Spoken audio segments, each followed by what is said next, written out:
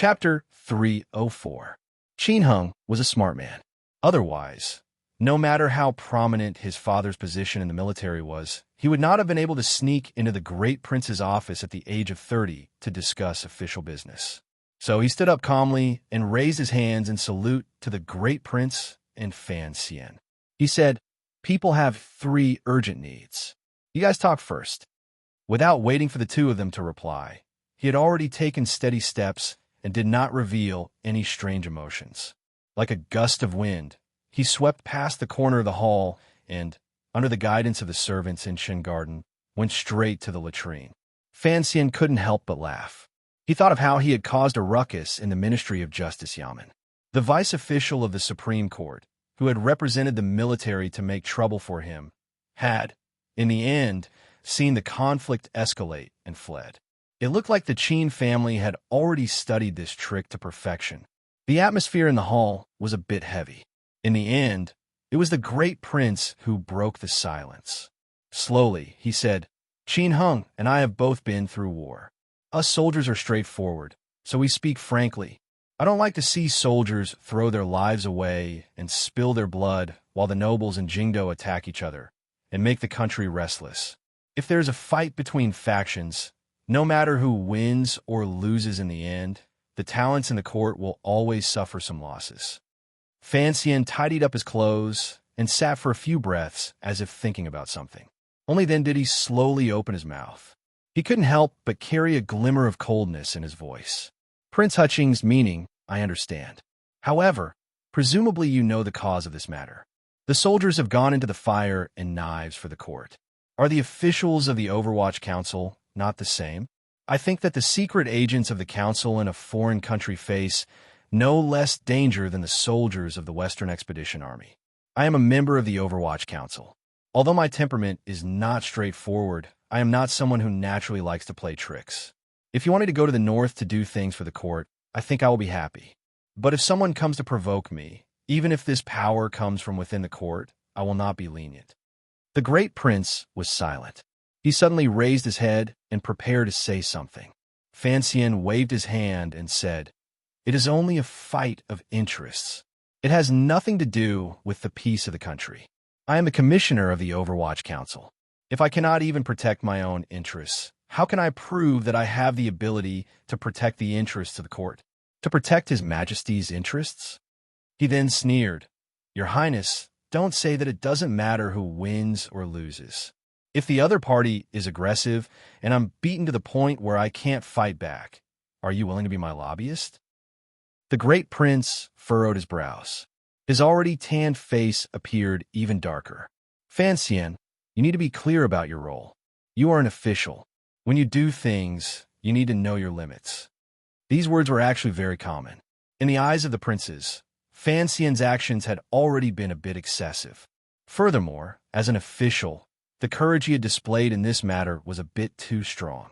The great prince thought that his warning to Fan Xian should have been a form of goodwill. He had no idea that because of Fan Xian's background, he would often hear such words, which were particularly ear-piercing. "I'm a subject." Fan Xian stared into the great prince's eyes. "But in front of me, the so-called difference between a ruler and an official is that the ruler is the emperor and the crown prince is the future emperor. Aside from these two, I believe that everyone else, including you, is an official. There is no essential difference." The great prince looked at Fan Xian with some surprise. It seemed that he had not expected Fan Xian to say something like this. He narrowed his eyes, and a cold light flashed in them. "For Chun'er's sake, I must remind you again. If you get too involved in the emperor's family matters, it will not be a good thing for the Fan family in the future." Fan Xian smiled. "The emperor has no family matters. Does your highness not understand this?" The great prince choked on the words "the emperor has no family matters." He angrily slapped the armrest of his chair. Fan Xian narrowed his eyes and said evenly, "The furniture in the director's house is all antiques. Your highness, please go easy on them." The great prince was stunned. After a moment of silence, he shook his head. "Fan Xian, perhaps I have underestimated you." Fan Xian was slightly surprised. "Why do you say that? My ambition is to be on horseback." If the military wants to beautifully attack everywhere on the stage of the world, we need a stable rear, the great prince said with narrowed eyes. The great prince narrowed his eyes and said, "That is why many people, including me, believe that the court needs peace.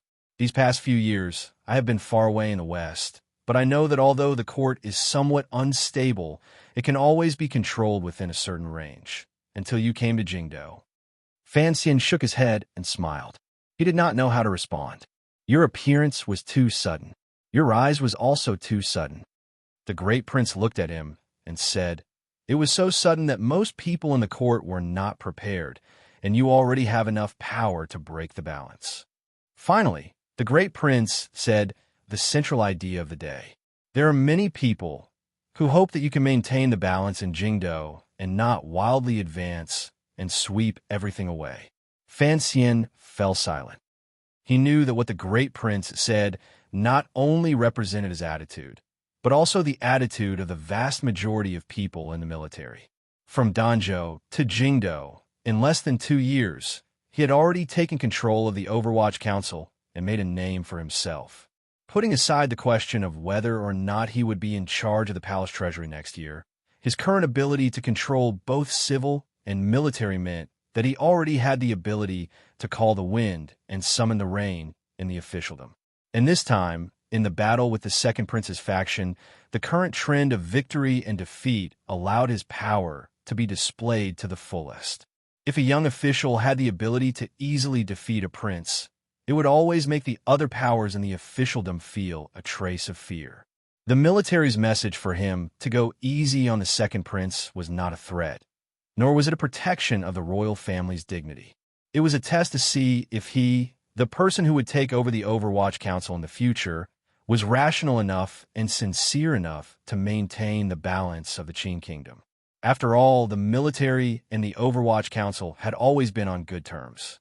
It could even be said that how many of the Qin Kingdom's soldiers could survive on the front lines was directly related to the wisdom and bearing of the leaders of the Overwatch Council. Have you thought about why I'm fighting this battle this time? Fan Xian did not call the great prince Your Highness, nor did he take the great prince's warning to heart. Instead, he asked this question with a smile. The great prince frowned slightly. He had not thought deeply about this question, but now that Fan Xian had asked him, he understood. The Overwatch Council had never interfered in the battles between the princes. Thinking of all the possibilities, he suddenly raised his head and looked at Fan Xian with some surprise. Fan Xian was slightly startled. It seemed that he had not thought that the great prince would be so ignorant of the tricks of power, but he still wore a smile on his face. I just want to vent my anger and, at the same time, wake someone up a little. After an extremely long period of silence, the eldest prince's brows suddenly twitched as if he had understood something. He actually laughed out loud, and then calmly said, "That second brother of mine is actually a smart person. This time, he suffered such a great loss at your hands. I believe it will make him wary. Perhaps there will be some unexpected results." They were both smart men, and Fan Xian immediately understood the hidden meaning in these words. After thinking for a moment, he said evenly, "Perhaps. Your Highness and I have some intentions. But whether or not the second prince will be able to obtain those benefits depends on how you persuade him." The great prince looked at him with great interest. It seemed that he had admitted this, but he did not dare to believe it. He said doubtfully, "I just don't understand. Why are you so worried about this matter?" Fan Xian thought to himself, even if they were brothers, it was not easy for them to be reborn. Were they really going to watch Xuanwu Gate unfold? But no matter what, he could not bring himself to say this reason, so he could only laugh it off. Besides, he was still wary of the great prince. Although everyone in the court knew that the great prince was the most broad-minded, only interested in martial arts, and had never coveted the throne, he was, after all, the son of that traitorous emperor. Who knew what he was really thinking? Where it is possible to forgive, forgive. The great prince glanced at Fan Xian meaningfully. Given his status, it was not easy for him to speak on behalf of the second prince in such a manner. Fan Xian smiled and nodded. He knew that he could not kill the second prince, so he did not mind doing him a favor. This decision had nothing to do with the attitude of the great prince or the military. It was purely because the emperor in the palace was watching him. Big Brother is watching you. Fan Xian had given the military enough face, and the great prince could not say anything more. After all, he knew that his second brother was not someone to be trifled with. In the end, the Fan family had paid a great price for this. If it did not reap any benefits, they would not give up. But after the matter was settled, the two unfamiliar people sat in the hall of the Qin Garden. They could not find a topic to talk about, and the atmosphere was a bit cold and awkward. Qin Hung left to pay his respects for a very long time. The two of them sat in chairs, drinking tea without much taste. Suddenly, Fan Xian said, "How has the great princess been? I have been busy with official business and have not been able to pay my respects. Please, great prince, send my regards." In officialdom, choosing a topic to talk about was a very learned thing. Fan Xian picked this matter to talk about for a reason. As expected, the great prince said seriously, "Sir Fan, you escorted me to the south. I thank you." This was Fan Xian's strength. Only by choosing an appropriate topic could he effectively close the distance between them. At the same time, he had to make the other person feel indebted to him. He smiled and said a few humble words. He then began to talk about the scenery in the north with the great prince. The marriage between the great prince and the great princess of northern Qi was set for next spring. At the moment, the great princess was basically living in the palace. She had seen the great prince a few times. According to the rumors in the capital, this political marriage seemed to be quite satisfied with each other. Fan Xian had been the envoy last time, so according to the traditional view of the Qing people, he was the great prince's matchmaker. After a shallow conversation, Fan Xian's impression of the great prince changed a little. As a prince, it was rare to see him so open and direct. Perhaps it was because his birth mother was not very noble. Back then, she was just a prisoner of war in Dongi. The great prince did not have the noble air of the second prince, the third prince, or the crown prince. On the contrary, he was much more straightforward. When he spoke, his voice was powerful and loud. He did not pay much attention to hiding it. No wonder his wife was the best friend of this prince, Fan Xian thought.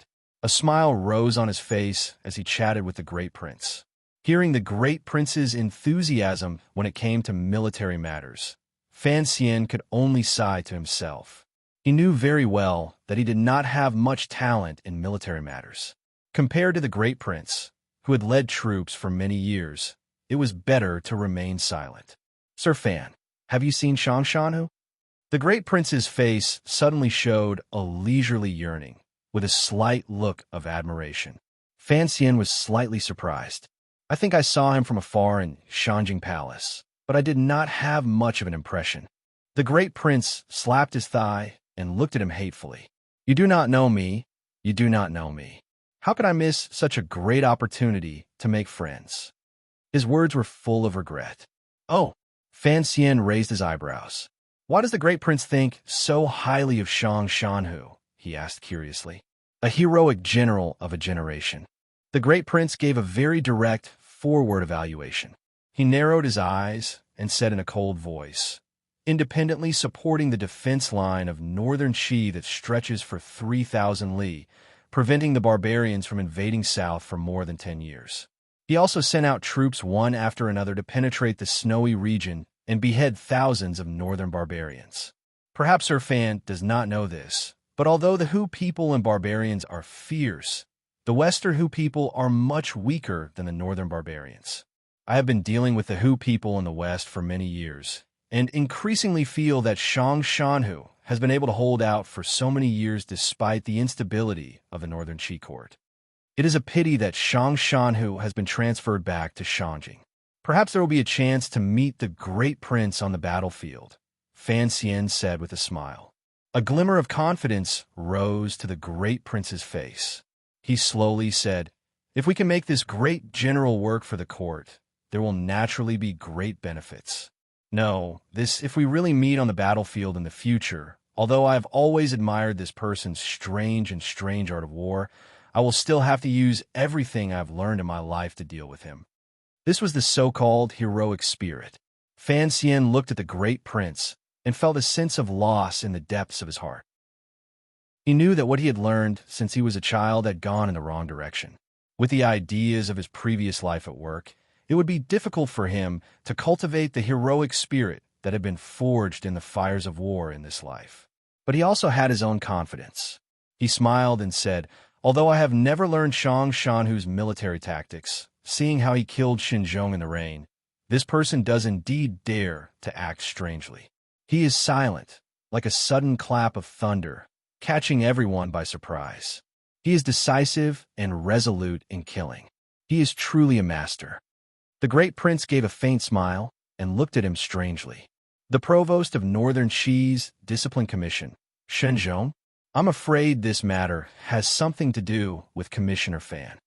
Shenzhong's death was the first step in Fan Xian's and Haitang's plan.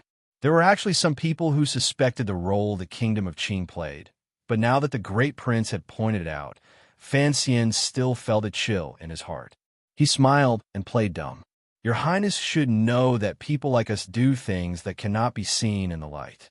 We are not as valiant as your Highness or that Shang Shanhu, but sometimes we can help the court." The great prince stared into his eyes and suddenly said, "This is why I said earlier that I underestimated you." Although Shang Shanhu was insufferably arrogant, he was still used as a puppet by Commissioner Fan. "Master Fan, the way you do things is indeed unfathomable."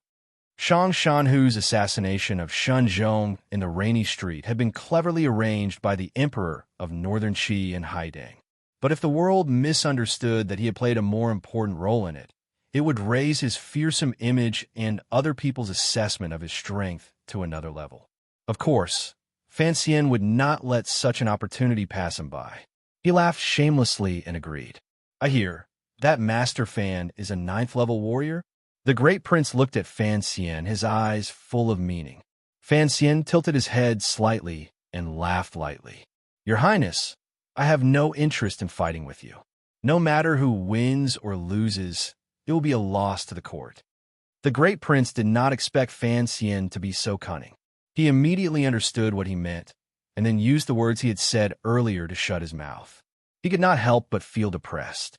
He was a man who loved martial arts, and of course he wanted to compete with Fan Xian, who rarely fought.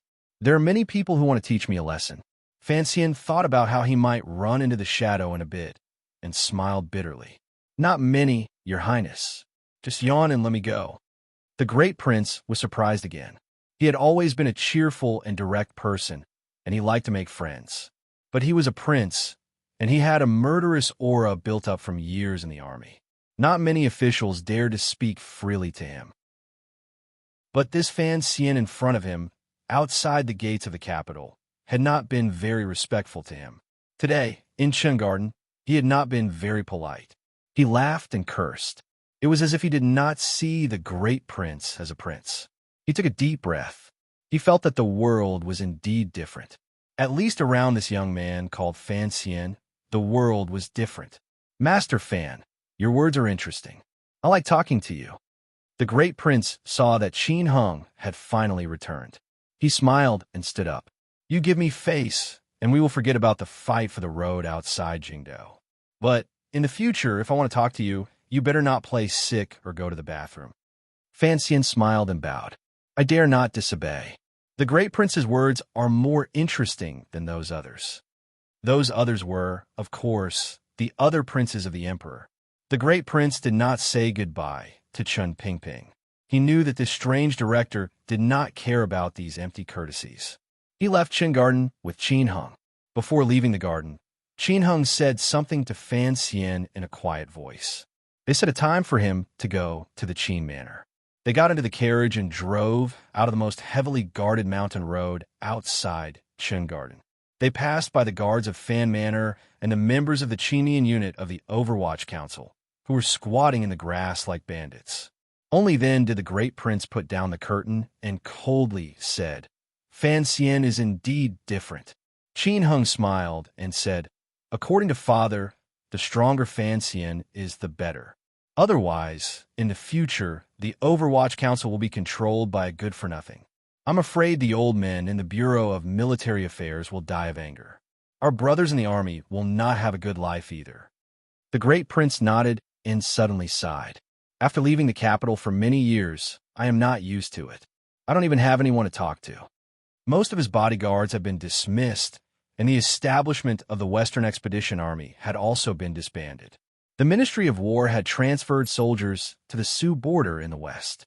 He was now in the capital, and his situation was somewhat similar to that of the great general in the north. However, he was a prince after all, and, compared to Shang Shanhu, his treatment and status were naturally much better. "How was your talk with Commissioner Fan?" "Not bad." The great prince said, "Your father should be able to relax. Even if Director Chun were to retire, I believe that with Fan Xian's ability, the Overwatch Council will still be able to maintain its efficiency and support the work of the army." Qin Hung shook his head. "I believe that as well, but in my opinion, this Sir Fan Jr. might be even better. Sir Fan Jr. is meticulous and has made friends in many different countries. His martial arts are already at the level of a 9th-level fighter. He also has perfect control over the affairs of the Overwatch Council. Don't forget his identity as the immortal of poetry. He is a leader of the literati who is given books by Master Zhuang. In the future, he will become the director of the Overwatch Council. Such a person," he said, his face full of disbelief, "has never appeared before. I think in the future, he will go even further than Director Chun." The great prince sighed and said, "Don't forget, next year, he will take over the palace treasury. But to put him in the eye of the storm, to receive the attention of the world and arrows from the dark, I don't know what father is thinking." Now that the emperor had been brought up, Qin Hung could not continue the conversation. The great prince smiled and looked at him. He continued, "But Fan Xian is still young. Compared to the director, he has a fatal weakness. I think he knows this very well. So this time, he is using the second prince's matter to show his power and shock the world. He is protecting his own weakness first." "What weakness?" Qin Hung asked curiously. "His mind is fettered." The great prince narrowed his eyes and said solemnly, "Uncle is different. Uncle has no children. His parents died young, and he does not have a single relative or a true friend. Although there are many beauties in the garden, he does not have a single woman he truly loves. He is truly alone. The enemies cannot find Uncle's weakness, so how can they defeat him? But Fan Xian is different. He has a wife, a sister, a family, and friends. These are all his weaknesses." Qin Hing thought about it. It was true. In the entire Qin kingdom, no one knew who Qin Pingping had truly cared about his life, other than the emperor.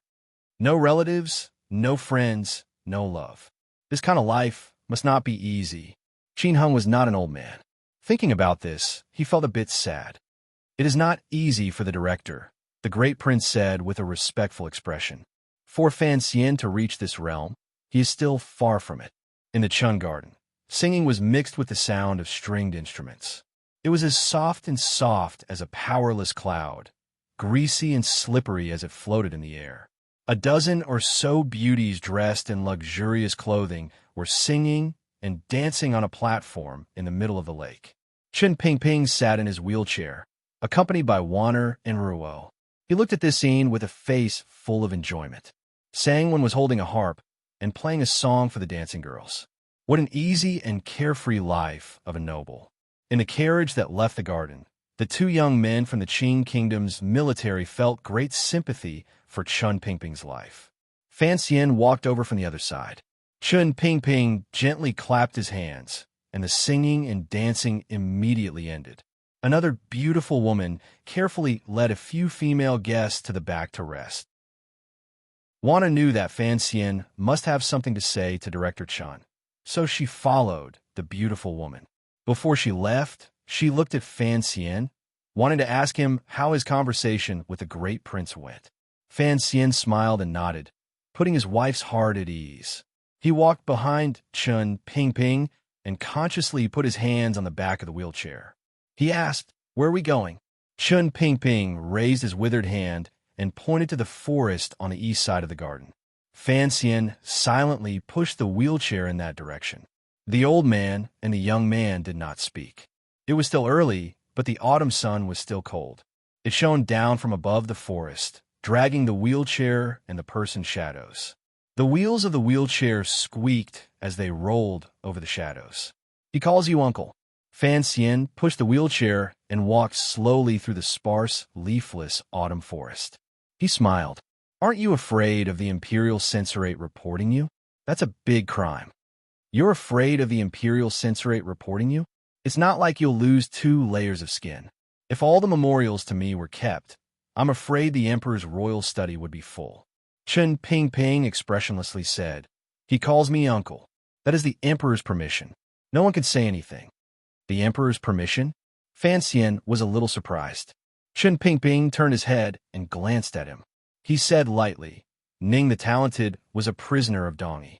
During that northern expedition, the Emperor almost lost his life in the mountains and rivers of the north. It was because of Ning the Talented that he made it through. Later, the great prince was born." Fan Xian had heard this story before. He knew that when the Emperor was in desperate straits, it was he who pushed the withered old man in the wheelchair and led the Black Knights to rescue him from the north. After thinking about it, he understood a little. He said, "You have a good relationship with Ning the Talented?" On the way back, the situation was rather wretched at the time. It left a deep impression in my mind. Later, our relationship became closer. Chen Pingping was still expressionless. At the time, it was impossible to escape with a prisoner. When Ning the Talented was beheaded, I said something. Perhaps it was because of this that she has always been rather respectful to me. Fan Xian laughed.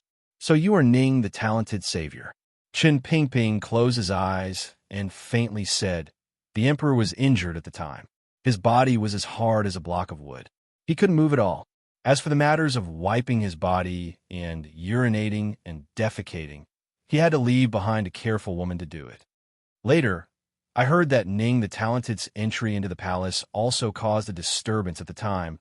The Emperor had not yet married and was about to take a Dongi prisoner of war into the palace. The Empress Dowager was very unhappy." Fan Xian asked, "Did you also help her?" Chen Pingping laughed, the wrinkles on his face turning into the skin of a bun. "At that time, my words were not as powerful as they are today. At the time, it was the lady who spoke, and Ning the Talented was allowed to enter the palace." Fan Xian sighed and said, "So it turns out that my mother likes to meddle in everything.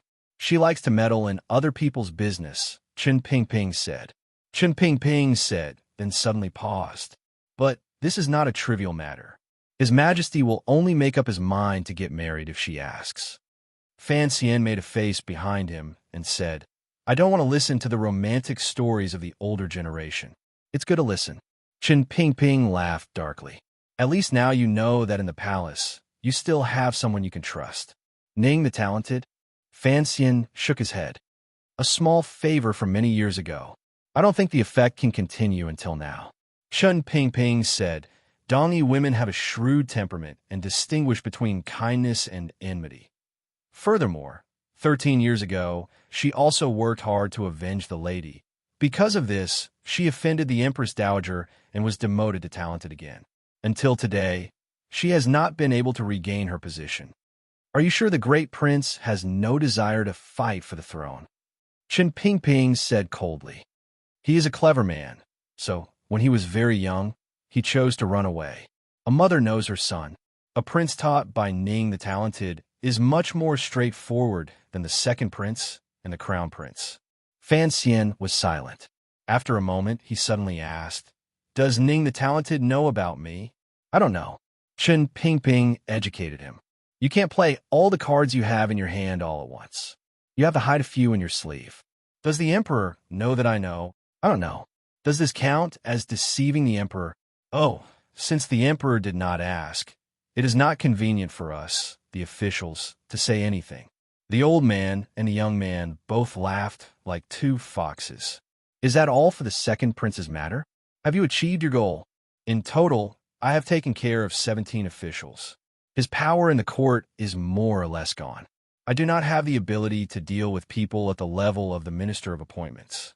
Fan Xian counted on his fingers. "The Chui family has also lost a lot of people. According to news from the north, They have been forced to open up their arms and legs.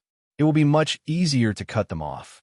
Don't let others know that your next target is the Chui family, Chen Pingping said coldly. In court tomorrow, the emperor will make a decision.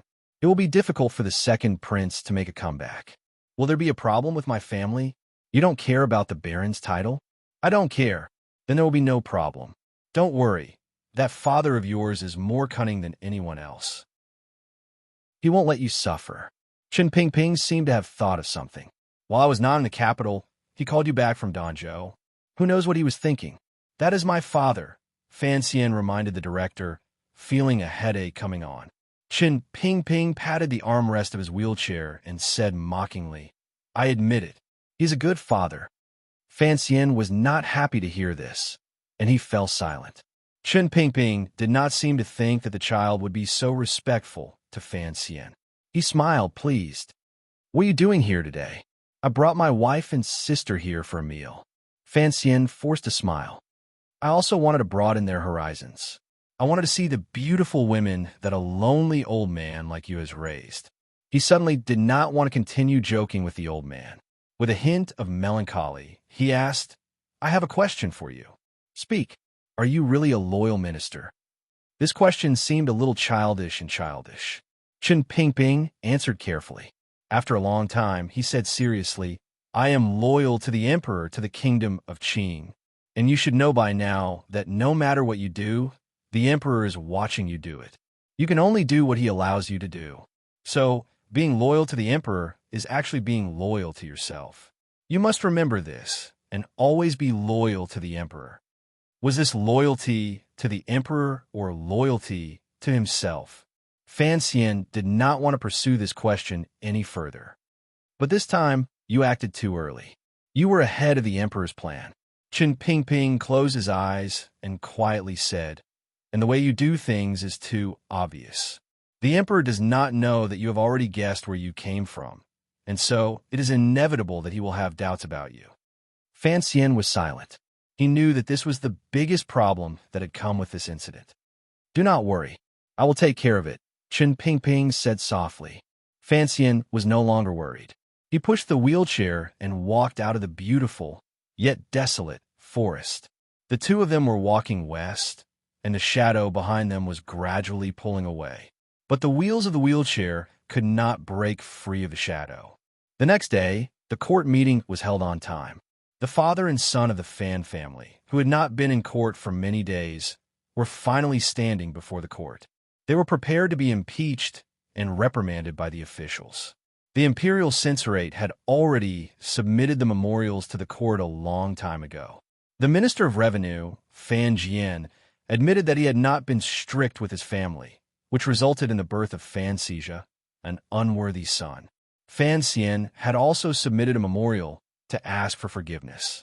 But as for the other accusations, the Fan family did not accept any of them.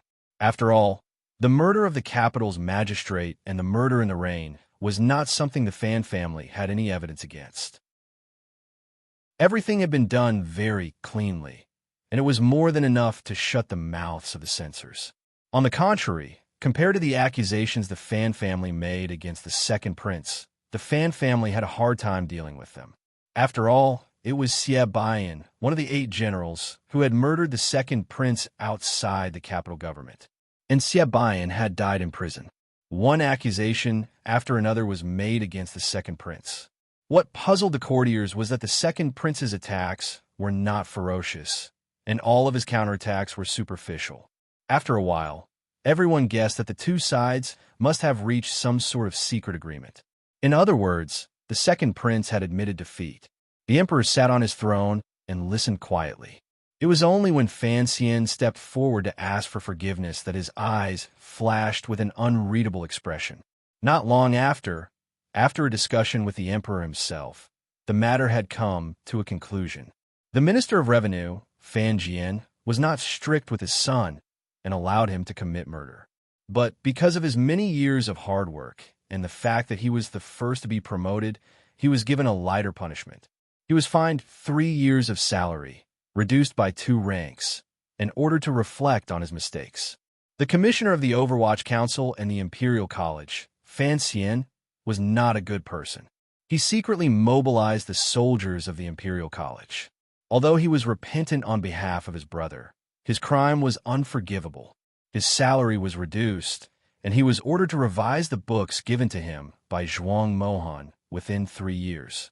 The Ministry of Justice had issued a warrant for the arrest of the second son of the Fan family, Fan Sijia. The capital's magistrate had been arrested and imprisoned. He was removed from his position and would be tried later. Some Duke. Finally, it was decided how to deal with the second prince.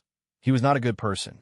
He was to be demoted, and he was to be locked up for 6 months. He was not allowed to leave.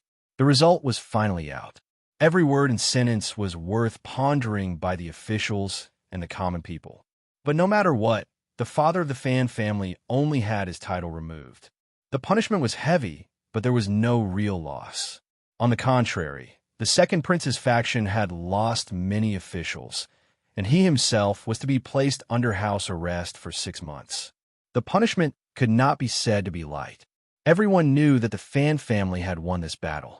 But when people listened to the edict written by the emperor himself, they found an interesting coincidence. Both Fan Xian and the second prince's crimes were vague. They were both not a good person. As the commissioner of the Overwatch Council, it was not a big deal if he was not a good person. But as a prince, it was a big deal if he was punished with not a good person. The winds of the court changed. Everyone knew that the second prince was no longer as favored by the emperor as he had been in the past. However, the emperor also did not summon Fan Xian to the palace alone again. People couldn't help but wonder, could it be that the two tigers were fighting and both were injured? Would Fan Xian's extraordinary royal favor come to an end here? But Fan Xian did not seem to have any reaction. He stayed in the Imperial College all day with a smile on his face, organizing books with the teachers. Occasionally, he would go to the Overwatch Council to take a look. He also took 2 days to visit the manor of General Qin of the Bureau of Military Affairs, and then he took Wanner and his sister to the palace to visit various concubines. Coincidentally, he met the Great Prince in Shufang Palace, where the Great Princess of Northern Qi was temporarily staying. Of course, when he entered the palace this time, he did not see the emperor. Secretly, he was still discussing many things with Sir Yin Jr. The arrangement of the smuggling routes in the north of the palace treasury had gradually entered the main topic.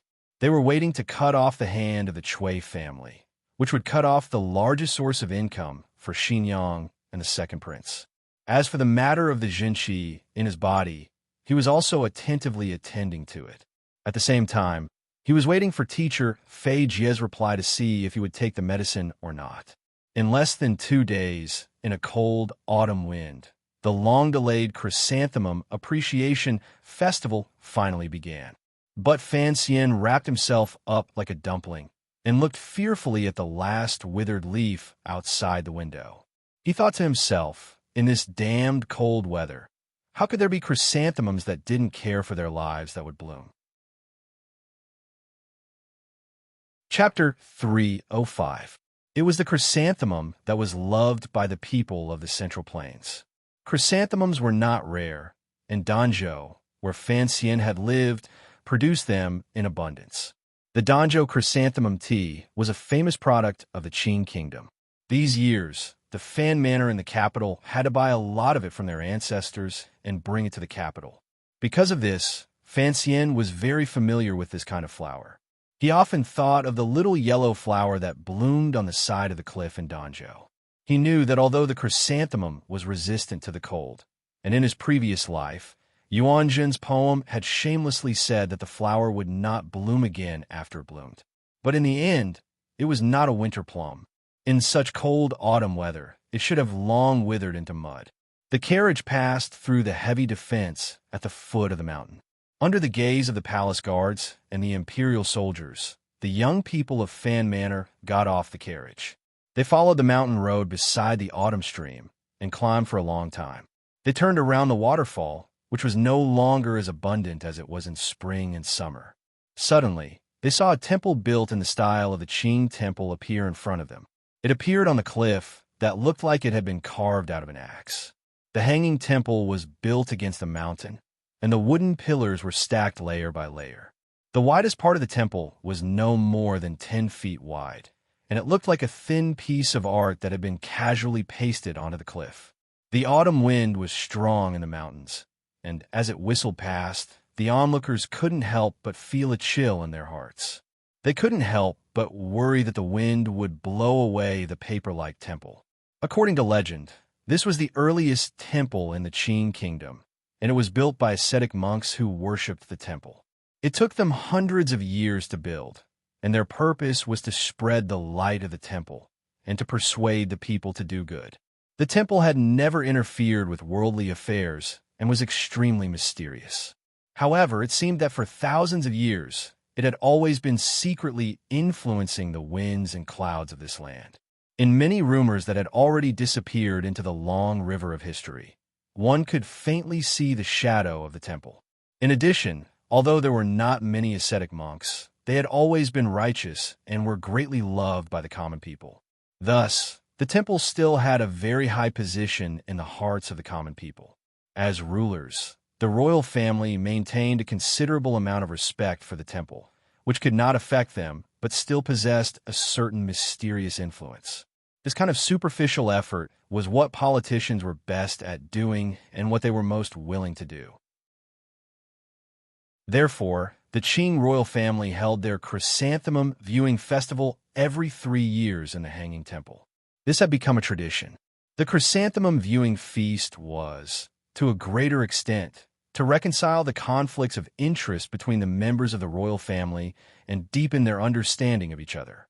Thus, they could avoid a situation where both sides fought to the death.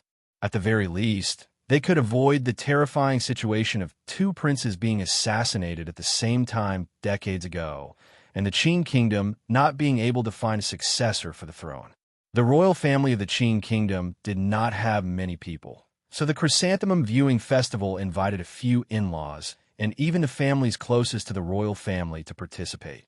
According to recent custom, the Qin family and the Yi family, the 2 pillars of the military, were naturally part of the group. The Qin family had considerable power in the military, and the Yi family had been stationed in the capital for many years. Furthermore, they had the only grandmaster in the Qin kingdom, so their status was somewhat extraordinary. Other than that, there were a few old families that had been created when the country was founded, and a few new families, such as the Ren family, who had married a distant princess. As for the Fan family, it was not because of the Fan family's current power. The royal family did not care much about the power of an official family, nor was it because Fan Xian had married Wan'er and thus had a secret relationship with the royal family. It was because the ancestor of the Fan family had personally raised the emperor and King Jing. Their close relationship was not known to outsiders, but because of their personal relationship, the Fan family was the closest family to the royal family. Fan Xian stood at the foot of the floating temple, gasping for breath. He looked at all the nobles of the Qin kingdom, standing in 2s and 3s, and he couldn't help but mutter, "Chrysanthemum viewing festival? Where are the chrysanthemums?" Minister Fan had already been invited to a place where he could avoid the wind. The older generation always had some special privileges. The carriage stopped at the foot of the mountain, and the guards were left outside of the area where the royal guards were stationed. Thus, there was only 1 man and 2 women from the Fan family. Lin Wan'er, one of the members of the Triangle, laughed and pointed down the mountain. "It's here." Fan Xian was surprised, and he took a step toward the edge of the cliff. An irritating autumn wind blew against his face, and he couldn't help but squint his eyes. Then he took a deep breath and praised, "What a beautiful place." The cliff that the floating temple was built on was slightly sunken in like a U shape. The mountain path followed the side, so when Fan Xian came up, he didn't notice anything strange in the mountains. Now that he was at the top of the mountain, he looked down. His field of vision was very wide, and he found that the mountains were full of chrysanthemums. The color of these chrysanthemums was much darker than normal, and they were gold. The shape of the petals was long and narrow. Golden chrysanthemums. They really do match the style of the royal family. Fan Xian stood at the edge of the cliff and looked at the flowers that were like stars. He sighed and said, "It is so cold, and yet they are blooming so brightly. What a strange sight. Lin Wanner explained. These are golden chrysanthemums. It is said that after the floating temple was built, the great master of the Northern Wei Kingdom, Jin Shun, personally moved them here. Ever since then, it has been a strange sight in the capital. Jin Shun? Fan Xian sighed and said, could it be Ku He's great ancestor? Yes. Fan Xian shook his head and continued to look down the mountain. After a few more glances, he realized that the chrysanthemum flowers were not very flourishing. The soil between the mountains was not fertile, so it was often only a few feet away that a chrysanthemum flower would grow. However, at this time, the distance between the flower watchers and the mountains had been increased to the maximum. Thus, it created a visual illusion. It made people feel that the golden flowers, like stars in the sky, had taken up every corner of the mountains. Contrasted with the autumn colors of the mountains, it was particularly magnificent. The delicate flowers spread out in a majestic manner. There were already people coming up to say hello, but because the emperor was rather cold toward Fan Xian, and because of Wanner's status, she did not allow the young masters of the large clans to talk too much with Fan Xian. So, they only exchanged greetings before parting ways. Fan Xian smiled warmly as he spoke to the crowd, but he began to empty his mind. He felt a little bored and unconsciously began to observe his surroundings according to his professional habits. The floating temple hung in the middle of the mountain, and behind it was a precipitous cliff. There was only one path up the mountain. Today, the royal family of the kingdom of Qing had gathered here, and the foot of the mountain was already filled with imperial soldiers. They were heavily guarded, and the inner circle was carefully guarded by the palace guards, led by Gongdian. As for the obedient eunuchs, no one knew if any of Eunuch Hong's disciples were among them. However, Fan Xian did not see any signs of the tiger guards, which is a bit strange. But with the current arrangement, it could be said to be watertight. Not to mention assassins. Even if a mosquito flew up the mountain, it would be a headache. He smiled and greeted Ren Shaoan. Seeing him being dragged away with some embarrassment, Fan Xian smiled in his heart. His father-in-law had passed away a long time ago, and his original connections were finally beginning to fade. Looking up, Fan Xian couldn't help but narrow his eyes. The few people with the most power in the kingdom of Qing were all in this wooden temple. From afar, he could see that on the top floor, there was a person dressed in bright yellow clothing, leaning against the railing and admiring the view. That person was, of course, the emperor. Raising his head to look, Fan Xian felt a strange feeling in his heart. His mind suddenly spun, and he began to imagine a scene. If at this time, the people of northern Qi, or the aces of Dongyi, burned this floating temple down, what would the world suddenly become? Of course, he also knew that the defenses in Jingdo were very tight. It was impossible for such a thing to happen. However, he still impudently imagined that if he wanted to climb up this temple, which foothold should he choose, and what kind of path should he take to reach the top floor in the shortest amount of time? This was purely a professional habit. A eunuch hurried out of the temple, and the young nobles in the open space in front of the temple quickly made way for him. The eunuch walked in front of the three people of the Fan family, and very respectfully said in a low voice, "His Majesty has summoned Lady Wanner." Lin Wanner was a little surprised. She looked at Fan Xian and softly asked, "Eunuch Dai, is it only me?" Eunuch Dai was an old acquaintance of Fan Xian's, and he knew that in front of everyone, if Fan Xian was not summoned to the temple, there would be a lot of talk. He secretly looked at Fan Xian with a guilty expression and calmly said, "His Majesty has no other orders." Fan Xian smiled and said to Wanner, "Then you go." He paused and then said with a light laugh, "Uncles always love their nieces the most. I know that." Watching Wanner disappear through the dark door of the floating temple, Fan Xian squinted his eyes and said nothing. He led his sister to another corner, ready to take a look at the scenery there. Unexpectedly, someone did not want to let him relax.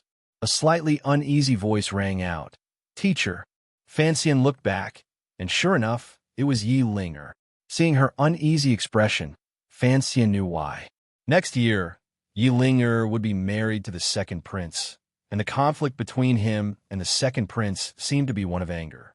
But in reality, it was a bloody and violent affair. Since she was Yi Zhong's daughter, how could she not know the real reason? He looked at Yi Linger and smiled warmly. What are you thinking?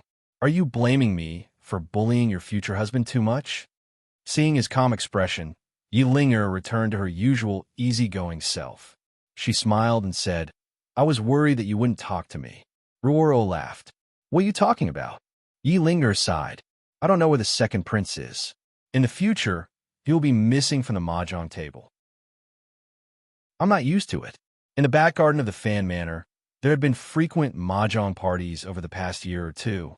The four people at the table were Fan Ro and Fan Xija. The other two were Lin Wanner and Yi Linger, who were best friends. It's all because you and Ruo are giving money to Fan Xija and Wanner. Fan Xian smiled. When the game is over, you can lose less. You should be happy. As he spoke, Qin Hung walked over from afar. Before he got close, he shouted, What are you guys talking about, hiding here? Seeing how loud his voice was, it seemed that he wanted everyone to hear him clearly. Fan Xian smiled wryly. We're talking about mahjong. Qin Heng's interest was piqued. He patted Fan Xian on the shoulder and said, I'm good at that. He looked around and frowned. The Chrysanthemum Viewing Party is a chance for the Emperor to get close to the children of the noble clans. Why is it so quiet around you? With Fan Xian's power, even if those people felt inferior, they would still come and say a few words to him. There was no way it would be so quiet. Fan Xian's face was calm. He said, Today, I learned that chrysanthemums can only be looked at from afar and not played with. You know my personality. I don't want to talk to these people. As for getting close to them, he laughed, I'm not interested. The so-called Chrysanthemum Viewing Party, in his eyes, was a social gathering similar to the wine parties in his previous life. It was also a bit like a tea party. It was a way to show how close the royal family was to each other and establish their status. But for Fan Xian, he did not want to rely on the power of the royal family to show his existence. So, he felt that it was very boring. Qin Hung was already 30 years old. He had a wife and family, but the Qin family had to come see the chrysanthemum every 3 years. He had seen it many times already, and he was tired of it. Hearing Fan Xian say this, he couldn't help but nod. Today, the second prince and Crown Prince Jing had not been released from their manors. They were still under house arrest, so they did not come to the floating temple. Teacher, the view here is not bad. Why don't you write a poem? Yi Linger blinked her bright eyes. Every time Fan Xian saw the girl's eyes shine like gemstones, he felt like he was going to get dizzy. He unconsciously squinted his eyes and said, I said a long time ago that I would no longer write poems. Yi Linger calling him teacher could be seen as a little girl playing around, and this amusing matter had long since spread throughout the capital. But for him to call himself teacher so boldly was rather funny. Qin Hung and Ruo could not help but laugh. Qin Hung joked, Sir Fan Jr. wrote that poem in Northern Qi. It has already spread all over the world. Do you think you can hide it from us? Fan Xian felt a headache coming on. He casually tossed out a poem and shook his head. Don't tell anyone else. I hate writing poems. Fan Ruo had her head lowered as she thought about the poem. She suddenly heard her brother sigh.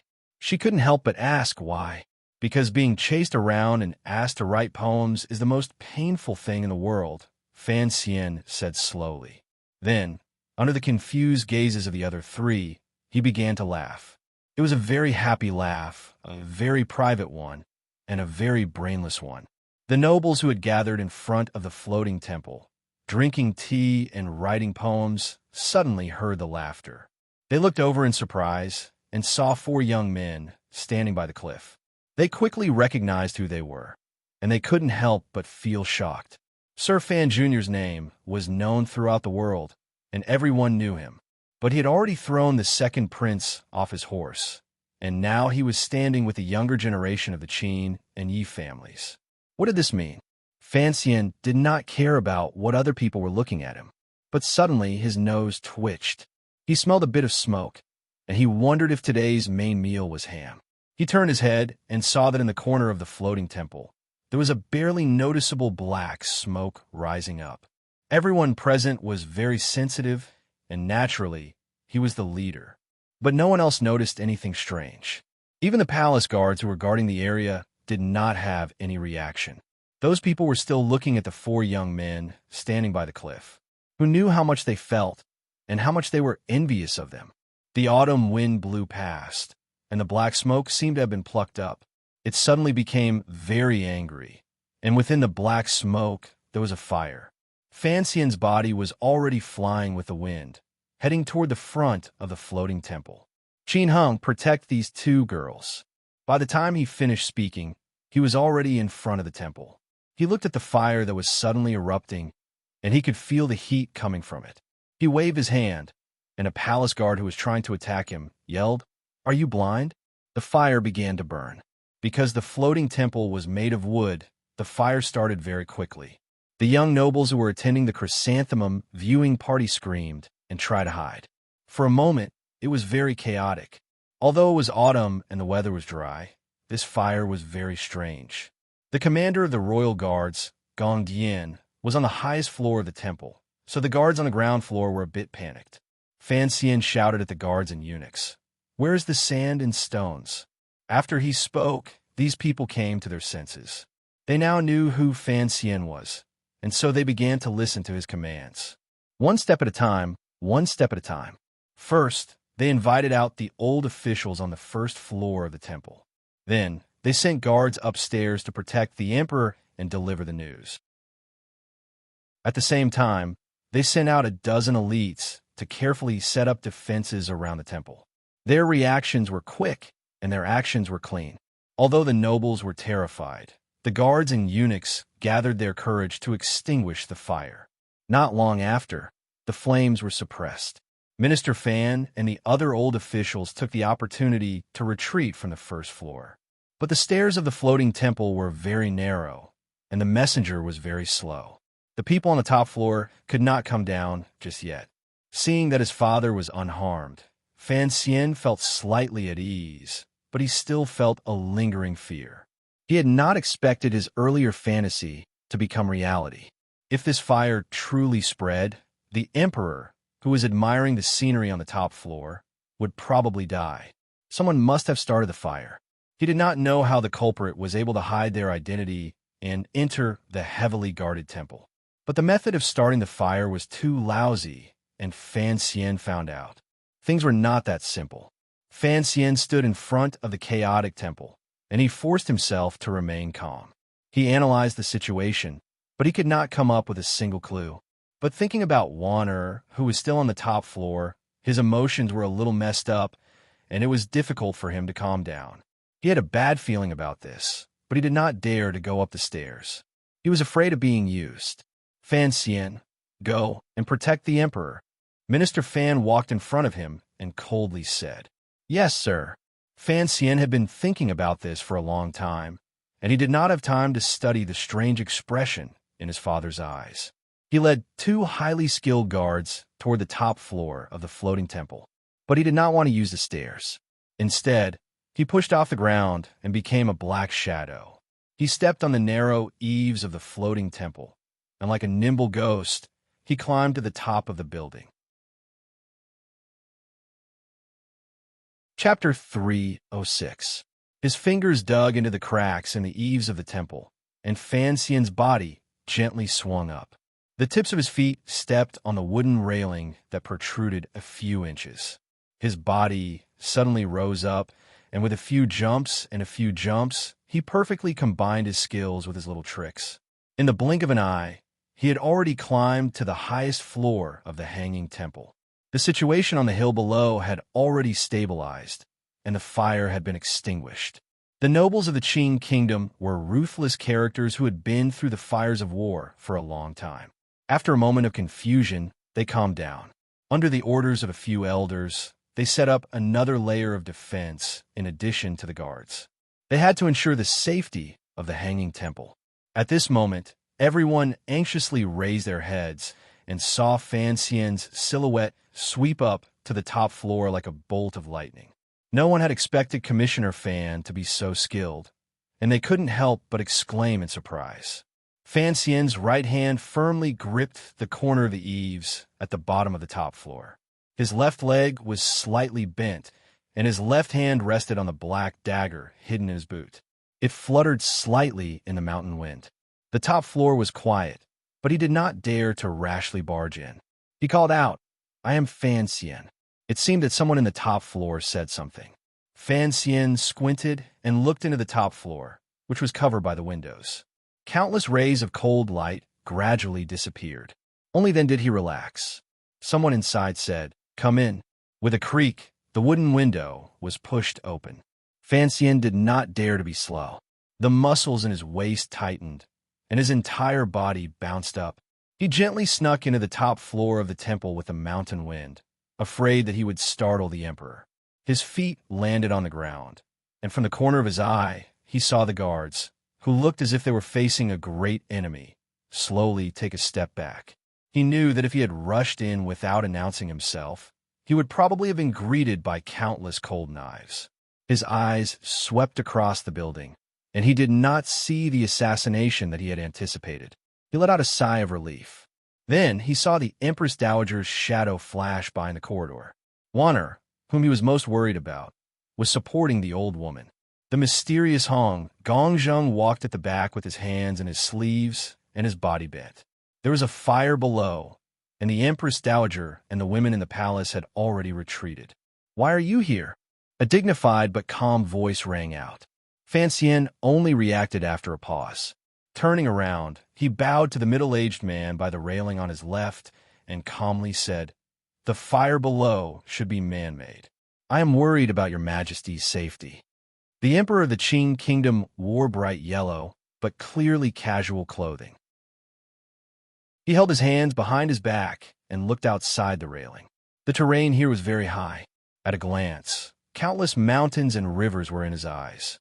The mountain full of yellow chrysanthemums gave off a sense of sternness. The emperor did not seem to be too worried about his own safety. His gaze calmly looked at the great rivers and mountains that belonged to him. The corners of his lips curled up slightly.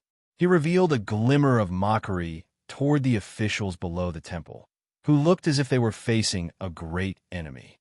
By this time, the Empress Dowager and her lady-in-waiting had already left the building. On the third floor, they regrouped with the imperial bodyguards who had come up to greet them and carefully retreated downstairs. On the top floor of the floating temple, other than the unusually calm emperor, there were also the crown prince, the great prince, and the third prince, the 3 men of the royal family, a dozen armed imperial bodyguards, and 4 or 5 accompanying eunuchs. Fan Xian's gaze swept over them, and he could clearly see the defensive power of the building. He couldn't help but feel a flash of worry between his brows. The fire downstairs was clearly strange, but he had quickly extinguished it, so no one had a chance to take advantage of the chaos. However, the hidden assassins must still be in the temple. He just didn't know how the kingdom of Qing, with its great power, could have let someone sneak in. But as the commissioner of the Overwatch Council, he had a lot of confidence in the kingdom of Qing's defensive power. Even if there were assassins in hiding, they could only be top-notch aces who could throw the world into chaos with one sword strike. There could not be more than 3 of them. But the fact that Gong Dian was not in the building made Fan Xian's heart clench. Eunuch Hong helped the Empress Dowager down the stairs. This fact made Fan Xian's head hurt even more. Could it be that the assassins had started this fire just to lure the number 1 ace in the palace downstairs? At this moment, upstairs, other than the armed guards, it seemed that he was the only true ace. Fan Xian judged the situation in the building with a bit of arrogance. After all, in his heart, the great prince's skills on horseback were not bad. But when faced with this kind of sudden attack, the difference between him and an excellent assassin was too great. Looking at the emperor's expression, it seemed that he didn't care much about this matter. Perhaps this was the steadiness and dominance that a ruler had to display. But Fan Xian didn't want to cause the deaths of countless innocents in the kingdom of Qing because of the occasional injury of this middle-aged man. He frowned slightly and gave the crown prince, who was behind the emperor, who was forcing himself to appear calm. The crown prince was slightly surprised, but immediately knew what Fan Xian was thinking. He bowed to the emperor and said, "Father, the cause of the fire is unclear. Please leave for now." Who would have thought that the emperor would not pay any attention to the crown prince's request? He slowly turned around, and there was a faint self-mockery on his thin face. He looked at Fan Xian and said, "Has the fire been extinguished?" Fan Xian was slightly surprised and nodded. "It has been extinguished. Then why do you still want to leave?" The emperor's left hand gently stroked the railing. Slowly, he said, "In this life, there have been very few times when I have retreated." Fan Xian's expression was calm, but in his heart, he had already begun to curse. He thought, "You like to pretend to be cool and play with excitement, but I have no such interest." In a low voice, he said, "Although there have been no unusual movements, this place is high up on the peak. It is the most difficult to guard against. Please, your majesty, think of the world and immediately return to the palace."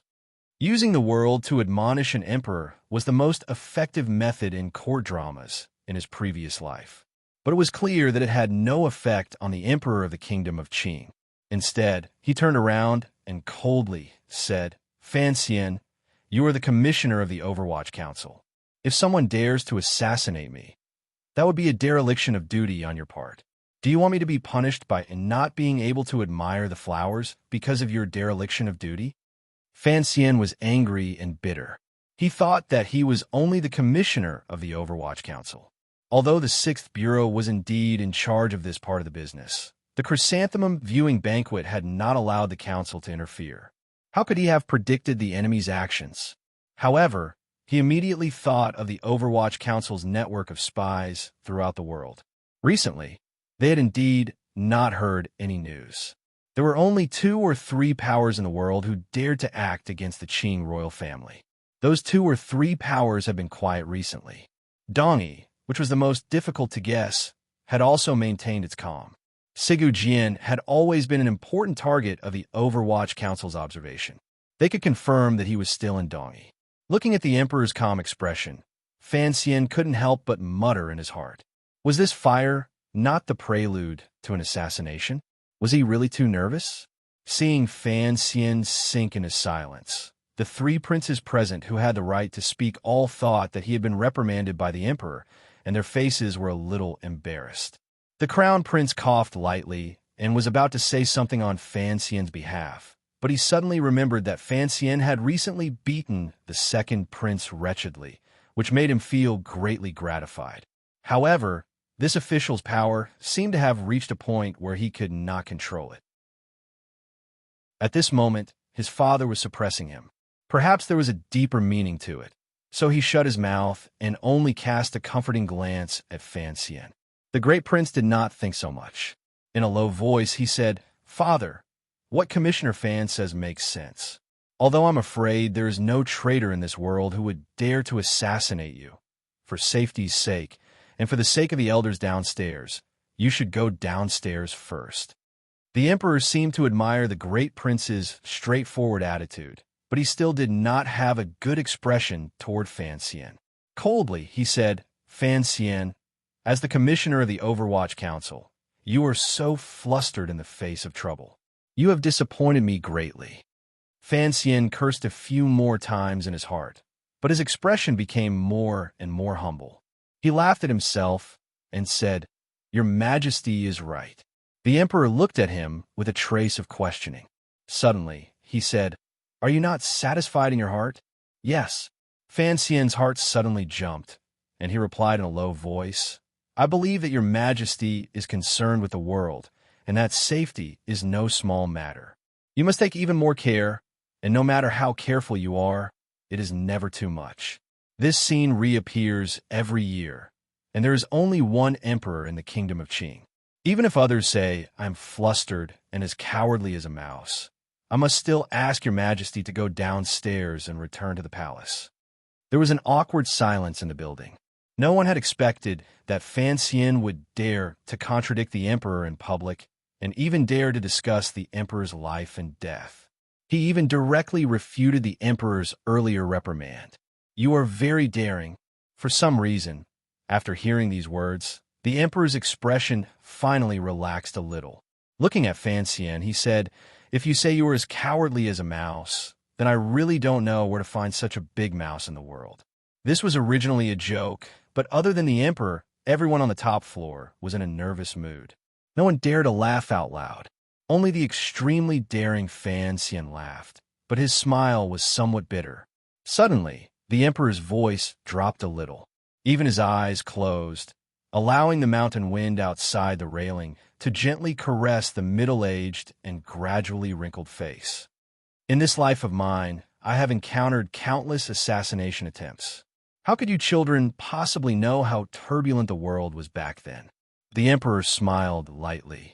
You want to force me to leave with such a situation full of mistakes and a fire that can't even be lit? How could it be so easy? Fan Xian looked at this scene and secretly looked down on the ruler of a country for playing with petty bourgeoisie. His attention was mostly on his surroundings. Gong Dian and Eunuch Hong were not there. The Tiger Guards were not there. There were only the guards and 3 or 4. The princes and the eunuchs who served the emperor closely were loyal, and the relatives of the previous 3 generations were all under the control of the court. If they wanted to rely on these people to protect the emperor, it was far from enough. In particular, Eunuch Hong had left with the Empress Dowager, which made Fan Xian very worried. Suddenly, his heart jumped. He thought of a very subtle matter. If the emperor was attacked at this time, as the commissioner of the Overwatch Council, wouldn't he bear the greatest responsibility? Why hadn't his father thought of this when they were downstairs? Eunuch Dai said in a loud voice, "In his life, the emperor has been attacked 43 times. He has never retreated a single step." Fan Xian was stunned for a moment. He immediately thought of Wang Qinian far away, in northern Qi.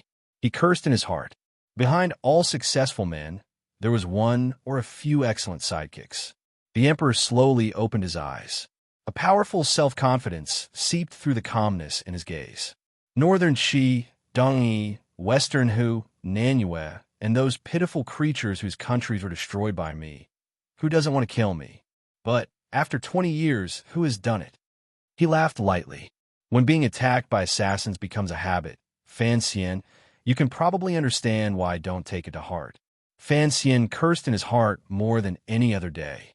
But since he was the commissioner of the Overwatch Council, he had to be responsible for the emperor's safety. Most importantly, he didn't want to be the biggest black pot in the world. And so, he didn't let it go. Thickening his skin, he bravely urged the emperor to return to the palace. The emperor was finally annoyed by his words. He cursed angrily. How did Fan Xian raise such a good-for-nothing? How did Qin Pingping take a fancy to you? Fan Xian's face was full of smiles, but he continued to curse in his heart. If you have the ability, teach me yourself. This should be your job. The situation had long since calmed down. Even the most powerful assassin could only take the opportunity to escape. Otherwise, when the Imperial Guard spread out their nets and searched the mountain, there would be no good ending. So the mood of the people in the building relaxed a little. Seeing the emperor, who never showed his emotions, berate Fan Xian, they couldn't help but find it funny. The crown prince shamelessly comforted Fan Xian with a gentle gaze. The great prince couldn't bear it and turned his head away. It was the youngest, the 3rd prince, whose face was full of smiles. Perhaps watching this scene, he felt very vindicated. He didn't know why the emperor was so angry today. He kept on berating Fan Xian, as if he were scolding his own son. After all, Fan Xian was now a famous person. He was an important official in the court. In the Qin court, which placed great emphasis on the rule of law, it was rare to see such a humiliating official. Fan Xian listened with a bitter smile, but he heard something else.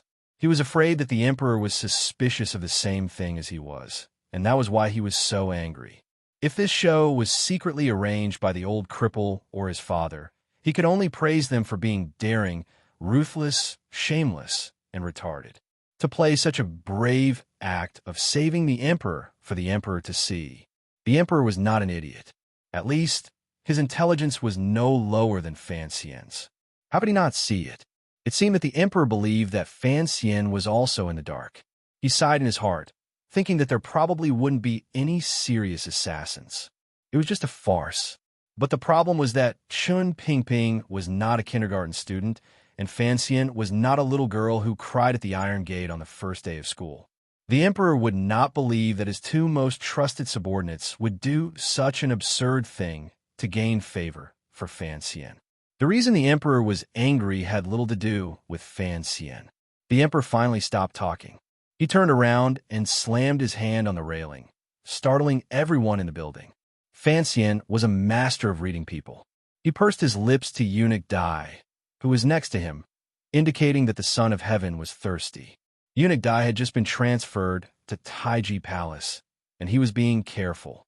Hearing Fan Xian's reminder, he couldn't help but feel happy. He prepared to serve tea. Wine. The emperor did not turn around, but he knew what Fan Xian was doing behind him. He looked at the scenery outside the railing. His eyes, which were like floating clouds in the sky, could not help but show a trace of mockery. 1,000 poems in the cold autumn scenery. A cup of wine in the cold fragrance of the wine. Since we're going to tall building to admire the chrysanthemums, how can we not drink wine? Every 3 years, chrysanthemum wine would be prepared for the chrysanthemum viewing party. It had been prepared long ago, but the strange fire in the hanging temple had made everyone uneasy, and they had forgotten to bring it out. Hearing the emperor's edict, a young eunuch with delicate features quickly carried the wine table to the side of the railing. His feet made no sound, and he was exceptionally careful. Hearing the poem, Fan Xian was slightly surprised. This was a chrysanthemum poem by Jia Baoyu in the 38th chapter of Story of the Stone. The emperor was reading it now to show Fan Xian that he actually knew everything. But this matter could not be hidden from the world, and Fan Xian was mentally prepared. Story of the Stone is about the love between a man and a woman. It is a bit low class, but the words are not bad, but these poems are a bit unpresentable. The three princes and their attendants in the building did not know why the emperor was suddenly talking about literature, and they were slightly startled. Fan Xian knew he could not back down. He smiled bitterly and bowed. I did not expect my playful work to enter the emperor's eyes. It is truly fortunate. Oh, I had thought. You were afraid people would know this book was written under your name, so you purposely put some despicable effort into the poems, making them as childish as possible. Fan Xian sighed, not knowing how to reply. At this moment, everyone present finally knew that Story of the Stone, which had long been secretly circulated among the people and in the palace, had been written by Sir Fan Jr. Amidst their shock, they also felt that it was natural. This book had always only been published by Dombo Bookstore. Furthermore, the literary talent was clear and elegant, and it was truly vulgar. If it was not written by Sir Fan Jr., whose literary reputation shocked the world, who knew where in the world to find such a person? The emperor accepted the wine cup and sniffed the slightly strong fragrance in the cup. He gently took a sip and smiled faintly, no longer paying attention to the embarrassed Fan Xian and his shocked sons. There were 2 cups of wine on the plate. Originally, the emperor and the empress dowager each had a cup. At this moment, the emperor had already taken a cup and drank it.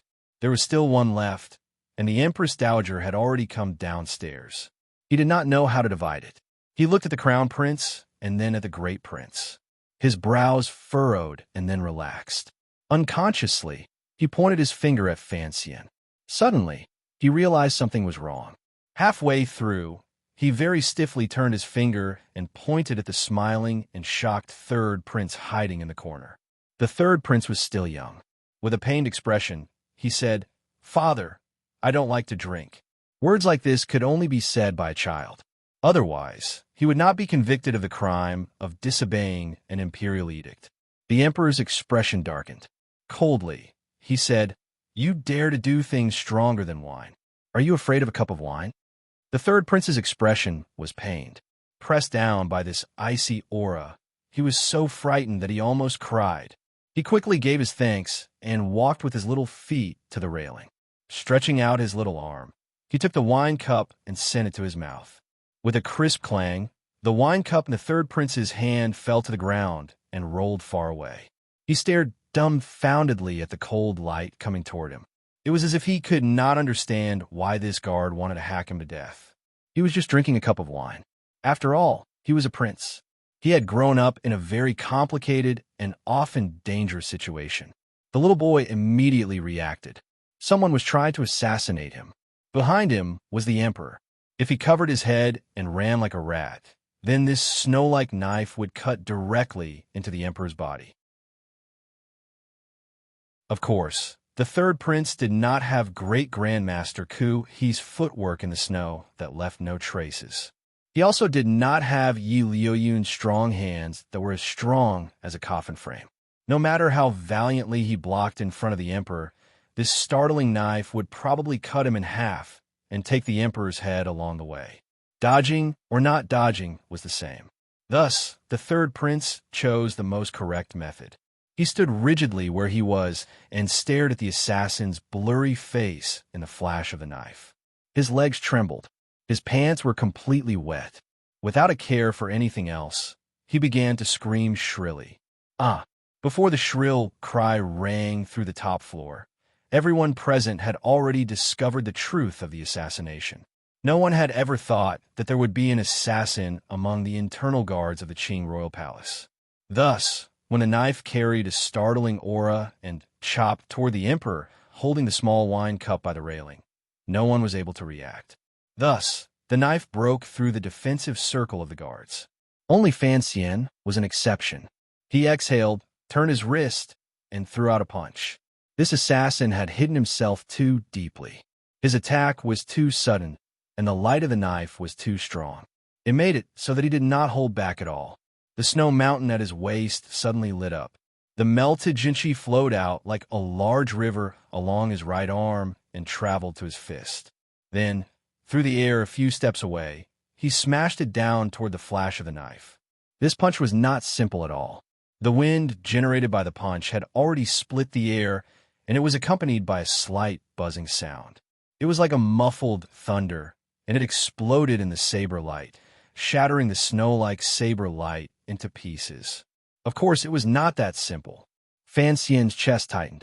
He was extremely shocked to find that the person wielding the knife was also a 9th-level ace. But made sense.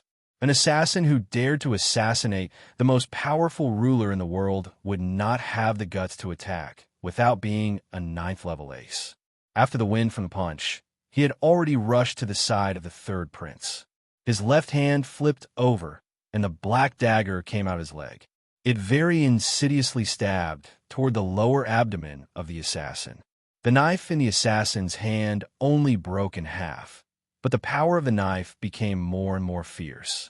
It was even faster, as if he was going to fight with his life on the line. The guards had finally woken up. They yelled and came over to Fan Xian's side. Even if this assassin was a 9th-level ace, there was nothing he could do. But at this moment, the cloud in the sky in front of the hanging temple floated away. It revealed the sun, the blazing sun. There was a flash of light, and the building was suffused with a ghastly white color. Then, an assassin dressed entirely in white appeared, holding a plain, ancient sword in his hand. No one knew how this assassin had appeared on the top floor, and no one realized that he had used the sunlight as a disguise to approach the emperor. 2 sounds of wind breaking rang out. The 2 guards by the emperor's side were the first to react and pulled the emperor back. The price they paid was that their throats were slit and blood sprayed out. They didn't even have time to pull out their knives before they fell to the ground. A man in white, holding an ancient sword, stabbed straight at the emperor's face. The emperor, who had said he would never retreat in his life, was finally dragged back a few steps by the fearless guards in front of this sword that seemed to come from the heavens. At this moment, the soul-stealing tip of the sword was still a foot away from him. But everyone seemed to feel that the tip of the sword had already pierced the emperor's throat.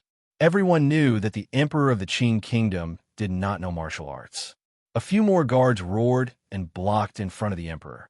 Things happened suddenly, and everyone was worried about the emperor's safety. So, these guards chose the most direct method, which was to use human flesh to block the opponent's sword. Blood sprayed everywhere, but the emperor's eyes were still calm. He stared fixedly at the white-clothed assassin who advanced without stopping, who was one with the swordsman. The bodyguard were strong enough. They just needed time to react. Unicorn and the only two level 9 strong men of the Yi family and the Qin family were still under the floating temple. As long as they could stop the swordsman in white for a second, they could save the king's life. But who would stop him? The guards had already done what they were supposed to do. They knew that with an assassin among their colleagues, it would be difficult for them to survive. In order to keep their families alive, they had already used all of their abilities. The rest of the task of blocking the sword for the emperor should be left to the emperor's sons. The chain of attacks all happened in a very short period of time. At that time, the wine cup that the third prince had dropped in shock was still spinning on the ground. The first prince, whose face was filled with shock, was about to rush in front of his father and help him block that murderous ancient sword. However, he only had time to take 2 steps, and his heels had not even touched the ground. At that moment, the black, thin, and long dagger that Fan Xian had thrown out was still a few inches away from the assassin's stomach. But he already felt the shocking power of the sword behind him. The sky was full of blood, like a mountain of chrysanthemums blooming. The bodies of the guards, who had died with their eyes open, flew through the air. They did not understand how the white-clothed assassin could be hiding above the hanging temple, when they had already checked it. Everything seemed to be in slow motion. It was very detailed and shocking in front of Fan Xian's eyes. He could even see clearly from the corner of his eyes that the crown prince's face was full of sorrow as he rushed toward the emperor. His loyal and brave appearance was very touching. Unfortunately, the crown prince stepped on the wine cup that his brother had accidentally dropped. He slipped and almost fell to the ground in a comical position. It was fate. At that moment, only Fan Xian, who was closest to the emperor and had the fastest reaction, could be this loyal and filial son. The hair on the back of Fan Xian's neck stood up. The murderous intent on the sword behind him was purer than that of the 9th-level assassin in front of him. It was more violent. In a very short period of time, it had aroused the anger buried deep in his heart. He was confident that in this moment he could save the emperor and the third prince, but he would definitely be severely injured by the white-clothed assassin behind him. But he decided to take the risk. This was such a good opportunity, and the stingy Fan Xian did not want to miss it. This was such a strong enemy, and the competitive Fan Xian did not want to miss it. But at that moment, what made Fan Xian feel a little cold was that the assassin's last move had finally been made. This time, the opponent had used a spy that had been buried in the palace guards of the Qin kingdom for 10 years. He had also paid an unknown price to invite the white-clothed swordsman. He had risked his 10 years of hard work in the Qin kingdom to lure Unicorn away. He had acted at the right time to create this wonderful situation. However, the 9th-level assassin was not a killing move. Even the white-clothed swordsman who had struck out with a mournful sword was not a killing move. The real killer move came from behind the emperor of the Qin kingdom. After the emperor was forced back a few steps by the white-clothed swordsman's sword, the handsome little eunuch who had brought the chrysanthemum wine stood in front of the emperor. He flipped over the wine table and reached into the pillar. Like a magic trick, he pulled out a gray dagger and viciously stabbed it toward the emperor's back. The dagger was hidden in the wooden pillar of the hanging temple. The hilt was painted the same color as the wooden pillar. After so many years, no one could discover that there was a murder weapon hidden there. No one knew how long the dagger had been there, and no one knew how long the other party had planned to assassinate the emperor of the Qin kingdom. Looking at the patience and careful planning, it was clear that the other party was determined to succeed. What was most needed to assassinate the ruler of a country was not power, but determination and courage. At this moment, in front of the emperor of the Qin kingdom was a long sword that was overflowing with an ancient aura. Behind him was an extremely old but extremely slippery dagger. There was no chance for him to turn around. Fan Xian knew that this was the most dangerous test he had faced since his rebirth. It was even more terrifying than the battle with Hai Ang on the meadow. But before he had time to sigh, he had already unconsciously made what he thought was the right choice. The black dagger left his hand and stabbed toward the other party's eyes. He knew he was not an immortal. Even if Uncle Wu Zhu or the four great grandmasters appeared in his position, it would be impossible for them to repel the assassin in front of them, protect the third prince's life, fight the white-clothed swordsman head-on, and still have enough time and power to help the emperor deal with the eunuch behind him. The little eunuch in the palace did not have much martial arts, but the old short sword in his hand was the most deadly thing. So, he chose to save the third prince first, and then the emperor. Although this choice would later seem to be disgraceful, in Fan Xian's eyes, the third prince was only 8 years old. He was still a child. If he wanted to save someone, he had to save the young first. The black dagger was like a black snake, stabbing toward the space between the eyebrows of the first assassin. His opponent had planned this in great detail. Of course, he knew that Fan Xian's most terrifying move was this black, slender dagger.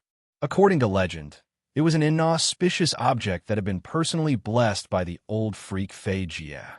The ninth-level assassin did not dare to be careless. With a flash of his half-straight knife, he viciously threw the dagger down the stairs. He wanted to see how Fan Xian, who was praised by the world as a master of both the pen and the sword, could withstand his knife when he had lost his weapon. Just as the dagger flew out of the railing, Fan Xian quickly turned around, exposing his back to the assassin. In the process of turning around, he moved so fast that no one could see it clearly. He fiddled with his hair and used the momentum to swing the dagger behind him. A thin embroidery needle pierced precisely into the outer edge of the assassin's pinky finger. Only a sliver went in. It seemed that not even a drop of blood would come out. The assassin gave a muffled grunt. Suddenly, he felt that his blood and qi were not flowing smoothly. With a swing of his knife, he cut off his pinky finger. Raising his head, he could no longer see Fan Xian. Like a ghost, Fan Xian had already arrived in front of the insufferably arrogant white-clothed swordsman. He stood between him and the emperor. Following him were, of course, the 3 soul-stealing black crossbow bolts and a few puffs of smoke whose effects were unclear. But mixed together, it must have been a very lascivious, poisonous smoke that was enough to destroy intestines and open stomachs. A large swath of yellow, green, and white smoke spread out in the wooden building on the top floor of the Hanging Temple. It was indescribably strange. It was like the fireworks that could occasionally be seen in Jingdou. Unexpectedly, the white-clothed swordsman seemed to understand Fan Xian's sinister fighting style very well. He had long since avoided the 3 crossbow bolts. He also held his breath and continued to stab straight with his sword. It pierced through 1,000 mountains, crossed 10,000 rivers, broke through the smoke, and headed straight for Fan Xian's face. At this moment, Fan Xian, who had used all of his tricks, was in front of the emperor. Even if the sword stabbed forward, it would first stab Fan Xian's body. Even if he was kind and righteous enough to sacrifice his life for the emperor, this was all he could do. As for the little eunuch behind the emperor who was trying to assassinate him, the emperor, please take care of yourself. The sword came down. The tyrannical Jinshi in Fan Xian's body became incomparably violent.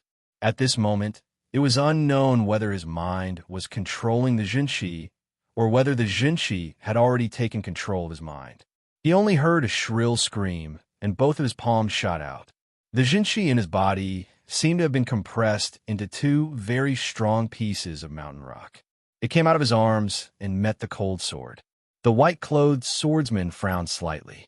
He knew that if he continued to hold the sword and advance, even if it pierced through Fan Xian's chest, the 2 terrifying palms would probably shatter his sternum. With a swish, the ancient sword was like a celestial plucking a branch from the mortal world. It stabbed into Fan Xian's shoulder. At this moment, the white-clothed swordsman abandoned his sword and met Fan Xian's palms. There was a loud bang, and the power of the collision shook the surroundings. Dust flew everywhere, and the poisonous smoke dissipated. No matter how much of a genius the white-clothed swordsman was, he could not compare to the Jinshi foundation that Fan Xian had laid down when he was a baby. His left hand was slightly weaker, and with a crack his wrist was broken. But what made Fan Xian's heart tremble was that when the white-clothed swordsman was knocked back, he was still able to casually pull out the ancient sword that was stuck in his shoulder. How fast was this? And how wonderful was this technique? Immediately retreating after failing to strike was the style of a first-rate assassin. The white-clothed swordsman tapped the railing with the tip of his foot, and without looking at Fan Xian again, he leaped down the temple. His clothes fluttered in the mountain wind, and he was like a white crane that was not stained by dust as it danced lightly. In the instant that the white-clothed swordsman and Fan Xian exchanged blows, two inconspicuous sounds rang out. The ninth-level assassin, who had put Fan Xian in a difficult situation, was now completely red in the face. His shoulder bones were completely shattered, and blood flowed freely. With a trace of unwillingness and despair in his eyes, he fell. As he fell, a trace of black blood flowed from the corner of his mouth. By the time his body touched the floor, he was completely dead. Behind this assassin stood, shockingly, Eunuch Hong. The stooped Eunuch Hong stood quietly, his hands still in his sleeves, as if he had not made a move at all. Fan Xian thought of the assassin's ultimate move, and with some despair, he turned around and saw a scene that shocked him. It was a scene that he would still remember many years later. The young eunuch, who had intended to assassinate the emperor with a dagger, had already fainted on the floor. Next to his head was a pile of sawdust, and the target of his assassination was the emperor of the kingdom of Qing. In his hand was a wooden plate with half a wine cup. This was the only weapon that the emperor had been able to grab in the chaos. He looked at the young eunuch at his feet and said in a cold voice, "Although I am not Yi Luyun, I am not someone that could be killed by someone like you." Indeed, although the emperor of the kingdom of Qing did not practice martial arts, he was still a brave man who conquered the world on horseback. In a normal fight, he still had some skill. Fan Xian, who was still in a state of shock, looked at the image of the emperor holding half a wooden plate, and for some reason, thought of the gangster movies he had seen in his previous life. What a move! Screams and curses came from below the floating temple. Presumably, the white-clothed swordsman had already escaped. It seemed that the nobles of the kingdom of Qing were brave and ruthless. Knowing that the other party was an assassin who wanted to assassinate the emperor, they all surrounded him. Another scream and a muffled grunt came from afar. Now was not the time to talk about punishment. Fan Xian stretched his head to the railing and saw that on the ground, Yi Zhong of the Jingdou garrison was standing with his mouth covered. With his eyesight, he could clearly see that Yi Zhong was coughing up blood. Presumably, when he had been fighting with a white-clothed swordsman, he had used a lot of strength. Yi Zhong was one of the few ninth-level aces in the kingdom of Qing. If he had coughed up blood from his sneak attack, then the white-clothed swordsman must have been even more injured. As expected, among the chrysanthemums in the distance, the white-clothed swordsman's slightly sluggish silhouette could be seen. Legend has it that Sigu Jian had a younger brother who left home at a young age. No one knows where he is now. The emperor stood behind Fan Xian and said coldly, "Fan Xian, capture him for me. Let's see if the two brothers are both idiots." After a series of dangerous encounters, the usually calm emperor of the kingdom of Qing finally became angry. Fan Xian knew it was not his place to say anything. Since Eunuch Hong had already gone upstairs, it was not his place to worry about the emperor's safety. Although blood was still flowing from his shoulder, he had already leaped over the railing. Like a blackbird, he charged quickly down the stairs. There was another cry of surprise from below.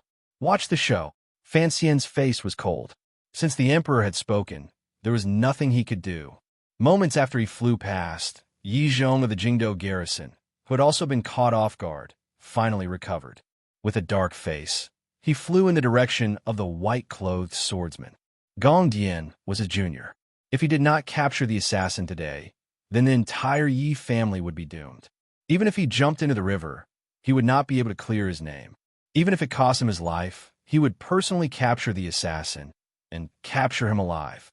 Immediately after, the guard's lightness skills also turned into countless arrowheads, leaping into the wilderness. At the foot of the mountain, there were layers of imperial soldiers surrounding it. On the mountain, Fan Xian and Yi Zhong, two ninth-level aces, led a group of red-eyed imperial guards in pursuit. It was uncertain whether the white-clothed assassin would be able to escape. This chapter is well written. I'm proud of it. Chapter 307. I can't be proud of myself anymore. I reread the first chapter and found that there were many typos and small problems. I fixed it, but I don't know if it's finished or not. Also, when I reread it, I found that it wasn't as good as I thought it was. But, honestly, I like this chapter. I am middle-aged, and my skin is getting thicker and thicker. In the Hanging Temple, the Emperor's anger had faded, and his face was calm. It was as if the wood shavings under his feet, the blood in the building, the dead bodies of the guards and assassins, the injured and unconscious people, and the sweet smell in the air did not exist.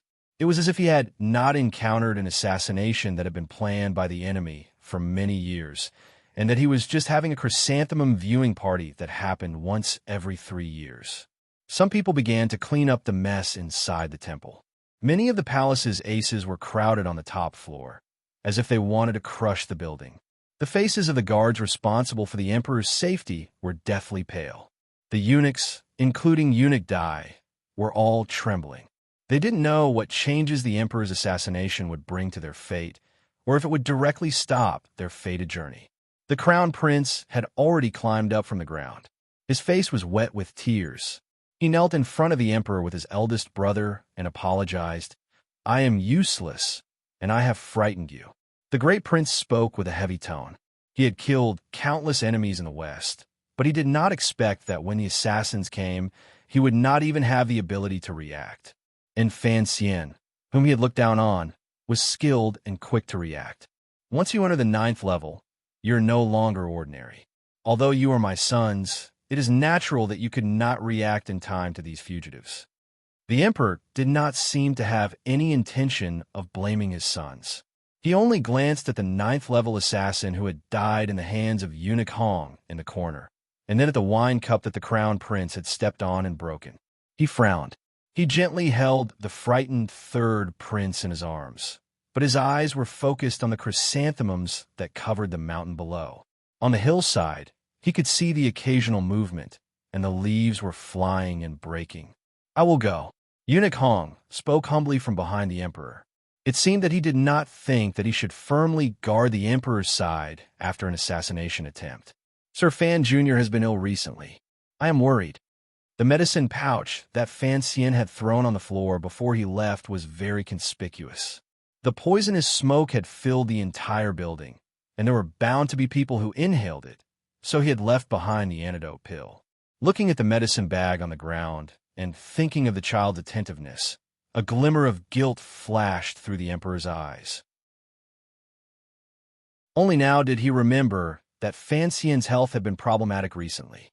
Furthermore, when Eunuch Hong had visited the Fan Manor last time, he had confirmed that the illness in his body was indeed troublesome. His fingers lightly tapped on the railing of the floating temple. Fan Jian, who had been hiding behind the nobles, seemed to sense something. He looked up. "Don't go," the emperor said coldly to Eunuch Hong. "I will send someone."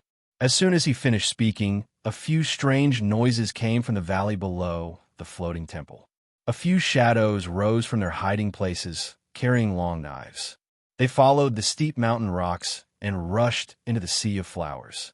Not long after, they passed the palace guards, who had set off earlier and followed the trail of the 3 people in front. They were the Tiger Guards. There was a temple in the mountain, and in front of the temple was a ravine.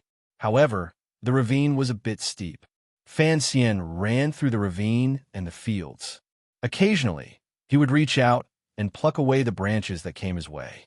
He smelled the faint fragrance of the crushed chrysanthemum petals, and it was like he had eaten opium. The Jinqi in his body followed the 2 paths, and it quickly replenished his energy and strength. His feet seemed to have grown eyes, and they landed on the rocks below. His body was like a black dragon, and he rushed down the mountain at an astonishing speed. When it came to jumping off a cliff, other than Wu Zhu, there was no one in the world who could be faster than him. Furthermore, after today's battle with a white-clothed swordsman, his internal training had been greatly shaken. His Jinqi was abundant, and his mental state was at its peak. The injury on his left shoulder was nothing. Dozens of feet in front of him, the faintly discernible white figure's movements could be considered exquisite. It gathered and dispersed like a cloud and gently resisted the downward force. Its speed did not decrease, but in the end, it could not compare to Fan Xian's acceleration through gravity. The distance between the two of them grew smaller and smaller. As for the Imperial guards who were still searching for a way down the mountain, they were already left far behind. Even the famous Lord Yi Chong, whose cultivation was obviously focused on the word zhong, was left behind by a long distance. Before the tea was cold, the two of them had already rushed to the foot of the mountain. Seeing the flag of the Imperial army in the distance, Fan Xian let out a sigh of relief. But he was surprised to see the white-clothed swordsman in front of him slanted and forcefully change his direction. He brushed past the edge of the sparse forest at the foot of the mountain and rushed west. They had already stepped on a flat ground. Fan Xian's speed should not have been slower than the white-clothed swordsman, but the white-clothed swordsman had clearly suffered a great loss from Yi Zhong's palm. He could not increase his speed, and so Fan Xian followed him closely. But seeing the direction his opponent had chosen, Fan Xian could not help but feel a chill in his heart. Communication between the mountain and the foot of the mountain was not easy. Even if news of the emperor's assassination had already spread, the Imperial soldiers at the foot of the mountain would not be able to respond immediately. Moreover, the direction the white-clothed swordsman had chosen was the most difficult place for the Imperial soldiers to cover. It was a primitive forest. Although the area of the forest was not large, it was enough to cover the white-clothed swordsman's escape. He chased in silence, hoping that the commander of the Imperial army would not forget that direction because of Gong Dian's negligence. What comforted him was that the area outside the forest was clearly guarded. The white-clothed swordsman, while running at high speed, forcefully changed his direction again, cutting through in the direction of the 2 o'clock. Fan Xian followed closely. The white-clothed swordsman turned again. Fan Xian followed again. After several sudden changes in direction, the white-clothed swordsman beautifully maintained the distance between him and the Imperial soldiers in the distance. Fan Xian had no extra energy to call for help. With a whoosh, the white-clothed swordsman suddenly sped up, sweeping towards the surface of a lake in front of him.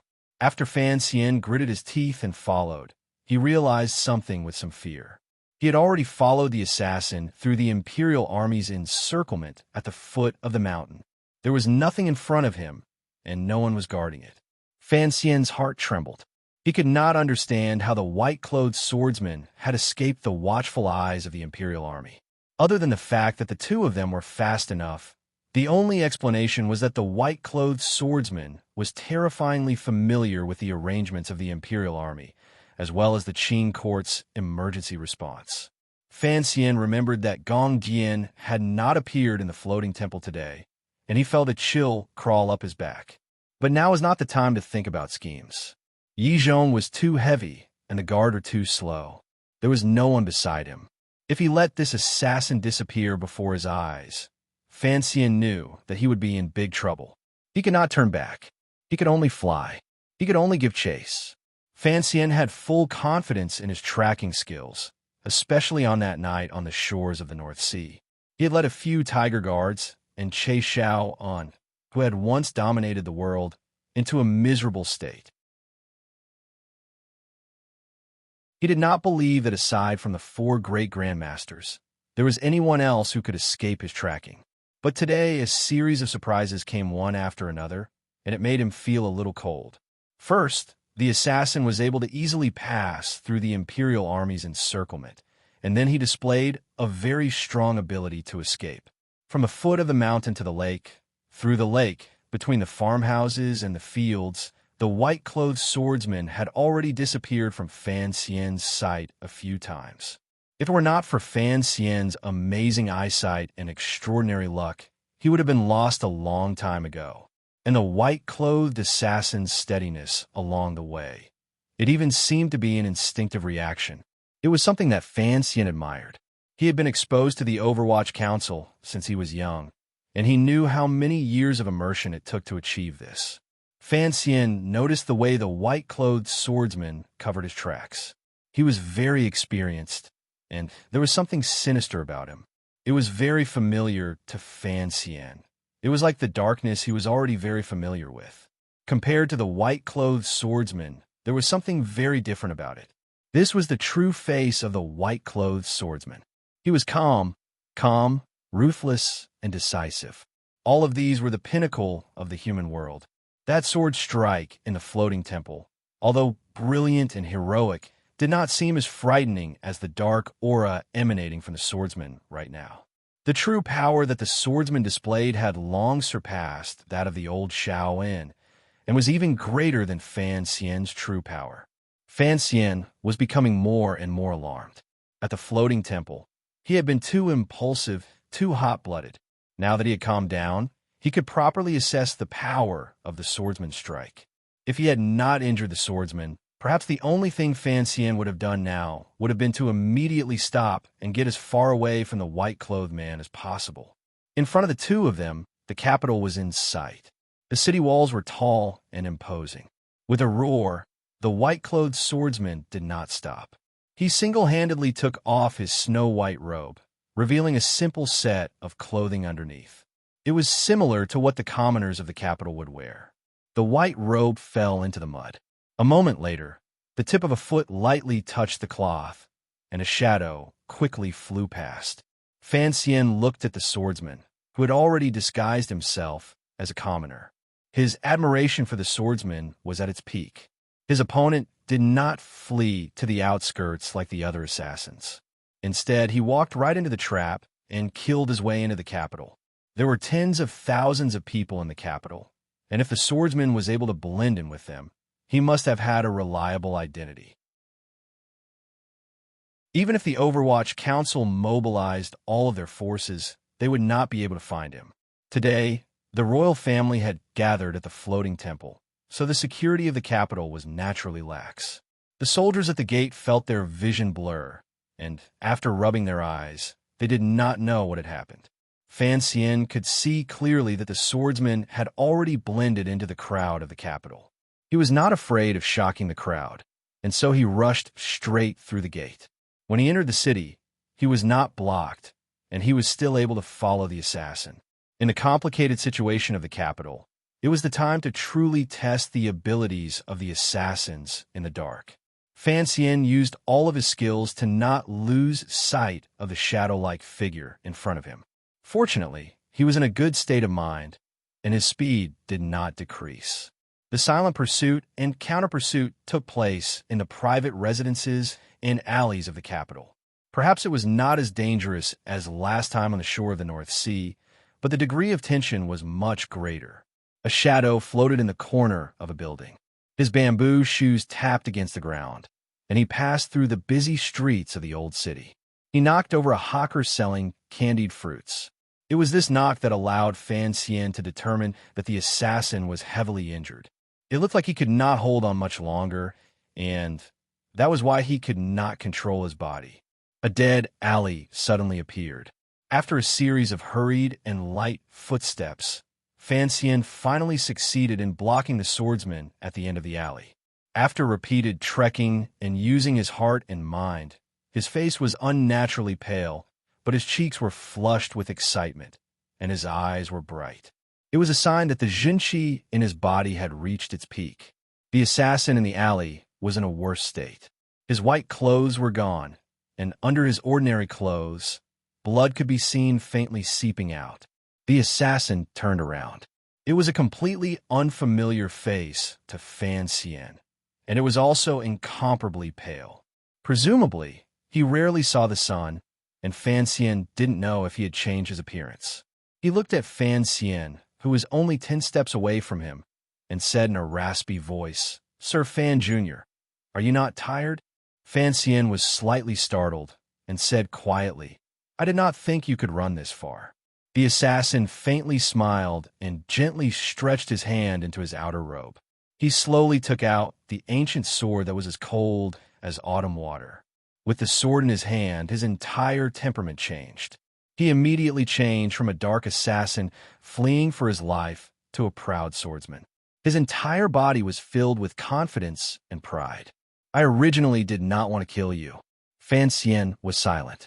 He knew that if his opponent had not been injured, he would indeed have had the strength to say such a seemingly arrogant thing. Feeling the cold sword intent at the end of the alley, he unconsciously prepared to pull the trigger of the hidden crossbow, take out the black dagger hidden in his boots, and throw out the poisonous smoke he was most skilled at.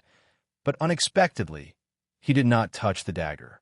The poisonous smoke ran out, and the hidden crossbow was no longer there. "You are naked," the nameless assassin said coldly. The nameless assassin said coldly, "You only have 3 crossbow bolts, 1 dagger, and 14 smoke-bursting pills. And now you are naked." Fan Xian lowered his head slightly, and his expression darkened. He knew that he had indeed run into the capital naked. The 3 treasures that had always helped him were no longer at his side. With these 3 treasures in hand, he dared to fight Haidang head-on. And now, faced with a top master whose overall strength was no less than Haitong's, what could Fan Xian do? He could only pray that his opponent's injuries would act up a little faster, and that Uncle Wu Zhu would come a little faster. The abundant Jinshi in his body had already reached the pinnacle, causing his mind to become firm and confident. The Jinshi that was rapidly circulating in his meridians was like countless naughty children, persuading him to use his own strength to fight fiercely with his opponent. But unexpectedly, he only took a deep breath and suppressed his desire to fight. He looked at his opponent with a gaze without a trace of emotion, smiled, and said, "Tell me your identity that satisfies me, and I will not pursue you." This was a deal. This was a deal. He had risked to follow this top master all the way to the capital to make a deal. The assassination attempt in the floating temple was too strange. Gong Dian's strange negligence of duty, the ingenious arrangements made during the assassination, the appearance and departure of the assassin before him, and his familiarity with the internal affairs of the Qin kingdom, all revealed a frightening truth. This assassination attempt was definitely not just a single force, and there must have been people from within the Qin kingdom. Fan Xian only needed to know the true origin of this matter, and not act like a warrior to wash away the emperor's shame. He was not simply a loyal official. He cared more about the relationship between this assassination and himself, his father, and the Overwatch Council. Don't say things like integrity. Fan Xian's head was still lowered, and he smiled. "You and I are the same kind of people. I know that promises are meaningless. Give me the information I need, and I will let you go." The assassin was silent, tacitly agreeing to what he said. But just when Fan Xian thought he would accept this seemingly fair deal for both sides, the assassin suddenly said, "The question now is, if I kill you, can I leave as well?" This world was truly wonderful. Fan Xian had valiantly rejected the second prince's proposal of reconciliation and coexistence, which seemed to everyone to be perfect. At this moment, there were also people who had valiantly rejected him. What did he rely on? Of course, it was power. The light of the sword seemed to light up the entire alley in an instant. The autumn leaves were also blown up by the wind of the sword, and they flew chaotically between the two of them. That ancient sword, accompanied by the sad and beautiful leaves, suddenly and decisively appeared in front of Fan Xian. Just like on the top floor of the floating temple, the Jinshi in Fan Xian's body rushed out and gathered on his palms. It was as if he could split the sky and the earth. With a powerful palm wind, he slapped the opponent's face. He didn't even look at the sword coming at him. The palm wind was so strong that it shook the swordsman's hair back like steel thorns. In terms of martial arts, he was not as good as his opponent, so he had to fight with his life. And he knew that the more an assassin killed, the more he valued his life, and the more arrogant he was. How could he trade his life for his own? As he wished, his opponent swung the sword and slashed at his palms. Fan Xian quickly pulled his hands back and turned into 2 black shadows. They went straight for his opponent's temples. The 2 punches were clean and simple, but they were unusually fierce. It was at this moment that the swordsman he was fighting did something that Fan Xian would never have thought possible. The swordsman no longer waved his sword as freely as a master painter. He no longer used the sword in an extremely clever manner. He directly abandoned his sword. The sword left his hand and shot out, heading straight for Fan Xian's throat. His body strangely shrank and dodged Fan Xian's fierce fist wind. He put his hand on the opening of his left boot. He took out a dull and lusterless dagger. Fan Xian gave a muffled cry and pulled back his fist. He used his powerful jinqi to knock the fatal sword away. The ancient sword flew out in a straight line and stuck into the wall of the alley. It trembled and buzzed. What shocked him even more was that his opponent had taken out a dagger from his boot and thrust it at him. This move was all too familiar to Fan Xian. When the swordsman held the ancient sword in his hand, he was open and aboveboard. He was an upright and unparalleled swordsman, so Fan Xian used his tyrannical jinqi to counter him. However, after the swordsman abandoned his sword, his whole body seemed to disappear. He became a phantom in the autumn wind, holding a sharp dagger in his hand, and suddenly stabbed out. This powerful change in temperament happened suddenly. Fan Xian was almost unable to react in time. A small cut appeared on his left arm. In a flash, the two black and gray figures began to fight in the alley. They fought close to each other, using strange methods. The blades were silent, and the tips were sinister. In a very small area, they carried out a very dangerous assassination. Their movements grew faster and faster. They bent their elbows and lifted their knees, lifted their stomachs, and chopped their feet. From the corner of the wall to the wall, they fell to the ground.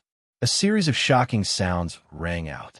If Fan Xian had not been trained by Wu Zhu from a young age, if he had not been steeped in the style of the Overwatch Council, and if he had not always walked this path, he would probably have been pierced with countless bloody holes by that dagger. But no matter how fast he dodged, he was still cut by that dagger, which seemed to be infected with a soul-devouring aura, and countless bloody wounds appeared on his body. His opponent must have been very clear about the structure of the Overwatch Council's uniform. The point of the dagger cut all the places that were not heavily protected. But what made Fan Xian's heart jump was that his opponent had studied him very thoroughly. He had calculated the path of his attack. The little tricks that he relied on to save his life were always predicted and dodged by his opponent before he could use them. Whether it was the pinky, the eyeball, the pinch, or the elbow, all the shameless, dirty, and sinister moves lost their effectiveness. A pale gray light flashed before Fan Xian's eyes. The tip of the dagger pierced straight down. This made him think of Wu Zhu's staff.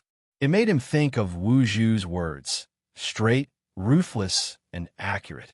The reason why Fan Xian could still reminisce about the past, even when he was about to die, was because he still had a move called the coffin breaker. There was still a blade hidden in the tips of his boots. With a flick of his hand, the violent jinqi in his body burst forth. The Overwatch Council's uniform on his arm was shaken to shreds. His right hand, stimulated by the jinqi, shook incessantly. Faintly, there was a hint of the elegance of Yi Liu Yun's Sans Ho from the cliffs of Danzhou. The assassin, who was attached to his left arm like a ghost, felt a powerful and heart-wrenching jinqi hit him in the face. His opponent's slapping fingers scattered like withered twigs. The assassin's chest tightened, and he was shaken back. The tip of his foot stepped down, right on the tip of Fan Xian's sinister boot, and he floated back 3 feet. Fan Xian gave a muffled grunt. Holding the wound on his left arm, he looked at the terrifying enemy in front of him. Seeing that his opponent was also covering his mouth and bleeding, he felt a little more at ease. But Wu Zhu hadn't arrived yet. The assassin moved his elbow, holding the great dagger horizontally in front of his eyes. In a raspy voice, he said, "I learned this from you." Fan Xian's face was gloomy. He could feel his energy seeping out of his wound. "You're welcome," he said coldly.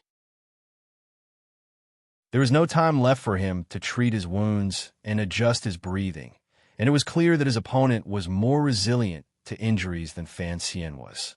So Fan Xian did not say anything else.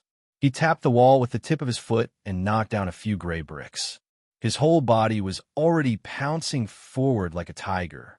The assassin took a step back, leapt up, and backhanded his dagger, stabbing towards Fan Xian's temple. Fan Xian's figure paused. His aura changed from ruthlessness to softness. His entire body took a risk as he circled a small circle around the dagger. A cold light flashed between the two fingers of his right hand. He extended them out like a ghost from behind his neck. In an instant, he was about to gently pinch the poisonous needle and stab it into the hand that held the dagger with unusual stability between the thumb and index finger. But he didn't expect that the dagger the assassin used to backhand was a feint. When the tip of the needle reached out, his opponent had already calmly pulled back the dagger by 3 inches, allowing the poisonous needle to stab into the horizontal surface of the dagger. The tip of the needle was a few inches short, and it seemed extremely fragile. Immediately after, the assassin's knee struck the back of Fan Xian's waist. A sharp pain made him turn his body sideways, and then he saw that the terrifying dagger was only a short distance away from his chest. Looking at the dagger, Fan Xian felt hopeless. His opponent had been so well prepared that he even knew the location of his 3 life-saving hairpins. And Wu Zhu still hadn't arrived. Receiving a heavy blow to his waist, Fan Xian's muffled grunt turned into an extremely berserk cry. At the moment of life and death, he finally stimulated the greatest potential in his body. He absorbed all of that powerful killing power into the snowy mountain, urged his powerful Jinqi to move to his arms, and clamped down on the dagger. His palms clamped down on the dagger, and there was a very unpleasant hoarse sound, as if a red-hot iron was slowly scratching across the coarse soles of his feet. The two of them were so close that Fan Xian could see the glimmer of a smile in his opponent's eyes. Things like bad luck always came together. At this moment, Fan Xian had already reached the most dangerous moment. The biggest hidden danger in his body had finally exploded and let out a fatal roar.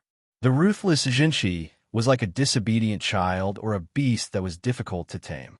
Unusually unsteadily, it began to pulse through his meridians. The accumulated Jinqi in the snowy mountain seemed to have finally broken through its limit following this exhausting battle. It exploded. In such a short moment, Fan Xian already felt a pain he had never felt before. Every nerve in his body that could feel felt as if it had been torn apart. It was incomparably painful. The Jinqi in his body wildly broke through the walls and charged into his body. In a moment, it disappeared into his organs and could no longer be moved. Without all of his Jinqi, his palms were powerless. With a soft sound, the dark dagger that had been unable to truly stab Fan Xian pierced into his chest in such a simple and even somewhat absurd manner. Fan Xian loosened his palms and looked incredulously at the dagger that had suddenly appeared in his chest. He could only see the back of the dagger. Even the top assassin seemed to be stunned. He looked stupidly at the dagger in Fan Xian's chest and did nothing else. After an indeterminable amount of time, the pain finally reached Fan Xian's brain. Only then did he understand that he had been stabbed deeply. He was afraid that his little life would be lost in a small alley in a different world. He was unwilling. There were still many things he had not done. He had not had a child, had not copied the 78th chapter of Dream of the Red Chamber, had not gone to the palace treasury to see Yi Qingmei's furniture, had not gone to the temple to peep, had not stood in the great hall of the royal palace to announce his identity to the world. Most unwilling of all was, "Blind man, why haven't you come yet?" Accident. Surprisingly, other than Fan Xian, who did not forget his previous life, Zhou Xingxing, the person who said these 2 words, was also the swordsman opposite him. However, Fan Xian said it with great unwillingness, and the other person said it with great innocence. The assassin finally let go of the dagger in his hand. Fan Xian's legs softened, and he fell to the ground. When the Qing Emperor's most elite tiger guards finally arrived at the alley with great difficulty, they did not have time to participate in this fierce battle. They only had time to watch a commoner-like person let go of the dagger in Sir Fan Jr.'s chest. Then, he became a black shadow and swept past the wall at the end of the alley. As for Sir Fan Jr., the incomparably powerful figure that these tiger guards secretly talked about, he fell stiffly to the ground in the alley like a drunkard. After him, One of the tiger guards growled in a low voice. "Split into two and rescue him first." The leader of this group of tiger guards, Gouda, had a murderous and gloomy face. He crouched beside Fan Xian and looked at the young official who had brought him to Northern Qi. He was extremely nervous and worried. After an indeterminable amount of time, a voice finally rang out in the alley. "I won't die." Fan Xian leaned against Gao Da's chest, panting. He looked at the large patch of dark red on his chest. "It wasn't deep enough, but quickly get the royal doctor, go to the manor and find my sister to get an antidote, and ask His Majesty to urgently summon Fei Jie back to the capital. My life is important." Having said this, Fan Xian closed his eyes and fainted. But before he fainted, he used his somewhat blurry eyes to look at the mud wall that the assassin had escaped through. The strange situation after the accidental injury had already allowed him to vaguely guess the identity of that terrifying assassin. But this matter was too complicated, too frightening, so frightening that he would rather unconsciously let himself fall unconscious than continue thinking about it. To be continued. If you want to know what happened next, please log on to www.cmfu.com. There are more chapters. Support the author. Support the original reading.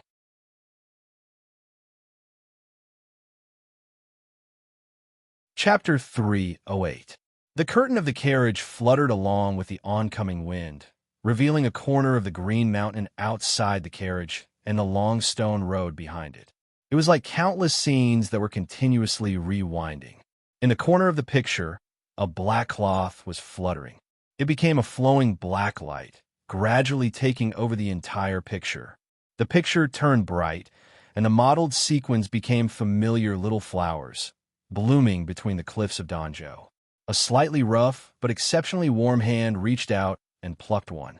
The flower was dried by the sun and the sea breeze on the balcony of a house, and mixed into the tea.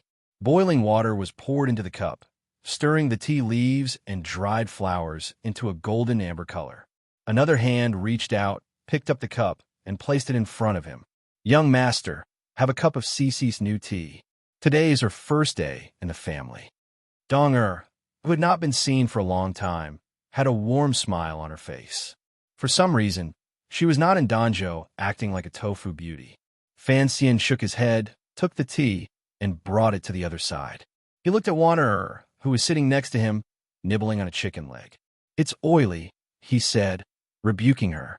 "How can you eat that? Drink some tea and clear your throat." Wan did not say anything. Instead, it was her sister, who was sitting to his right, who smiled. The faint worry between her eyebrows had disappeared, making Fan Xian feel very comforted. "It's time to go," said Wu Zhu coldly, his face covered with a black cloth. "Where are we going?" he asked subconsciously. "To see the lady." "All right." Fan Xian did not have any objections. He stood up excitedly and walked to the bedside to pick up his luggage, as well as that black box. But for some reason, the box was unusually heavy today. He could not lift it, and he was sweating profusely. A drop of sweat rolled down Fan Xian's forehead, dripping onto the pillow. In a daze, he opened his eyes a little and stared at the painted eaves above him.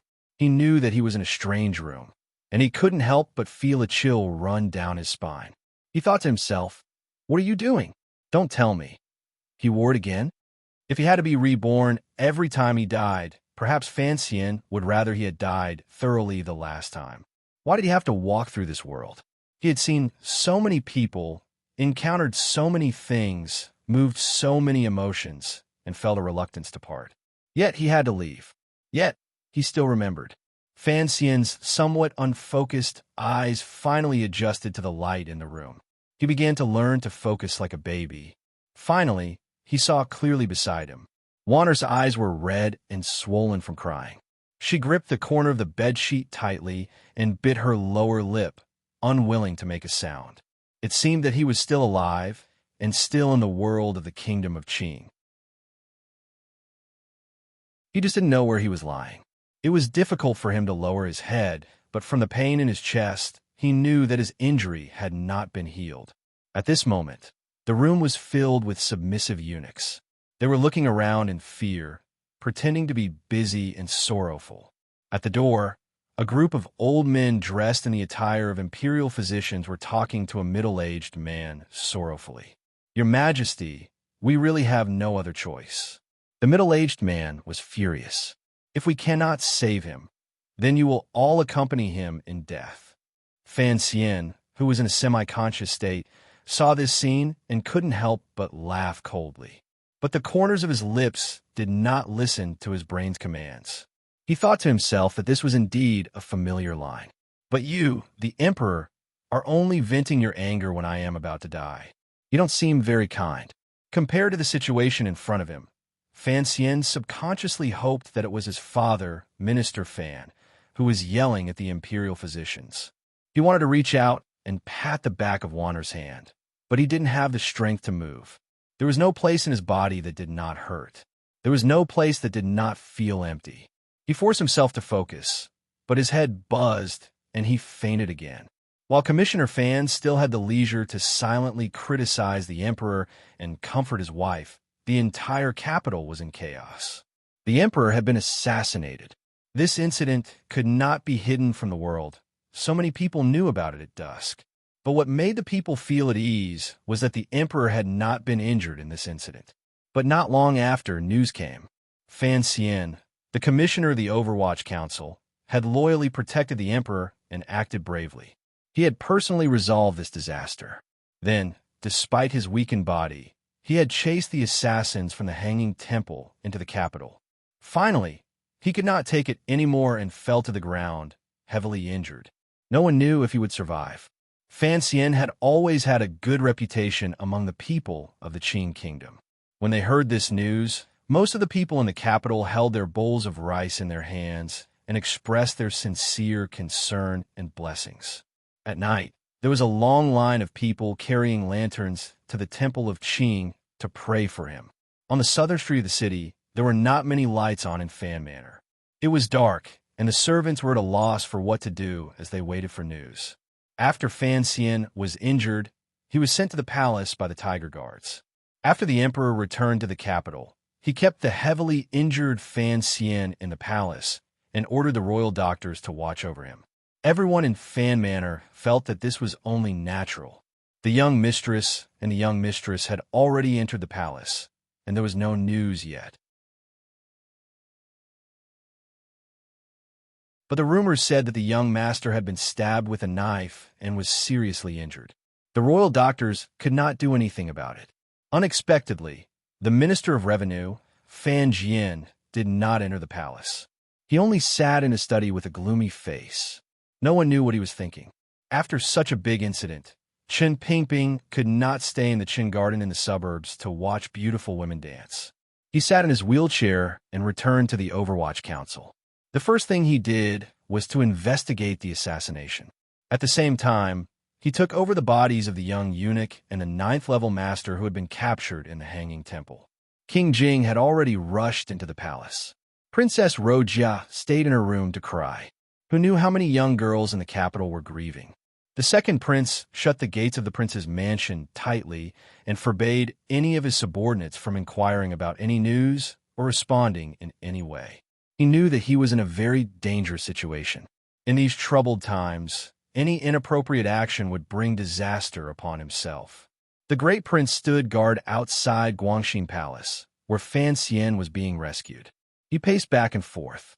Iguipin also stood outside Guangxin Palace with the third prince. Today, the third prince's life had been saved by Fan Xian. Putting aside the fact that Iguipin was a relative of the Fan Manor, as a woman of the palace, she knew what was behind the emperor's anger. She also knew what kind of attitude she should show. The empress did not come. The crown prince only pretended to be concerned about Fan Xian and comforted Wanner and Ruo. He also asked the emperor to take care of his body and then return to the Eastern Palace. According to other news, although the Empress Dowager had only sent Eunuch Hong to take a look, the old man was burning incense and praying in the little memorial hall behind Hongguang Palace. The news that Fan Xian was heavily injured and on the verge of death made all the powers of the Qin Kingdom react in the most realistic way possible. They couldn't help but feel that it was ridiculously cute. Guangxin Palace used to be the eldest princess residence in the palace. It was also the place Fan Xian had come to the first time he had entered the royal palace at night. However, he had never stayed in the sleeping palace, so in the moment he woke up, he did not recognize that he was lying in the royal palace. Although Fan Xian had been heavily injured for the emperor's sake, it was still inappropriate for an official to be left in the royal palace to be treated. Fortunately, he still had the identity of being the eldest princess' son-in-law. With a creak, the door to Guangxin Palace was pushed open. The emperor walked out with a serious expression. He glanced at Fan Ruo, who was about to cry by his side. Fatigue appeared between his brows. Eunuch Yao said in a trembling voice, "Your Majesty, you should go and rest. Sir Fan Jr. has the royal doctors here to treat him. He should be fine." A cold light flashed through the emperor's eyes. "Those useless people. Your Majesty, I want to go in and see." Fan Ro steadied her state of mind and bowed to the emperor. "But the royal doctors will not let me in." The emperor furrowed his brows. "Why?" He noticed that there was a very ordinary box next to Miss Fan's feet. Fan Ro bit her lip and said, "Brother still hasn't woken up, but the tiger guards told me to bring him the antidote he normally uses. He must have known before he fainted, but the royal doctors do not believe me." The emperor stood silently on the steps. The royal doctors had their own procedures for treating patients. It was normal for them to refuse Fan Ruo's medicine. But the emperor now was different from how he had been for many years. It seemed that this was the first time he realized that out of all of his sons, only one of them was the most promising, and only one of them did not think about problems for the sake of his own position. In the Hanging Temple, at such a critical moment, if Fan Xian's first choice had been to risk his life to save the emperor, the suspicious emperor would probably still have been wary of Fan Xian. Because that kind of action might have been because he was a powerful official. He wanted to show his loyalty to the emperor. A person who was an emperor never believed in visible loyalty. But the problem was, Fan Xian chose to save the third prince first. If it was investigated further, the imperial censorate could even use this detail to accuse Fan Xian of treason. But the emperor was not a normal person. From this detail, he thought he saw that under Fan Xian's shrewd exterior, there was still a warm and kind heart, just like that woman in the past. What was funny was that in that instant, Fan Xian did not think this way. The problem was the emperor did not know. So, the emperor was very pleased. After learning that Fan Xian was heavily injured and was about to die, his heart, which had not wavered for many years, finally trembled a little. He even began to wonder if he had squeezed Fan Xian too much. After the self-doubt, he felt a sliver of unreasonable jealousy toward Fan Xian. A sliver of anger that could not be expressed to the heavens. Such an excellent young man. Why? Could he only be his son? How about his sons? The eldest was too straight, the second too fake, the third too young. As for the crown prince, the emperor laughed coldly in his heart. Did this little bastard think I didn't see him purposely step on that wine cup? So, he left Fan Xian in the palace.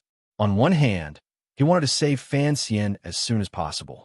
On the other hand, he was a middle-aged man with negative emotions that caused trouble in his bones. Fan Xian, who had grown up with him, perhaps understood the emperor's psychological process very well. So, when his son was heavily injured, he did not enter the palace. He only quietly stayed in the study of Fan Manor. The emperor summoned the imperial physician, who was taking a short break, out of the palace. With a pained expression, he replied, "Your Majesty, the bleeding outside has stopped, but the knife has injured Sir Fan's internal organs." The emperor raised his chin slightly, indicating Fan Ruo's presence. "Why did you not let Miss Fan into the palace?" Even at this time, the imperial physician did not forget to maintain his professionalism. He frowned and said, "We do not know what those pills are made of. The assassin's knife was soaked in poison, but the poison has not been analyzed clearly, so we do not dare to eat it. We are afraid my ass." At this time, King Jing, who had been sitting on a chair at the bottom of the stairs, rushed up and slapped the imperial physician across the cheek. He scolded, "I gave you 4 hours. Even if you don't want to save him, You should at least wake Fan Xian up. As long as he wakes up with his medical skills, he will be much more reliable than an old man like you." The imperial physician had just suffered a slap on his face. His head was dizzy, and he was so angry that he could not say anything. The emperor was about to reprimand King Jing for his inappropriate behavior, but after hearing these words, he felt that they were very reasonable. Now, that Fei Jie was not in the capital. When it came to detoxification and healing, there was no one better than Fan Xian. He frowned and said, "No matter what, we must first think of a way to wake Fan Xian up." As soon as the words left his mouth, the emperor realized that Fan Xian was indeed an all-rounder. Furthermore, if he had not been worried that he and the princes would be poisoned by the smoke and had thrown the medicine bag on the floor, even if he had been poisoned by the assassin's sword, he would not have fallen to such a state. Thinking of Fan Xian's other good points, the emperor couldn't help but sigh in his heart. He thought to himself, if only this child's mother was not her, how good would that be? He shook his head and was led back to the royal study by the eunuchs. Having received the emperor's decree, King Jing and Fan Ruo pushed through the palace guards. They did not care about the imperial physician's advice and rushed to the bedside. Wanner's eyes were red and swollen. She did not say a word. She only held Fan Xian's somewhat cold hand and stared blankly at Fan Xian's pale face. It seemed that she did not even know who was behind her. Seeing this scene, Fan Ruo felt a slight sorrow in her heart. However, it quickly turned into determination. She believed that her outstanding brother would not die so simply. Wake him up. King Jing did not look like a gardener today. Instead, he looked like a decisive general. He squinted and said, "If the medicine does not work, I will cut off one of his fingers." Fan Ruo did not seem to hear him. She took out a few wooden boxes of different sizes from her box. King Jing said, "Do you know which one to take?" He had no choice but to be cautious. After all, the imperial physicians were not all idiots, and what they said made sense. If he had taken the wrong pill, who knew what effect it would have? Perhaps Fan Xian, who was on the verge of death, would have died. Fan Ruo nodded. She calmly took out a light yellow pill from the wooden box. The pill gave off an extremely spicy smell. She handed the pill to her sister-in-law. The two ladies were both exceptionally intelligent. After Lin Wanner's hand trembled, she did not ask any questions. She directly put the pill in her mouth and began to chew quickly. She then took the warm water that the eunuch handed over and drank a mouthful to dilute the medicine in her mouth. The imperial physicians, who were watching with curiosity and nervousness, knew that the two bold girls were about to force the medicine into Fan Xian's mouth. Since they could not stop them, one of them quickly stepped forward and used a special wooden tool to pry open Fan Xian's teeth. Lin Wanner lowered her head and fed it to him. King Jing, who had been silently watching all this time, suddenly stretched out a hand and patted Fan Xian's chest. Then his hand moved downwards. Then, everyone began to wait anxiously. After some time, Fan Xian's long eyelashes trembled slightly. He opened his eyes, but his gaze was weak. "Master Fan is awake," a tactful eunuch shouted loudly. He went out of the palace to report to the emperor, and the inside and outside of the palace hall became lively. After Fan Xian woke up from his injury, his first thought was, there must be many people who will be disappointed. Then, he looked at the nervous, excited, and sorrowful faces around him. He said softly, "Pillow." Wanner clenched her fists and pressed her lips together. She was so nervous that she could not speak. She took a pillow and placed it on the back of his neck. She knew that her husband wanted to see the injury on his chest, so she put another pillow on top of his head so that his head could be a little higher. Ruo had already moved a bright candlestick over, illuminating his wretched chest. Fan Xian closed his eyes and let the spicy medicinal power slowly spread through his body, increasing his already withered energy. Only then did he slowly open his eyes and look toward his chest. The wound was not deep, and it was a little lower. It looked like it was on the chest, but it was probably on the top of the stomach. The royal doctors treated external injuries very well, and Fan Xian could not find anything wrong with it. But he knew that there must have been a hole in his stomach, and it was still slowly bleeding. His Jinqi had completely dispersed, and he could not rely on Jinqi to heal himself. If he allowed the internal bleeding to continue, he would not be able to survive the night. With the level of medicine in this world, there was nothing that could be done about internal injuries. He could not blame the royal doctors. Wipe it off. His energy was such that he could only give short order. Fan Rao did not even think. She took a boiled cloth and wiped off all the medicinal powder on her brother's chest, causing the royal doctors to cry out in surprise. Unsurprisingly, the wound on his chest began to bleed again. Needles. Fan Xian spat out one word. He could barely move his hand, and he held his wife's cold hand, which was trembling all over. Rao took out a few long needles. Fan Xian looked to the side at King Jing and said, Tiantu, Chimin, you man or Guanyin, insert the needles 2 inches. Inserting the needles required the support of Jinqi, and at this moment, it seemed that only King Jing had this ability. After Fan Xian woke up, he had guessed very clearly that the palm that had sent the medicine into his stomach had contained the powerful Jinqi that had been practiced for many years. King Jing was slightly surprised. It seemed that he had not thought that he would also become a doctor. He accepted the thin, long needles and nervously inserted them into the acupuncture points that Fan Xian had pointed out. The needles entered the skin, and the bleeding stopped. The surrounding royal doctors were dumbfounded and could not believe what they were seeing. The third bureau, Fan Xian said weakly to King Jing. King Jing immediately understood. The third bureau of the Overwatch Council was the best at making poisons. He and the emperor had been so concerned that they had forgotten to let them into the palace to cure Fan Xian. So, he quickly left the palace and had someone summon the head of the third bureau and all other personnel into the palace to treat Fan Xian. Unexpectedly, the people of the third bureau were already waiting outside the palace. The head of the third bureau had asked for a few edicts to enter the palace to save Fan Xian. However, the palace was a mess tonight. A few of the commanders of the Imperial Army had been summoned by the Overwatch Council for questioning, but no one dared to ask the Emperor. Naturally, no one dared to let them enter the palace. At this moment, King Jing was representing the Emperor in giving an edict. The people of the Overwatch Council finally let out a sigh of relief.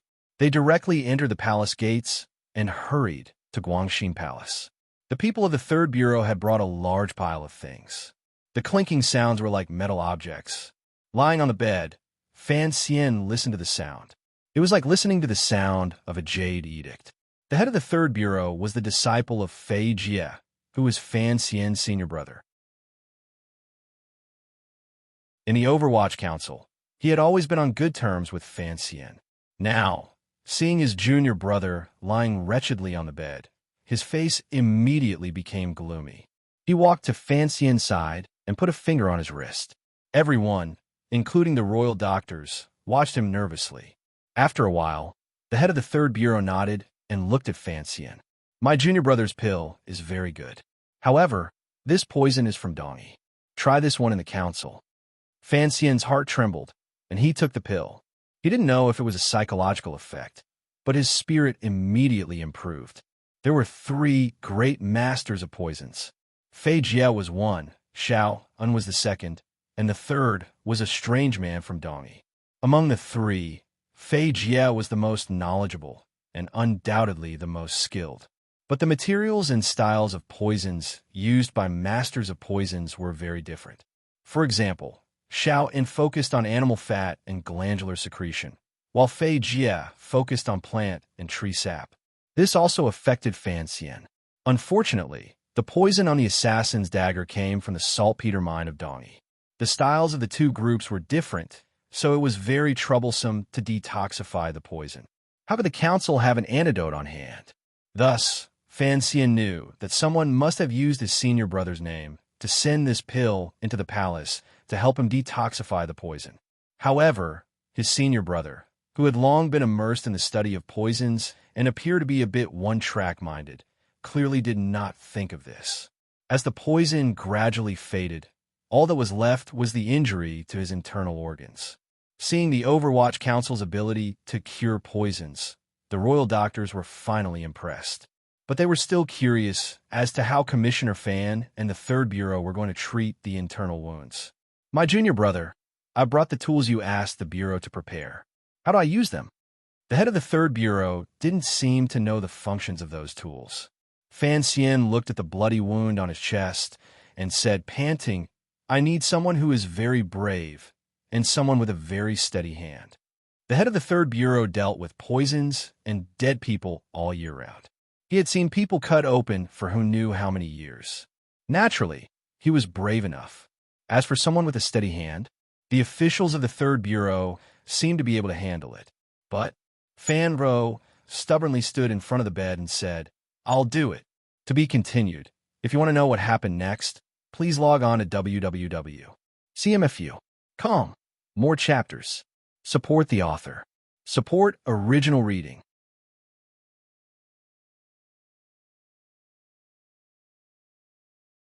Chapter 309. Fan Xian, who was lying on the bed with a haggard face, immediately expressed his opposition. First of all, he did not have much confidence in his suturing skills. Second of all, he did not want his sister, who had always been clean and weak, to see his bloody chest and abdomen. Furthermore, he would have to touch it with his own hands. Wanner, you leave as well, Fan Xian said in a hoarse voice. Take your sister out. Wanner did not say anything. She only shook her head gently. Vo insisted. My hands are the most stable. Hearing Miss Fan speak so confidently, everyone, including the head of the Third Bureau, was surprised. Fan Xian looked at her. He saw that the girl's usually calm eyes were gradually filled with confidence. His heart skipped a beat. No one knew what he was thinking, but a faint smile appeared on his pale face. It will be very disgusting later, and you're my family. Logically speaking, I should not choose you. But since you insist, then you can stay. After saying so much, he felt a little tired. Before he could say anything, Wanner, who was next to him, shook her head again. She still did not say anything. There was a moment of silence. The candlelight shone on Fan Xian's face. He forced a smile and said, Then what are you all waiting for? It is only a small operation. The boxes that the Third Bureau had brought were indeed made according to Fan Xian's suggestion, but the real originator was Fei Jie. And where did Fei Jie learn to do this? Aside from Fan Xian, no one else knew. But now, he was going to be the chief medical officer for his own operation. As he spoke, everyone in Guangxin Palace began to get busy. The palace was luxurious, and there were plenty of candles. They thought of a way to focus the candlelight on the bed, illuminating Fan Xian's exposed chest. The eunuchs hurriedly boiled water and equipment so that everyone in the palace could wash their hands. Ruo, on the other hand, carefully listened to her brother as he explained the procedures. The head of the Third Bureau was, without a doubt, the best anesthesiologist available. The eunuchs became nimble nurses. On the other hand, the imperial physicians who stood at the side in a daze as they watched the crowd bustle about, but did not know what they were doing, seemed to have turned into third-year medical students who were spectating surgeries in that world. Anyway, it's not a gynecological examination. As Fan Xian thought of this, he gave up on the idea of chasing the royal doctors out. As for sterilization and disinfection, forget it, the palace did not have the means to do so. The crisp sound of metal hitting metal echoed in the quiet Guangxin Palace. Fan Ro nodded her head nervously, indicating that her brother was ready. Lin Wanner turned her head to look at her sister-in-law worriedly. She then took a white cotton towel and wiped the sweat from Fan Xian's forehead. Fan Xian smiled with difficulty. Madam, you should wipe the sweat off the doctor's forehead. The head of the Third Bureau unreasonably prepared to feed him the medicine. Unexpectedly, Fan Xian smelled the aroma and closed his lips tightly, indicating that he would not eat it. Strychnine is too strong, he said. You will faint. The head of the Third Bureau asked gloomily, What if you don't faint? What if I bounce up in pain later? Although Fan Xian was not as brave as Guangong, he was the only one who was good at this. Of course, he could not allow himself to pass out and leave his life in the hands of his sister. With difficulty, he said, Use chloroform, but only a little.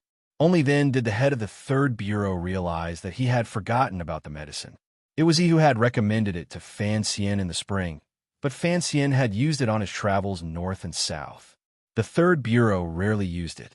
He went back to the corner of the room and rummaged for a while, finding a small brown bottle. He happily walked back and put the bottle under Fan Xian's nose.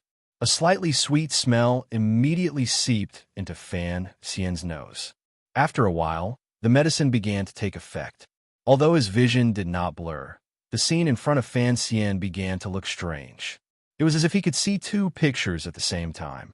One was his sister holding a sharp plier-like instrument and looking at him worriedly. The other was many, many years ago in a magical place called a hospital where a familiar and beautiful nurse was talking to him. His state of mind was much firmer than that of the average person. He immediately knew that he was beginning to experience temporary hallucinations. The real and imaginary scenes were beginning to intertwine. He did not have much time left. Start quickly.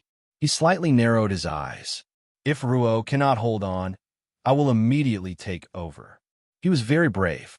It was as if he was using his own life to protect Ruo's confidence. But under the effects of chloroform, his mind always easily drifted away from the operation room in the palace, and he forgot that the patient being operated on was him. Fan Xian had used chloroform against against Yin Bingyun, against the second prince. Today, he was finally getting his comeuppance. He turned his head to look at Wanner's snow-white cheeks. Her eyes, after being slightly swollen, appeared particularly poignant and beautiful. Then, he looked at his sister, who was very carefully working on his chest. He suddenly smiled foolishly. He thought to himself, if in the future he let his wife and sister wear pink nurse uniforms at home, even though he could only look at them, how beautiful would that be? When people are confused, their true nature gradually emerges. The people outside of Guangxin Palace were still anxiously waiting. They all knew that Fan Xian had already woken up and was valiantly treating his serious injuries according to their own arrangements. Although the people of the Kingdom of Qing were long used to the surprises Fan Xian brought, such as the 3,000 poems, the spring examination, the first bureau, and the tender tofu, they all thought that he was seriously injured, and yet he wanted to treat himself. They didn't know if he could pull himself back from the line between life and death. The emperor, who had been resting in the royal study, seemed particularly nervous about this young official. He actually sat in the imperial carriage and returned to Guangxin Palace. He looked at the quiet people in front of the palace and heard the faint sounds of voices and metal clashing. He couldn't help but frown. He thought of many years ago, on the difficult battlefield in the north. He seemed to have seen something similar. How is it? King Jing bowed to the emperor and said worriedly, "The royal doctors can't help. Those guys from the third bureau, the antidote should be no problem, but the knife wound is a bit too deep." The emperor smiled slightly and said, "With the treasure she left behind, it shouldn't be too much of a problem." King Jing was startled and didn't reply. He stood behind the emperor, and a glimmer of anger and sorrow appeared in his lowered eyes, then disappeared in a flash. After an indeterminable amount of time, the door to Guangxin Palace was finally pushed open. Igwe Pin didn't care about her identity as a mistress. She pulled the third prince over and anxiously asked, "How is it?" What answered her was the sound of a very rude vomiting. The person who came out was a young eunuch. He had been in charge of delivering the instruments in the palace earlier. Now that he was the first to leave the palace, he naturally became the focus of everyone's attention. But hearing Igwe Pin's question, he couldn't answer at all. His face was deathly pale, as if he had been provoked by something. He held onto a pillar and kept vomiting. Eunuch Yao scolded, "You little bastard, vomit!" Before he could finish, another pale-faced young royal doctor came out of the palace. He squatted down and vomited along with the young eunuch. The world was peaceful, and the young eunuch had grown up in the palace. He had seen caning before, but he had never seen such a gloomy scene in the palace. What were those red, green, and white things? Could it be that the stomach of a person was filled with those horrible, bloody balls of meat? Miss Fan was amazing. She could even touch it with her hands. And the young royal doctor, who had practiced medicine for many years, only knew how to look, listen, question, and feel the pulse. The most disgusting thing he could do was look at the coating of the tongue and the vagina of the Eastern Palace. Tonight was the first time he had seen someone use needles to sew skin and scissors to cut flesh. That was human flesh and human skin. After a while, the imperial physicians who were students of the medical college that night quietly retreated out of Guangxin Palace. However, the expressions on everyone's faces did not look too good. Although most of them could still maintain their composure on the surface, deep down in their hearts, they had suffered quite a bit of shock. The emperor looked at their faces and knew that Fan Xian should be fine. But he still asked, how was it? The royal doctor, who had been slapped by King Jing, had been unable to suppress his curiosity and had secretly gone to watch. Hearing the emperor's question, his face was a mixture of green and red. He said with great shock, "Your Majesty, it is truly marvelous." Hearing this, King Jing couldn't help but scold him. "I'm asking you, Fan Xian, not for you to sigh here." The royal doctor stood up straight and continued to sigh. His beard trembled. "Your Majesty, Your Highness, I have been a doctor for decades and have heard of this marvelous acupuncture technique. I did not expect to see it today. Your Majesty, please do not worry. Young Master Fan's internal organs have healed, and he will be fine. It is just that he has lost too much blood and is not yet awake." He didn't dare say that after young Master Fan's operation was over, he finally couldn't withstand the effects of the chloroform and began to talk nonsense on the operating table. It was an absurd matter involving a noble family, and it was absurd beyond belief. He didn't dare to report this matter to the emperor. Fortunately, at the operating table, other than himself, the #1 student, there were only the 2 women closest to young Master Fan, so he should be fine. The people who remained outside Guangxin Palace were all people who sincerely hoped that Fan Xian would be able to survive. Hearing the royal doctor's powerful assurance, they all let out a collective sigh of relief. The great prince showed a smile of relief and bowed to the emperor. He did not wait outside Guangxin Palace any longer and went straight back to his manor.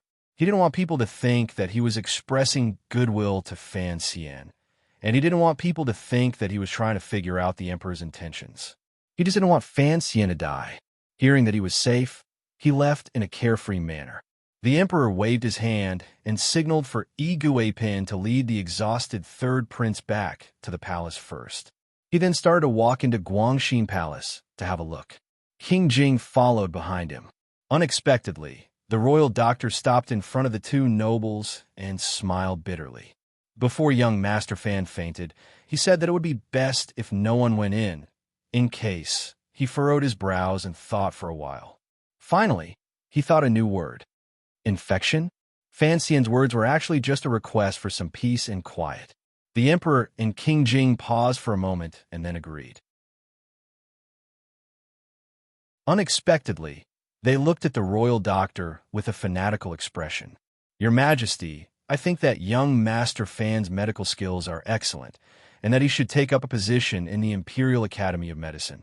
He can treat the nobles in the palace, and he can teach students to benefit the people of the Qin Kingdom. As they say, his fame will last for 1,000 years. This was a very good request, and there was no selfishness in it. But the situation was tense, and the emperor couldn't help but get angry before King Jing could. He yelled angrily, "He hasn't woken up yet, and you're taking him for what? Fan Xian is so talented. How could he be restricted to such matters?" King Jing wasn't angry. He chuckled and muttered, "Being a doctor is better than being a patient." The officials of the 3rd Bureau finally retreated and bowed respectfully to the emperor. After receiving a few words of encouragement from the emperor, they left the palace, somewhat exhausted. In Guangxin Palace, aside from the eunuchs and serving girls, there were only Fan Xian, Wan and Zhuo. Lin Wan looked at Fan Xian with a pained expression and then at her sister-in-law, whose face was pale. She gently wiped the sweat from her brow. This was what Fan Xian had said earlier. Fan Ruo's hand, which had been steady until now, finally began to tremble. She knew that under her brother's command, she had accomplished something incredible. Her brother's life should be saved. Her mind relaxed for no reason, and her legs gave way. She almost fell to the ground. Lin won, or held her up, and laughed at herself. She still didn't say anything. The meaning behind her smile was clear. The chicken-leg girl felt that everyone around her could help Fan Xian in some way, and only she could forever be a bystander, unable to do anything. Sister-in-law. Fan Ro finally noticed Lin Wan's unusual silence. She asked with concern, "Are you all right?" Lin Wan had been stared at by her sister-in-law for a long time, and there was nothing she could do. She smiled and said, "I'm fine." The word fine was a little unclear. Fan Ro looked closely and saw that there was a faint trace of blood at the corner of her sister-in-law's mouth. She couldn't help but jump in fright and was about to call for the royal doctor. Lin Wan hurriedly covered her mouth for fear of waking Fan Xian, who was intoxicated by the chloroform. She stuttered a little as she explained, "Nothing. I just bit my tongue."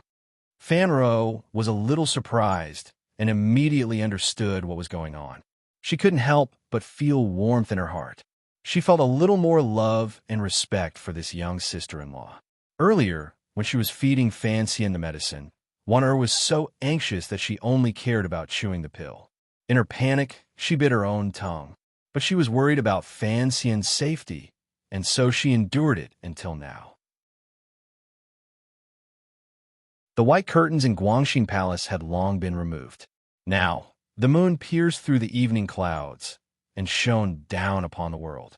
It was a little similar to the white curtains in the palace. The people outside the palace gradually dispersed, leaving behind only enough guards and eunuchs to deliver messages. The serving girls and eunuchs inside the palace rested their heads on their chairs, ready at any moment to see if there were any changes to Sir Fan Jr.'s injury. Another serving girl on night duty quietly removed the extra palace candles. The sister-in-law and sister-in-law sat quietly on the chairs, looking at Fan Xian sleeping peacefully in the dim candlelight. A smile of relief appeared on their faces at the same time. Outside the palace walls, Wu Zhu, dressed in coarse clothing, coldly looked in a certain direction in the palace. After confirming that someone was safe, he quietly slipped into the dark forest. After a few days, still in the royal palace, in the depths of a usually quiet but heavily guarded plum garden, the most famous patient in Jingdo was lying on a soft couch and sighing emotionally. "When can I go home?" Fan Xian covered himself with a thin blanket and lay on the soft bed. He looked at the little Chu Mei, who had been born early to show her filial piety. His expression was a little annoyed. The resources in the palace were naturally very abundant. All kinds of expensive medicines were carefully regulated by the Imperial Academy of Medicine. They were constantly poured into his stomach, and it was difficult for him not to recover quickly. The palace eunuchs and palace maids were also much better at serving people than Fan Manor. Even the scenery in the plum garden was much better than the back garden of Fan Manor. In addition, his wife and sister had received a special edict to be by his side every day. With the autumn sun shining on him, the quilt covering him, and the little beauty accompanying him, it seemed to be no different from his life at home, except that there was no swing. But he still wanted to go back to Fan Manor, because he always felt that was his true home in the capital. After the first surgery in the Qing Kingdom's palace, with the foundation of his body built up over nearly 20 years of hard work, he recovered quickly. His chest and abdomen were still not completely healed, but at least he could lie down and look at the scenery. But the Jinqi in his body had not improved in the slightest. He felt a slight chill and fear in his heart. Ruruo blew on the porridge in her bowl and used a spoon to feed him a mouthful. On the other side, Lin Wanner put her hand into his robe and carefully adjusted the position of the bag inside the 2 layers of cloth.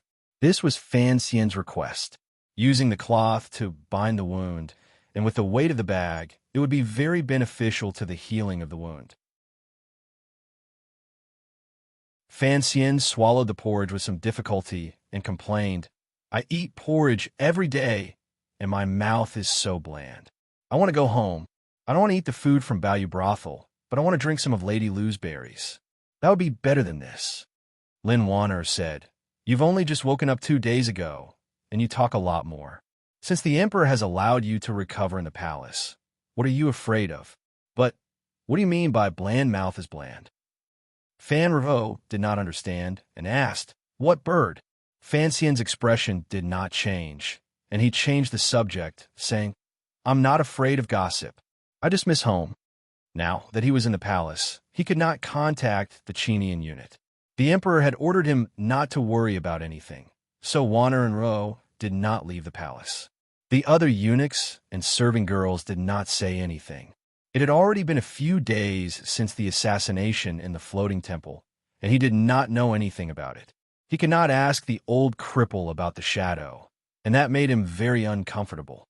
Today, I have to go to the hospital to settle my account, so I can only write this much.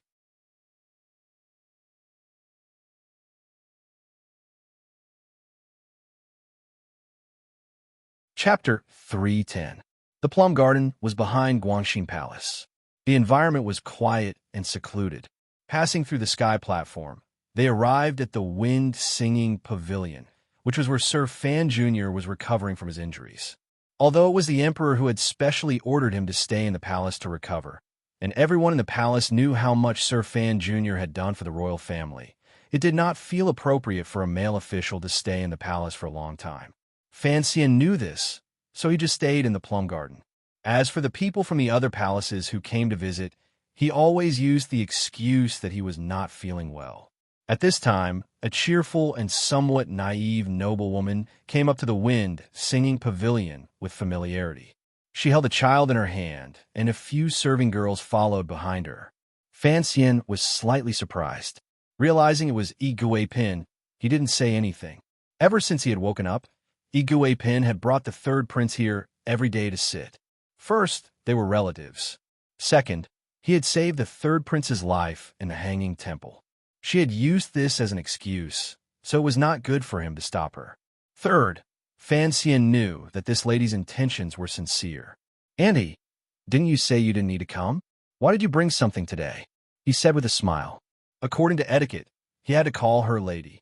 Last year, when he first entered the palace, Yi Guipin liked Fan Xian to call her auntie.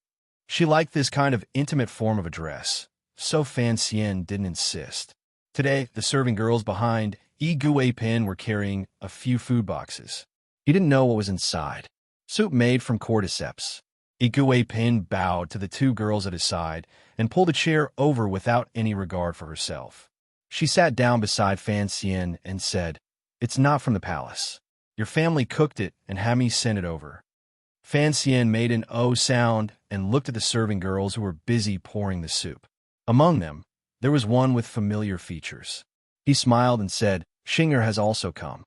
Xing'er was the little serving girl who had taken him to various palaces to visit when he first entered the palace. She had not expected that Sir Fan Jr. would still remember her. Involuntarily, she blushed slightly and made a sound as small as a mosquito.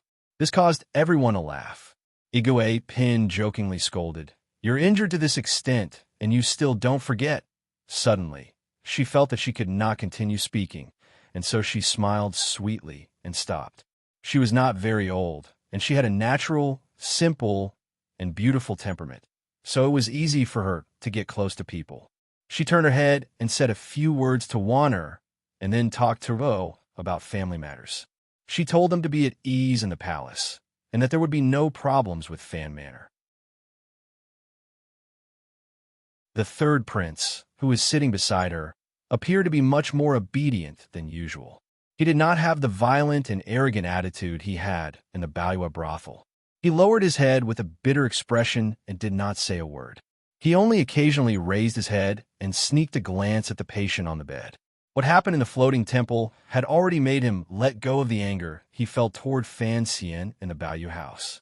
After all, at that time, aside from his big cousin, no one else cared about his life or death, including his two brothers. They only cared about saving their father. At that time, if Fan Xian had not been there, he feared that his little life would have been cut short by the hands of that ninth-level assassin. No matter how precocious an 8-year-old child was, in the end, he was only at an age where he could judge who was close to him based purely on his likes and dislikes. The third prince looked at Fan Xian's pale face and thought of Fan Xian blocking in front of him at the Hanging Temple.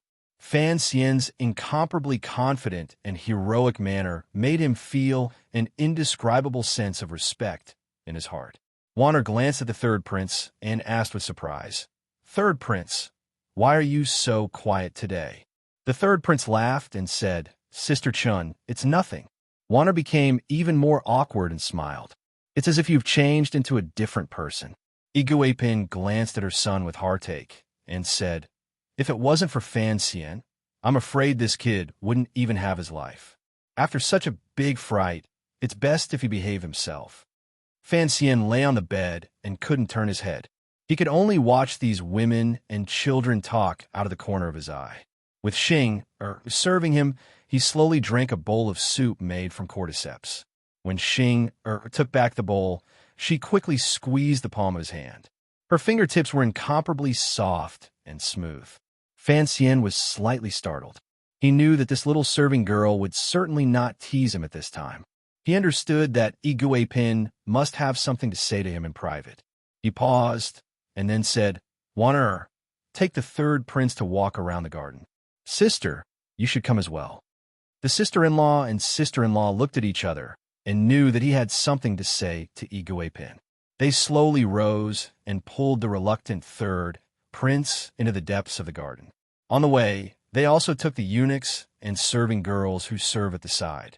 At this time, only Fan Xian and Iguipin were left in the wind singing pavilion. However, it was not convenient for a young official to be alone with a young lady, so Xinger conscientiously stayed behind. Fan Xian turned his head with some difficulty and glanced at Xinger. Iguipin understood and smiled slightly. "She's a little girl from home. She's not afraid." "Andy," Fan Xian forced a smile. "What is it now that you need to be so careful?" "I've been heavily injured and just woke up 2 days ago." Iguipin waved her handkerchief and smiled.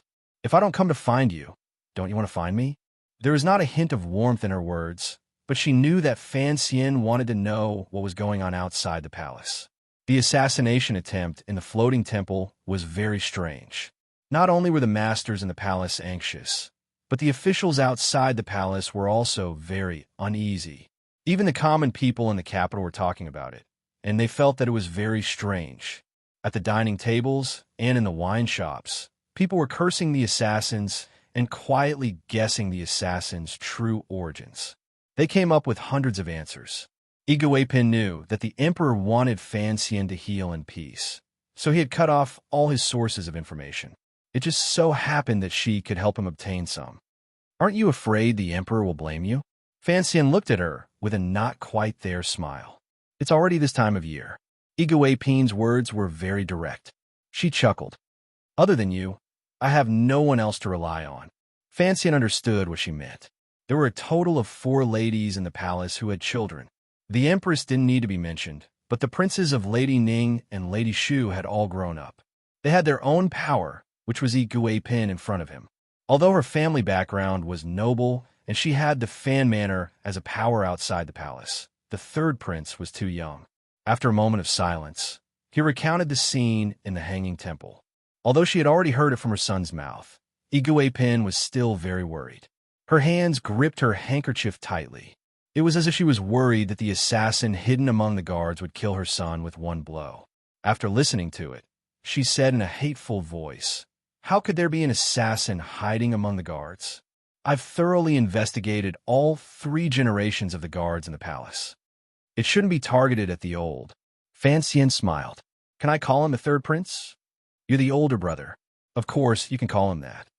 It's not targeted at the third prince," Fan Xian quietly explained. "Perhaps the assassin will kill the third prince, but the emperor is still his true goal. And don't worry. Although the crown prince is a bit worried about the power of the family, and my relationship with the second prince is not very good, the third prince is still too young. He shouldn't be the first target." To say these words in the palace was indeed a bit bold. Although there was no one around the wind singing pavilion eavesdropping, Iguipin's expression still changed. She smiled unnaturally. What she was most worried about was whether there were people in the palace who had ill intentions toward her son. Hearing Fan Xian's explanation, She relaxed a great deal. She then began to tell the fan manor in a quiet voice about the situation of the investigation outside the palace. Fan Xian didn't know the progress of the investigation. Because of her paternal family, she had many spies outside the palace. What she found was pretty much the truth. Gong Jian has already been captured. Fan Xian made a light sound of acknowledgement and did not reveal the shock in the depths of his heart. Igwe Pin used the word captured. It meant that the court had already decided on this matter. However, it was not strange. As the commander of the Imperial Army and the head of the guards, when the assassination happened in the Hanging Temple, he was not at the Emperor's side. Just this reason alone was enough to trample Commander Gong to the ground. In addition, countless feet would step on him and make it so that he would never be able to rise again. What Fan Xian was more interested in was what this extremely muddle-headed commander was doing at the time. He was in Luozhou, 40 li to the south of the capital.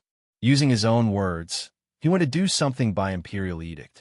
As Igwe Pin spoke, she revealed a confused expression.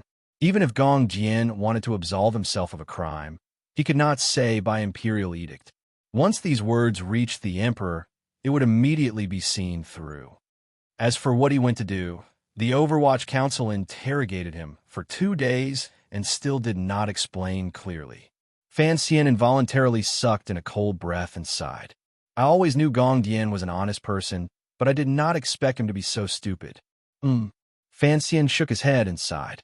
Since it was not the emperor's edict for him to go to Luozhou to do something, then it must be that person.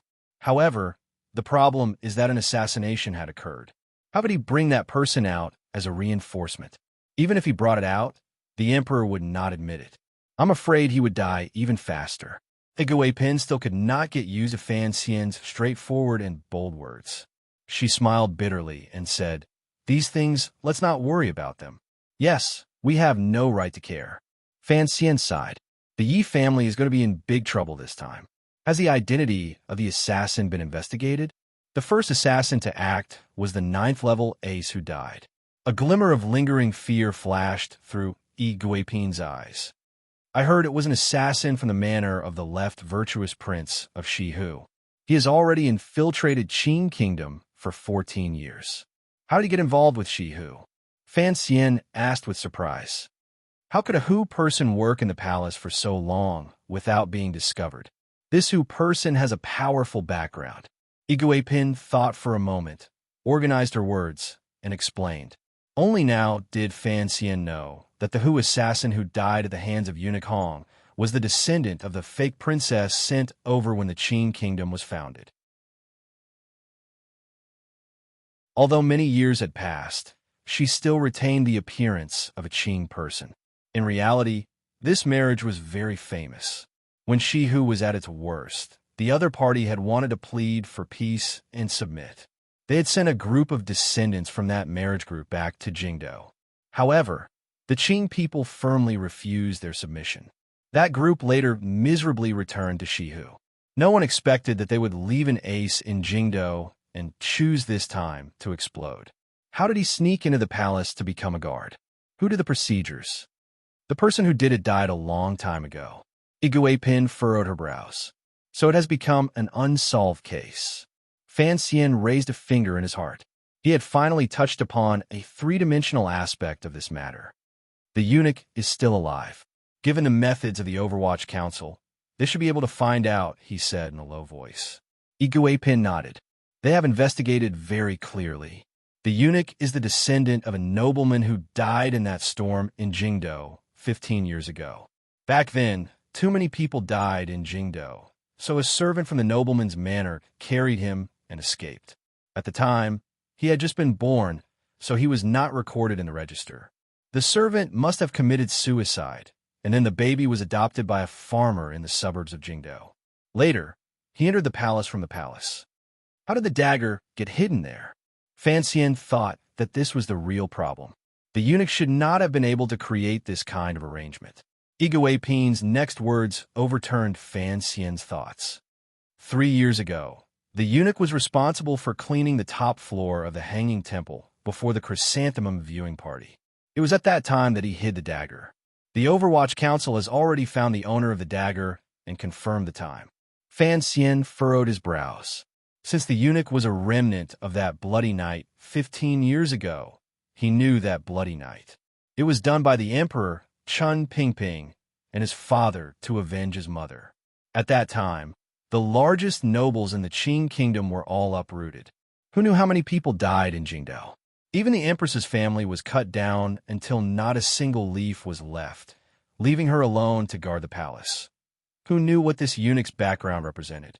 Shihu, noblemen. These people had the motive and courage to assassinate the emperor, but how did they get together? Did the Yi family have any reaction? Fan Xian asked seriously. What kind of reaction could there be? Igui Pin smiled and shook her head. Yi Zhong submitted 8 memorials asking for forgiveness. He did not dare return to Dingzhou and stayed in his manor. Even the guards in his manor were handed over to the Jingdou government to manage. He was careful and cautious. Let's see how the emperor handles this. The emperor? Fan Xian also smiled. Let's see if Yi Luyan returns to Jingdou. The two of them were about to say something when they suddenly heard faint voices coming from the corner of the plum garden. They fell silent and began to talk about other things. First, Fan Xian expressed his apologies to Duke Yi's manor for what had happened to the Baoyu brothel. Igui Pin, on behalf of the House of Duke, thanked Fan Xian for his bravery in disciplining the children. He had prevented the future of the House of Duke from slipping into an unpredictable abyss. The host and guest chatted happily and then said their goodbyes. What did they say? Wanner watched Igui Pin lead the third prince out of the garden. She curiously asked, "This lady has always been happy in the palace. Why does she look so nervous today?" Fan Xian smiled and said, "The child has grown up. As a mother, how can I still be like before? When we have children in the future, you'll understand." Lin Wanner's expression became awkward. She then remembered that her stomach had not moved. However, her husband was injured, so she couldn't say much. She could only force a smile and change the topic. "How is it outside? Has it turned the world upside down?" Fan Xian quietly told them the news Igui Pin brought. He glanced at the eunuchs and serving girls not far away and said, "The wind is a bit cold. Let's go back to the room." They knew some things were not convenient to say in front of the palace servants. Wanner and Ruo nodded and ordered the eunuchs to come and lift the bed. After returning to the room, Fan Xian laid down on the large bed. He opened his eyes and looked at the top of the bed. No one knew what he was thinking. A moment later, he finally said, "What do you think will happen to the Yi family this time?" There was no one in the room, so he had nothing to fear. He directly said, "Gong Jian must have received an edict to go to Luozhou, and it was definitely not an edict from the emperor. Otherwise, if Gong Jian cried out, even the emperor would not be able to resolve the situation." He felt a chill in his heart. Although this move is a bit absurd, it is very effective. The Empress Dowager secretly ordered Gong Jian to go to Luozhou. As a commander of the royal guards, of course he had to go. But there was an assassin in the floating temple. If during the trial, Gong Jian still insisted that the Empress Dowager secretly ordered him to leave the capital, then it would be the same as announcing to the world that the Empress Dowager wanted to kill the emperor. If Gong Jian does not want his entire family to be wiped out, then he will have to keep his words to himself. That would be a big loss. Lin Wanner and Ruo were both smart people. Of course, they did not think that the Empress Dowager had arranged for the floating temple incident. Wanna looked worried. "You are saying that Gong Jian going to Luozhou was arranged by grandmother and the emperor?" Fan Xian grunted. Roro furrowed her brows. "Why would they do that?" Fan Xian laughed coldly. Gong Jian is the commander of the royal guards, and he is Yi Zhong's disciple. This time, he is unlucky. The Yi family will follow suit. Wanner was worried about her good friend, Yi Ling-er. She sighed. The Yi family has always been loyal. Why would the emperor? She did not finish her sentence, but everyone understood. Fan Xian sighed and said, if the emperor did not doubt the Yi family's loyalty, of course, he would not choose to do this. But now that he has doubts, he can only choose to have the Yi family stand to the side. At least, the important area of Jingdou cannot be guarded by the two brothers. The most important thing is that the Yi family has the only great-grandmaster in Qin Kingdom on the surface. As long as Yi Luoyun does not die, he will not be able to touch the Yi family. That is why he used such a sinister move. It is a move that will lose the dignity of the royal family. Fan Xian sighed. Are they not afraid of disappointing the hearts of the officials? Why would the emperor suspect the Yi family? It is simple, Fan Xian explained. The emperor arranged the marriage between the second prince and Yi Lang-er. If Yi Zhong had seen clearly enough, he should have rejected the marriage at the time.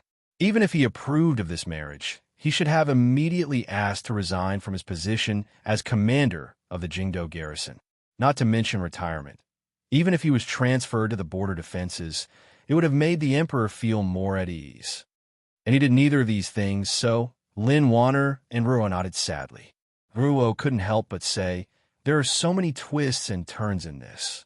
When I was in northern Qi, I guessed that this day would come, Fan Xian said. I just did not think the emperor would use such a petty method. Wanner suddenly said, it looks like the assassination in the Hanging Temple was something the emperor expected. Fan Xian looked at her and nodded. I just don't know if everything is in the calculations, or if His Majesty had only planned one of them. Lin Wanner looked back into his eyes and slowly said, the emperor does not like to take risks, so, at most, he will set a fire. The husband and wife looked at each other silently for a long time. It seemed that they were both afraid. If the fire in the Hanging Temple was arranged by the emperor, then who arranged the subsequent chain of attacks? Fan Xian slowly closed his eyes. In a quiet voice, he said, the assassin's plan is too clever. So clever that I don't believe this is a plan that one organization, or perhaps several organizations, could come up with. It was just a coincidence, he continued. He continued to say, the assassins who were hiding in the palace suddenly realized that the situation in the floating temple was very suitable for them to suddenly explode. So, without any discussion and without any premeditated planning, a series of assassinations suddenly erupted. In the end, he said to himself, it is clear that this is a trap. It is a trap that completely exceeded the emperor's expectations. In a gloomy building not far from the palace, Chen Pingping sat in his wheelchair and didn't say a word. The 7 heads below him were also silent. They didn't know what to say. The emperor was assassinated. Other than the imperial army, who had to bear the greatest responsibility, the Overwatch Council also had to bear the consequences. If the commissioner, who was lying in the palace, had not saved the situation, perhaps the Overwatch Council would have been like the Yi family, waiting for the palace to need them. Yin Bingyun, who had officially become the head of the 4th Bureau, coldly opened his mouth and broke the silence in the secret room. The assassin buried among the guards in Shi Lake, the eunuch who survived the bloody night 15 years ago, and the brother of the legendary Sigu sword. It is impossible for these people to come together to plan such a situation. Furthermore, we still haven't found out who set the fire. According to news from various places, the Brocade Guard of Northern Qi is currently in chaos. They have no time to plan this. Dongyi has also shown no signs of planning this. The acting head of the 6th Bureau also coldly opened his mouth. Furthermore, Sigu Jian has a younger brother. This is only a matter of legend. No one knows if this person truly exists. The 2nd Bureau of the Overwatch Council was responsible for gathering and analyzing intelligence reports. The leader wore an expression of apology and said, shamefully, there is no intelligence at all. Although it is my dereliction of duty, I thought that in order to plan such a killing trap, the flow of intelligence was essential. We would have caught some clues, but there is not a single one. I can only think that the parties involved in the assassination did not have any real contact.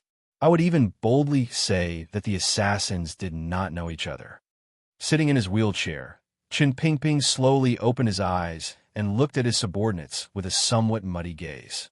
He thought to himself, the emperor ordered people to set the fire. Of course, they cannot be caught. As for the assassin from Shi Hu and the daring eunuch, who knows where he came from? The emperor and I are not real gods. This is a plot of immortals. The old man yawned. It was just a coincidence. There's not so much to think about. I'm not in a good mood. The post in the book review section that was suitable for pregnant women has disappeared. I don't know if I made a mistake or something. I have been looking for it for a long time and have not been able to find it.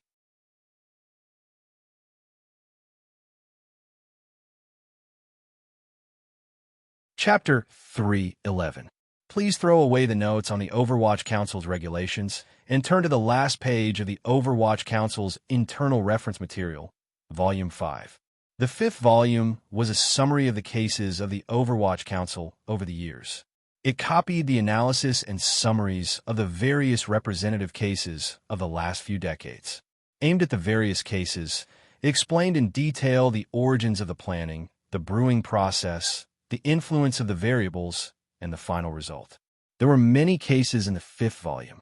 With the help of the Overwatch Council's intelligence network, as well as the relevant evidence found in the cases, it was enough to explain most of the so-called conspiracies in the world. It was enough to find the true cause of the events, as well as the procedures in between, because in reality, humans were far less imaginative than they thought they were. But there was also a type of case where people could only dig up one or two sides of the story and could not explain everything. That was the 3 words written on the last page of Volume 5, 3 words that Fan Xian and Qin Pingping were very familiar with. A fairy trap. A fairy trap referred to a situation in which there were variables that could not be determined by common sense, resulting in a situation that even the gods could not predict. For example, when Qin Pingping led the Black Knights in a 1,000-mile assault deep into the Northern Wei Kingdom, they captured Xiaoan, who had secretly returned to his hometown to attend his son's wedding. The Overwatch Council had already calculated all the details, and had even calculated that they would have to pay a heavy price.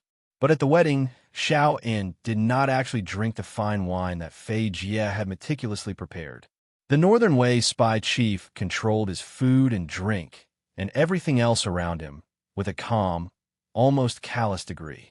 But just when the people of Qing thought that this conspiracy could not proceed as planned, the story took an unimaginable turn.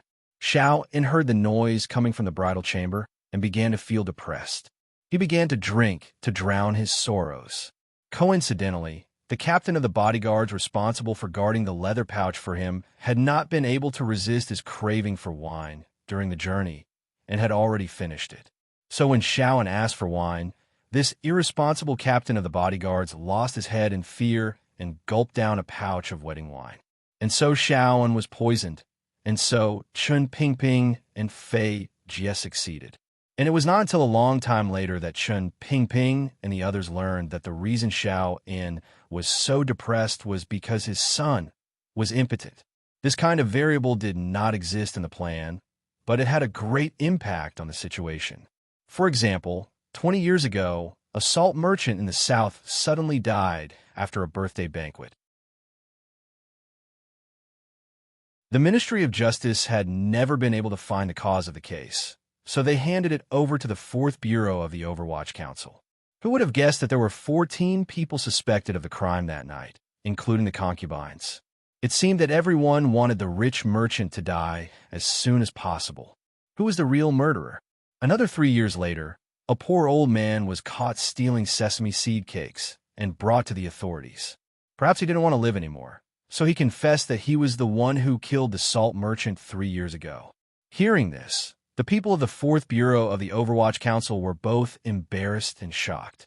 How could professionals like them let go of a real suspect? When they arrived at the scene of the crime, everyone suddenly realized what was going on and felt extremely embarrassed. The old man and the salt merchant were childhood neighbors, and they grew up together. Later, the old man went to live in Wuzhou, and when he returned to settle down, he saw the salt merchant having a birthday banquet.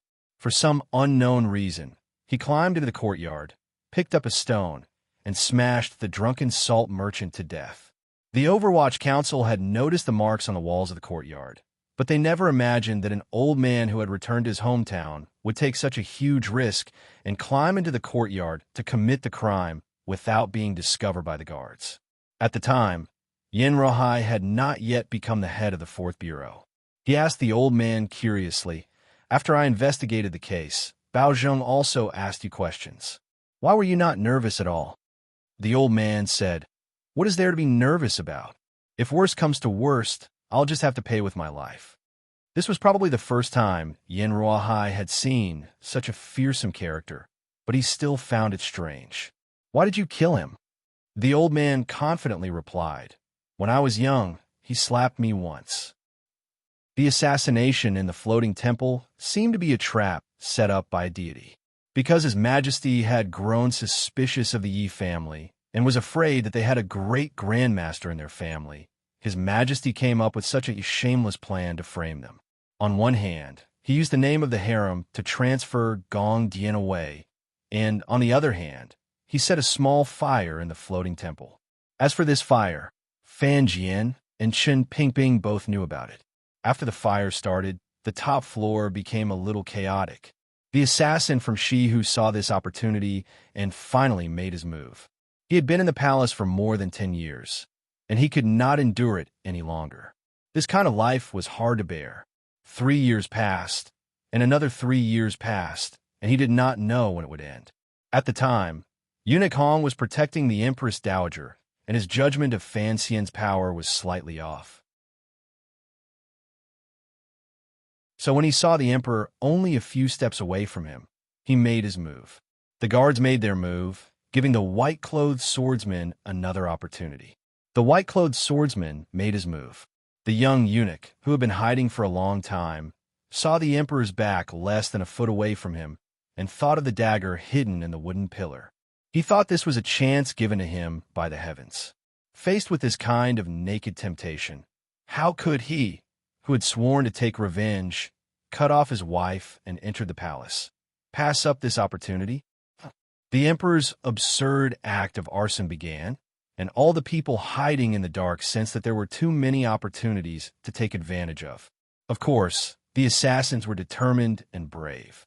Although they had no contact with each other, they chose to attack one after the other. Helping each other was satisfying themselves. As long as they could kill the Emperor of the Kingdom of Qing, they did not care about their own lives, but they cherished this opportunity that had been created by a freak combination of factors. They came from all over the world, and for the same goal, they walked together with determination and tacit understanding. Late at night in Guangxin Palace, Fan Xian lay on the bed, looking at the gauze curtain on the bed. He could not fall asleep.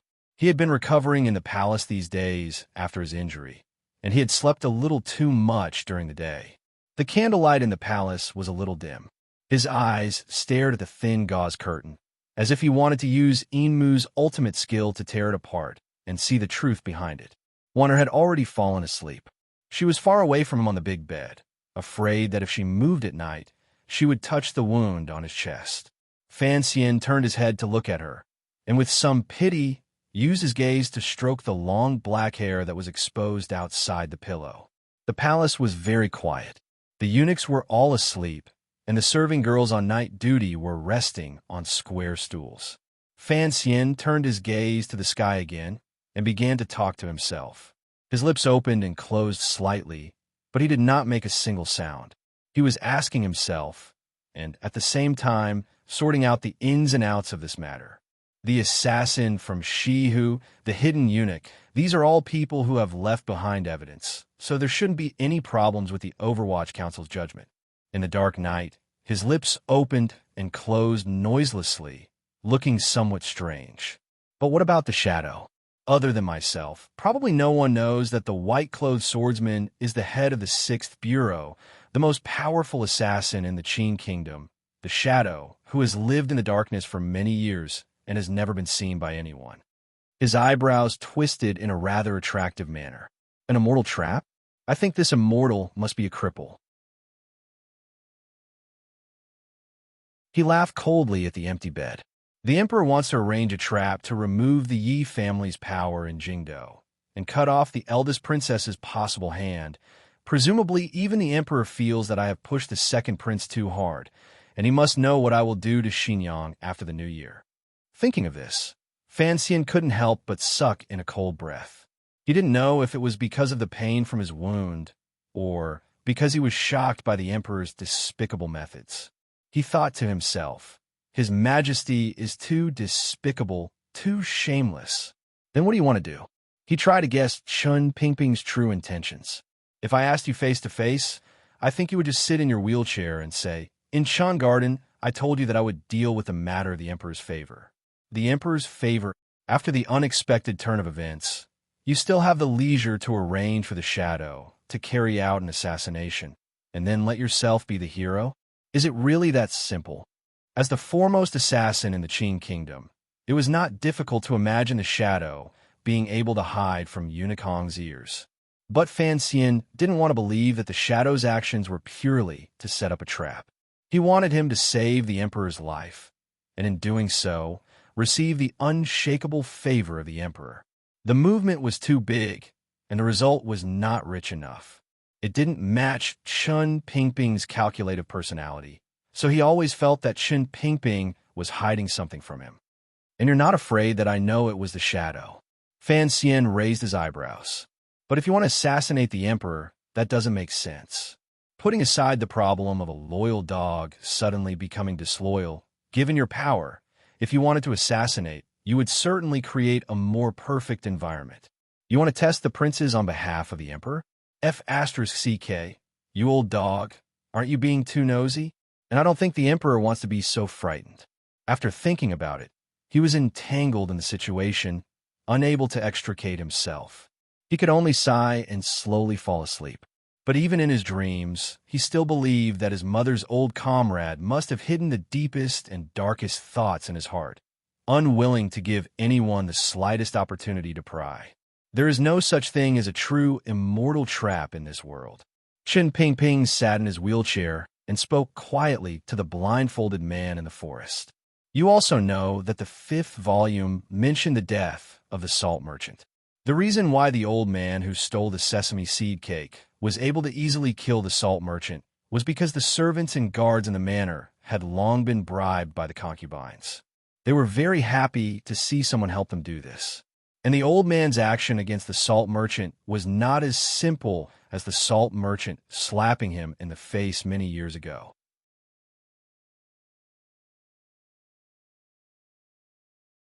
The precise reason was that the salt merchant had stolen the old man's wife. The hatred of the wife's murder is always greater.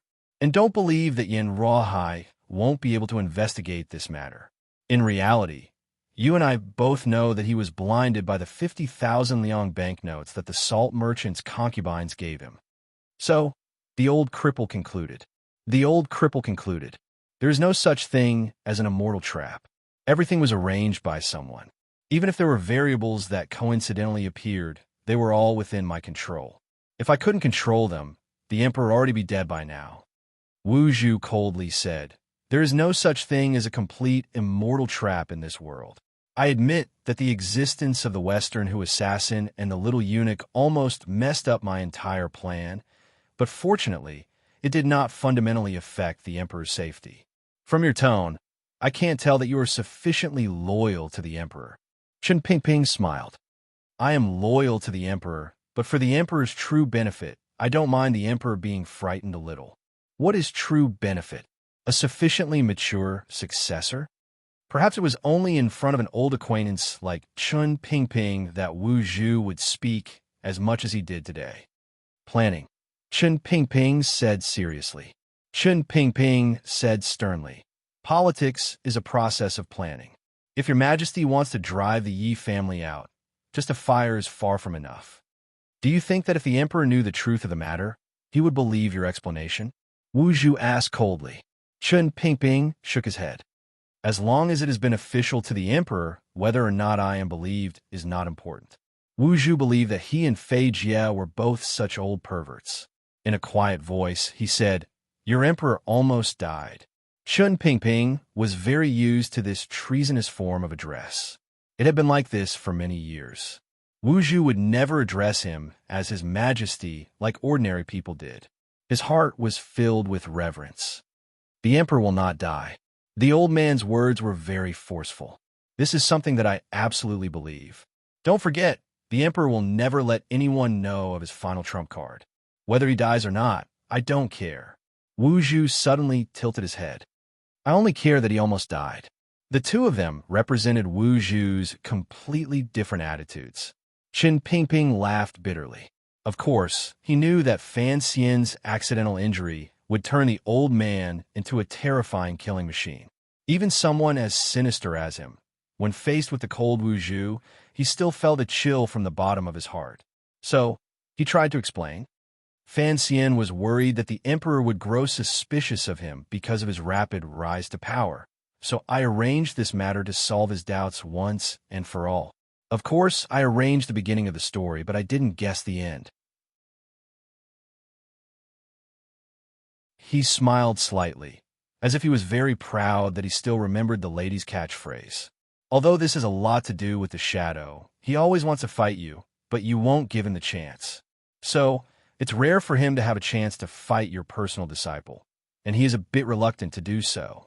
Of course, if Fan Xian hadn't chased after you and suffered such heavy injuries, this matter would not have had much meaning. Wu Zhu suddenly said, very abruptly, "You let the shadow come back. I gave him the chance to fight me." This cold joke almost made Qin Pingping choke. After coughing for a long time, he spread out his hands and said, "It was just an accident." Wu Zhu said straightforwardly, "If it was an accident, why did he already escape before I came?" Qin Pingping's wrinkled face was full of a bitter smile, and he coughed a lot before he calmed down. "This was my arrangement because I was worried that you would be unhappy and let something happen to him. You should know that I only have one truly useful person by my side. If you killed him, how could these old bones of mine continue to live?" Wu Zhu said nothing. Only the black cloth fluttering in the night wind expressed his dissatisfaction. "After I die, the shadow will be loyal to him." Qin Pingping very seriously stated his reward. Wu Zhu slightly tilted his head, as if considering whether or not Fan Xian would accept this compensation. After thinking for a while, based on his judgment, a person as lustful as Fan Xian would certainly be interested in a 9th-level, super-strong assassin. He was silent for a while, and then said, "You found me in the south, saying that there is something fun to show me in the capital. Is this the show?" Fan Xian always said that you were playing in the south, and I thought he was lying to me. "I didn't think you were really in the south," said Qin Pingping. "What a coincidence." Qin Pingping suddenly leaned forward. "I was going to let you watch the show, but I underestimated Fan Xian's power, and I underestimated Fan Jian's shamelessness. That old man knew that the fire was set by His Majesty, and so he rushed Fan Xian upstairs to save His Majesty." The old man laughed shrilly. "It's a pity that you didn't see it." Wu Zhu slowly raised his head. "You want to kill the Empress Dowager?" Qin Pingping shook his head.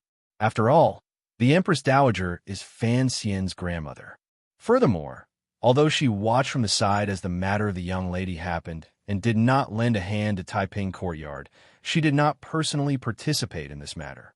Up until now, what I have found is not enough to explain anything. Wu Zhu shook his head. "In the future, if you find something, or if I find something, no matter what Fan Xian does, I will do it."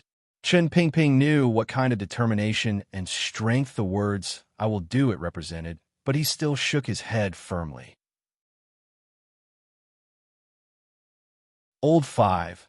Although you are the most terrifying person in the world, you still should not underestimate the true strength of a country, a palace.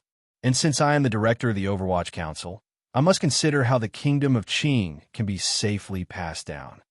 Don't forget, this is also the lady's last wish. He smiled. "So I will do these boring things. So what were you going to show me?" Qin Pingping suddenly sighed, and his voice sounded a little lonely. "Since this show has not yet begun, let's not talk about it now." Wu Zhu's reaction was not like that of an ordinary person's. It seemed that he had no interest in asking questions, and quickly turned around, ready to disappear into the darkness. "We haven't seen each other since you took the young master to Danzhou." Qin Pingping suddenly sighed behind him. "We haven't seen each other in 17 years, and you're leaving so soon?" Wu Zhu paused and said 2 dry words. "Take care." Then he really did disappear into the darkness. Given Wu Zhu's power and temperament, for him to say "take care" was already a miraculous thing.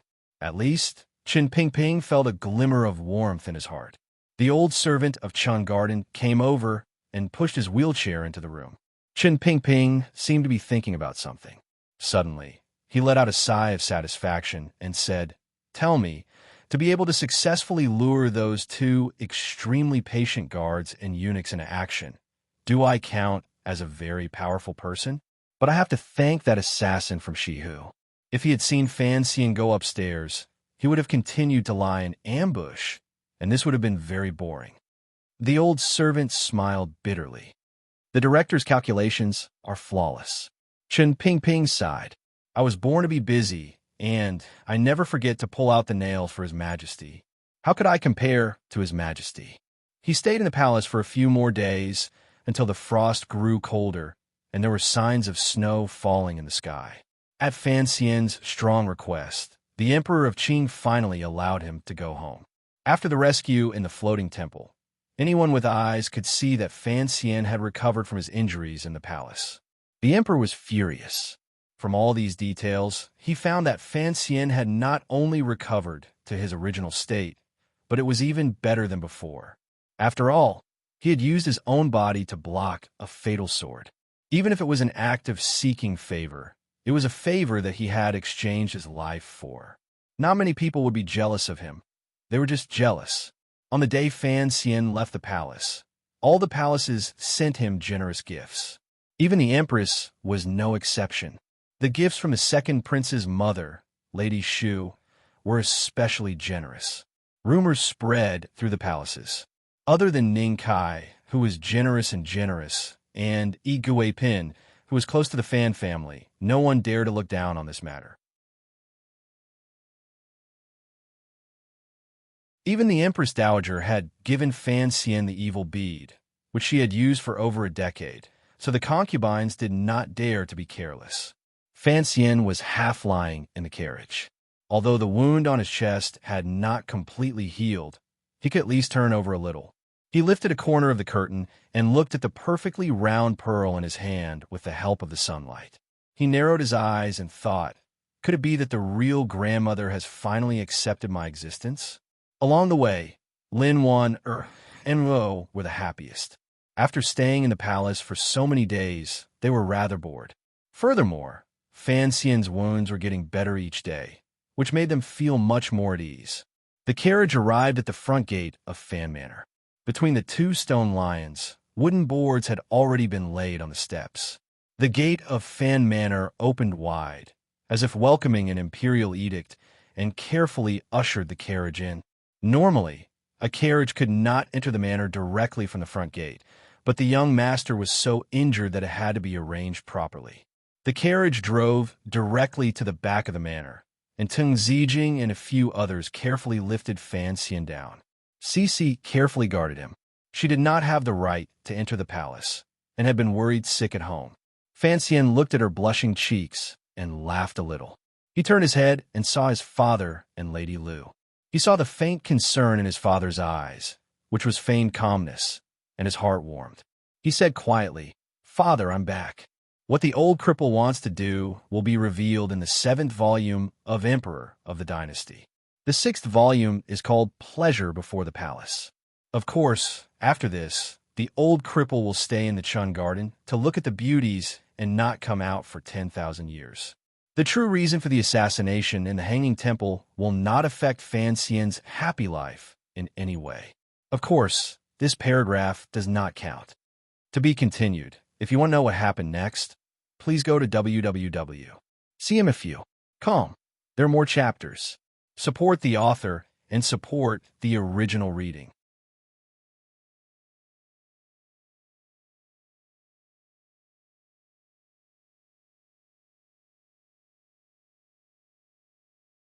In the history of this time and space, there had never been a precedent of a prince taking the post of commander of the imperial army. Why? It was precisely because he was afraid that those audacious princes would use their soldiers to rebel. However, the emperor had given the position of commander of the imperial army to the great prince. There was also a crown prince in the Eastern Palace. What was the emperor thinking? The first prince's birth mother, Lady Ning, was an Easter barbarian. Logically speaking, the throne should never have fallen to him. Mutai did not dare to respond. He reported to Fan Xian the recent work of the First Bureau. Seeing that the commissioner seemed to be tired, Mutai quickly excused himself. Teacher, take a break. In private, Shi Chanli was still used to calling Fan Xian teacher and not sir. He looked at Fan Xian's complexion, which was clearly lacking in qi and blood. His heart ached as he said, "The emperor has given a clear edict for you to not be involved in council affairs for 3 months. It is clear that he wants you to rest well, yet you refuse to listen." His teacher was very fond of him, and, as a student, he felt a little proud of himself. Fan Xian shook his head and jokingly scolded him. "Why don't you stay at Baiwa Brothel? Why do you come to my study every day?" Shi Chanli gave a wry smile and said, "That place, it feels wrong to stay there." Fan Xian laughed and chased him out. He also told him to call Deng Ziyu in. Deng Ziyu entered the study, and Fan Xian's face immediately became serious. He asked, "What is the council's conclusion about the white-clothed assassin?" Although he knew that it would be impossible for him to dig out the secret in Chun Pingping's heart, it would be a shame to give up the resources that the old cripple had in his hands and not use them to make guesses. Deng Ziyu shook his head and said, "Although the emperor called out the assassin's identity in the Hanging Temple," he gave a wry smile and said, "Sir, you know that the emperor is not a martial artist. His words cannot be trusted. Sigu Jian did have a younger brother, but he has been missing for many years. Everyone is guessing whether or not he was killed by Sigu Jian when he took over Dongyi. So, the council has been very careful in expressing their opposition." Fan Xian was a little surprised. He was surprised that the Overwatch Council did not get rid of this tale under Chun Pingping's guidance. Or was it that Chun Pingping was confident that the Shadow's true identity could not be guessed, and so he did not do anything? But Deng Ziyu said the second, but with embarrassment on his face. "Since your majesty has said that he is Sigu Jian's younger brother, as officials, it is not appropriate for us to directly object. Particularly, we do not know if your majesty's casual words will affect the movements of the court in the next few years." Fan Xian laughed. The Qin kingdom loved martial arts, and everyone knew that.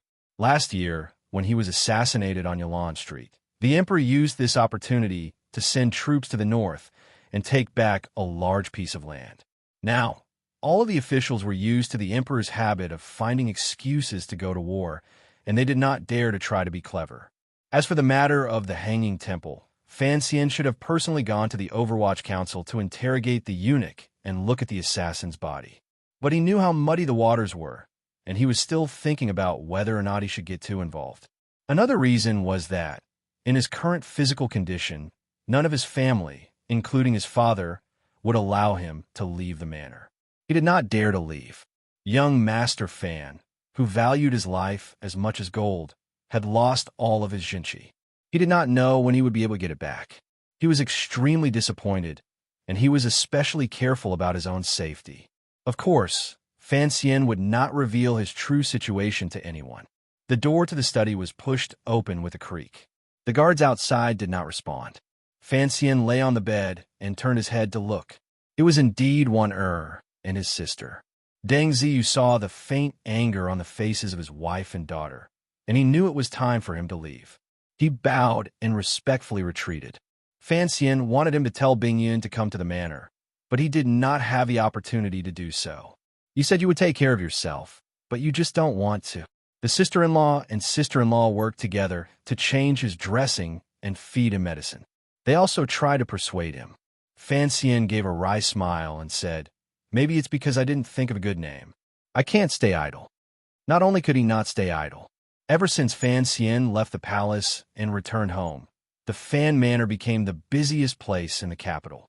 Every day, officials from the 3 departments, 3 temples, and 6 ministries came to visit the commissioner. Countless nobles came to visit, and officials, regardless of faction, all came to show their goodwill. On the South Street in front of the Fan Manor, the black carriages were like clouds, and the gift boxes were like dragons. The people who came to the Fan Manor gave him all kinds of precious medicine. There was no way Fan Xian could eat all of it by himself. Aside from the truly valuable ingredients, the rest were given to the Baoyue brothel. The assassination in the Hanging Temple made Fan Xian once again the most powerful official in the Qin Kingdom. Compared to his sudden rise to become the commissioner of the Overwatch Council, this time he had saved the emperor as a cornerstone. He appeared to be much more solid and stable, which made the officials of the Qin Kingdom secretly fear him. The officials were not blind or deaf. After Fan Xian was injured, he was kept in the palace for many days. And according to the news from the palace, the emperor did not sleep much the night Fan Xian was treated. Only Chun Pingping, the lonely old man, could compare to the emperor's favor. Many people were carefully trying to curry favor with the Fan manor, but in their hearts, they were not completely convinced. Especially the brave young people. They could not help but be jealous of Fan Xian's good luck. When the emperor was assassinated, why were they not by his side? This time, the family earned a lot of money. Fan Xian was speaking seriously, and he was not joking. In his previous life, if a county was sick, it would cost at least tens of thousands. Furthermore, he was a high-ranking official in the Qin Kingdom, where bribery was becoming more and more common. "It's been hard on you, master." Lin Wanner smiled lightly and fed him some medicine like she was coaxing a child. She was of noble birth and did not care about the flattery of the officials. Fan Xian, who was recuperating, was not in the mood to receive the officials who claimed to be there to see him, but were actually expressing goodwill. These officials all had their own backgrounds, so Minister Fan could only suffer. Other than routine ministry work, most of his time was spent greeting the guests. Fan Ro complained, "These people came once, and they took turns to come again. Aren't they afraid of annoying me? All the officials are fine." Lin Wanner suddenly thought of something, and her face showed admiration. She looked at Fan Xian and smiled. "The scariest one is the royal doctor. That old man is a very patient man. He came 4 times, and you refused to see him. In the end, even the emperor sent word to him that you would not go to the Imperial Academy of Medicine, but he still refused to give up. As a matter of fact, I heard from Master Tung that the royal doctor came again today. He is sitting in the study room, and he refuses to leave. A cup of tea has turned into water, and he pretends not to see Master Tung's expression." She sighed. What a powerful man. Fan Xian laughed bitterly. Although he didn't say anything, he admired the thick-skinned Qin Kingdom's #1 imperial doctor. That night in the palace, the royal doctor had no confidence in his medical skills, but that did not affect his decision to stay in Guangxin Palace and secretly learn from him. Later, he discovered the wonders of Fan Xian's medical skills and made up his mind to bring Fan Xian to the Imperial Academy of Medicine. At the very least, he wanted Fan Xian to pass on his strange medical skills. His determination was strong, and he repeatedly visited Fan Xian and refused to leave. His methods were shameless and strange. In the eyes of the doctors of the Qin Kingdom, surgery was naturally incomparably magical. But Fan Xian knew that he was just lucky at the time, and there were some crucial problems that made it very difficult to spread this knowledge in the current world. He tilted his head to look at his sister, who was carefully adjusting the bandages around his wound. He suddenly thought of a possibility, but immediately shook his head. The 3 of them were alone in the study room, and the atmosphere was just right. Unexpectedly, someone gently knocked on the door. Fan Xian furrowed his brows. "A guest has come to visit," the servant outside the door reported respectfully. This time, even Lin Wanner furrowed her brows. "Didn't I say I wouldn't see anyone?" Fan Xian smiled bitterly at the great prince, who had come uninvited, and said, "It's so convenient to be in the palace. You didn't go to the plum garden to see me. Why have you come today?" Lin Wanner also pouted. "Brother, there are many people in the manor right now. Why have you come to join in the fun?" The great prince looked at her helplessly. He had watched this sister grow up. She had only been married for a year, and all her thoughts were on her husband's family. There isn't much to talk about. The brother and sister bickered a bit more, and the great prince had no choice but to admit defeat. Using a trick of moving flowers to catch jade, he said in a low voice, "The great princess has also come with me." She is talking to Lady Fan. Sister Chun, you should go and see. The great princess he spoke of was the woman who had come all the way from northern Qi for a marriage alliance. Fan Xian was slightly surprised. He hadn't thought that the man and woman had cultivated such feelings before marriage, and that the palace allowed them to come and go as a pair. He then thought of the few conversations he had with the great princess on the way back, and couldn't help but be surprised. Lin Wan'er and Fan Ro were incomparably curious about this foreign princess, whom they had only heard of but never seen. Furthermore, they knew that the great prince must have something to say to Fan Xian, so they rose to leave. The study room quieted down. Fan Xian raised his right hand slightly, indicating that the great prince should have some tea. In a quiet voice, he said, "Congratulations, Your Highness." Naturally, he was congratulating the great prince for taking the position of commander of the imperial army. The great prince's eyebrows rose, and then immediately relaxed. He said lightly, "What is there to congratulate? I was originally the general of the Western expedition." Fan Xian smiled. "Although I've been demoted by 2 ranks, how can the central command of the imperial army be the same as the Yin Mountains on the border?" The great prince looked at him, unsure if there was some other meaning hidden in his words. After a moment, he said, I do not want to be the commander of the imperial army. I would rather go to the north and replace Yin Xiaoyi." Fan Xian shook his head, thinking that the emperor had sent Yin Xiaoyi far away and had the Yi family firmly under his thumb. He was guarding against that crazy woman in Xinjiang. If you go to the north, of course, Yin Xiaoyi will be happy, but the emperor will be very unhappy. Don't tell me that the great prince came to see a sick person like me today to talk about his unhappiness in the workplace. He laughed lightly. I could be a competent listener, not just a listener. The great prince stared into his eyes. Although he didn't understand what the word workplace meant, he said, "I want to ask for your help." He called himself not the great prince. Fan Xian noticed this change and began to feel slightly nervous. It seemed that this great prince, who had Dongi blood in him, was very serious in asking for his help. Good heavens! He sighed bitterly in his heart and looked at the great prince. "Your Highness, the commander of the imperial army is a very important position. The emperor trusts your loyalty, and that is why he made this arrangement. Fan Xian is an official. How can I make such presumptuous comments?" The great prince shook his head. "Fan Xian, to tell you the truth, when I first returned to the capital, I did not think much of you. When I was in the West, I heard that there was an immortal poet in Jingdo. But I am a general, and I have never believed in such romantic things. How can they help the people of the world and the court?" He then changed the subject. "But after returning to the capital for a few months, I saw that your actions were ruthless and pure, and that you were very talented. Not to mention the fact that you made things difficult for the second prince. But the incident in the Hanging Temple changed my opinion of you. And in the palace, you were able to cure your near-death injury."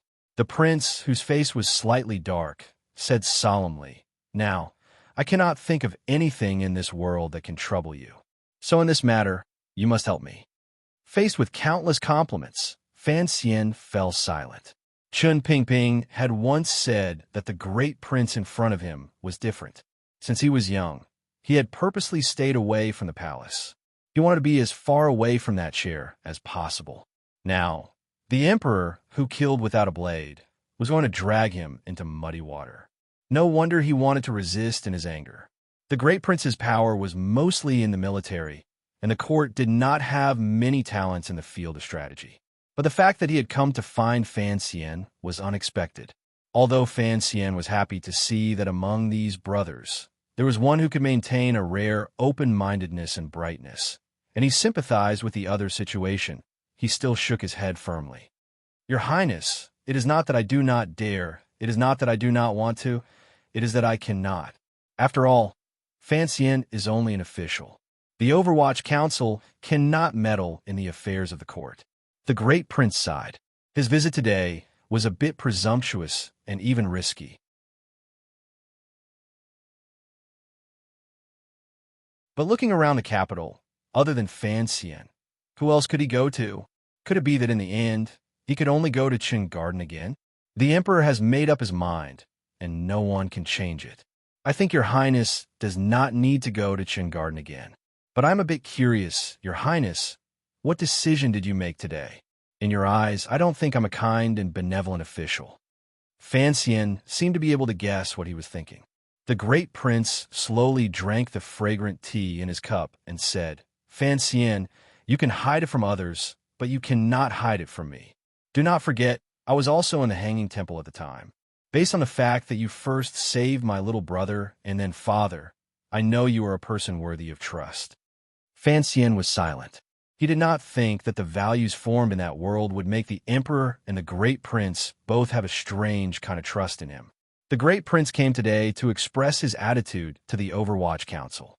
At the same time, he hoped to get some useful hints from Fan Xian. However, since Fan Xian maintained his silence, it was not good for him to be too rash. With Wanner acting as a bridge between them, if the situation in the capital changed in the future, he did not expect the Overwatch Council to help him. But if Fan Xian could reveal some useful information, that would be enough. I heard the royal doctor is in your manor, and has already come a few times. He awkwardly changed the topic. His long years on the horse had made him not very familiar with the curves of officialdom. Fan Xian laughed in his heart and explained, he wanted me to take a position in the Imperial Academy of Medicine. After the Emperor refused, he wanted me to go teach students there. It was supposed to be a casual conversation, but the Great Prince became serious. He said, Fan Xian, I also think you should go to the Imperial Academy of Medicine. That night, I stood guard outside Guangxin Palace. Seeing the serious expressions of the royal doctors, I knew your medical skills were very good. He curiously asked, actually, many people in the capital are wondering how you could allow Miss Fan to work on your own stomach. The royal doctors have already made you sound like a god. Fan Xian gave a wry smile and said, don't believe them. Everyone knows that Fei Jie is my teacher. If they were 4 years old and were digging up graves every day, opening up corpses that were soaking in water, they would be as good as I am. So that's how it is. It seems that nothing can be explained by the word genius. The Great Prince sighed and continued, of course, the Imperial Academy of Medicine is not as powerful as the Overwatch Council, but it is more peaceful. The idea of the royal doctor is very simple. If your medical skills were taught, who knows how many lives could be saved? He looked into Fan Xian's eyes seriously and said, saving people is better than killing them. And I have been in the army for many years, so I know what a good doctor means to those injured soldiers. Why would I teach them medical skills? To benefit the world. The royal doctor must be thinking the same thing. Exactly. Your Highness, so your secondary purpose today is to help the royal doctor persuade you. No wonder the topic changed so strangely earlier. Fan Xian laughed. Seeing him laugh so proudly, the Great Prince's face gradually darkened. He said, do you think we are all talking nonsense? In fact, it was close to nonsense. Asking Fan Xian to give up his position as commissioner of the Overwatch Council and become a medical professor was something that no one could have persuaded him to do.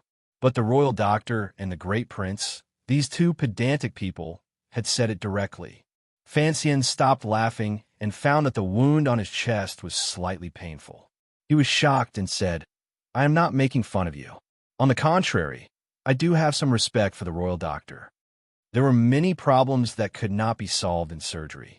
The first was anesthesia, the second was disinfection, and the third was the equipment. Currently, the standards of this world were not enough to solve these problems. Fan Xian used chloroform to anesthetize him, and he used hard resistance to disinfect him. These were all built on the foundation of his strong physical strength. If it had been an ordinary person, they would probably have been drugged to death or died from complications. As for the equipment, it was even more difficult to solve. Fan Xian and Fei Jie had thought about it for a few years, but in the end, they could only use the power of the Third Bureau to make a set. If they could not even stop the bleeding, what was the point of making an operation? Using words that the Great Prince could understand to explain these reasons, the Great Prince finally understood. This kind of medical skill was a relatively powerful one.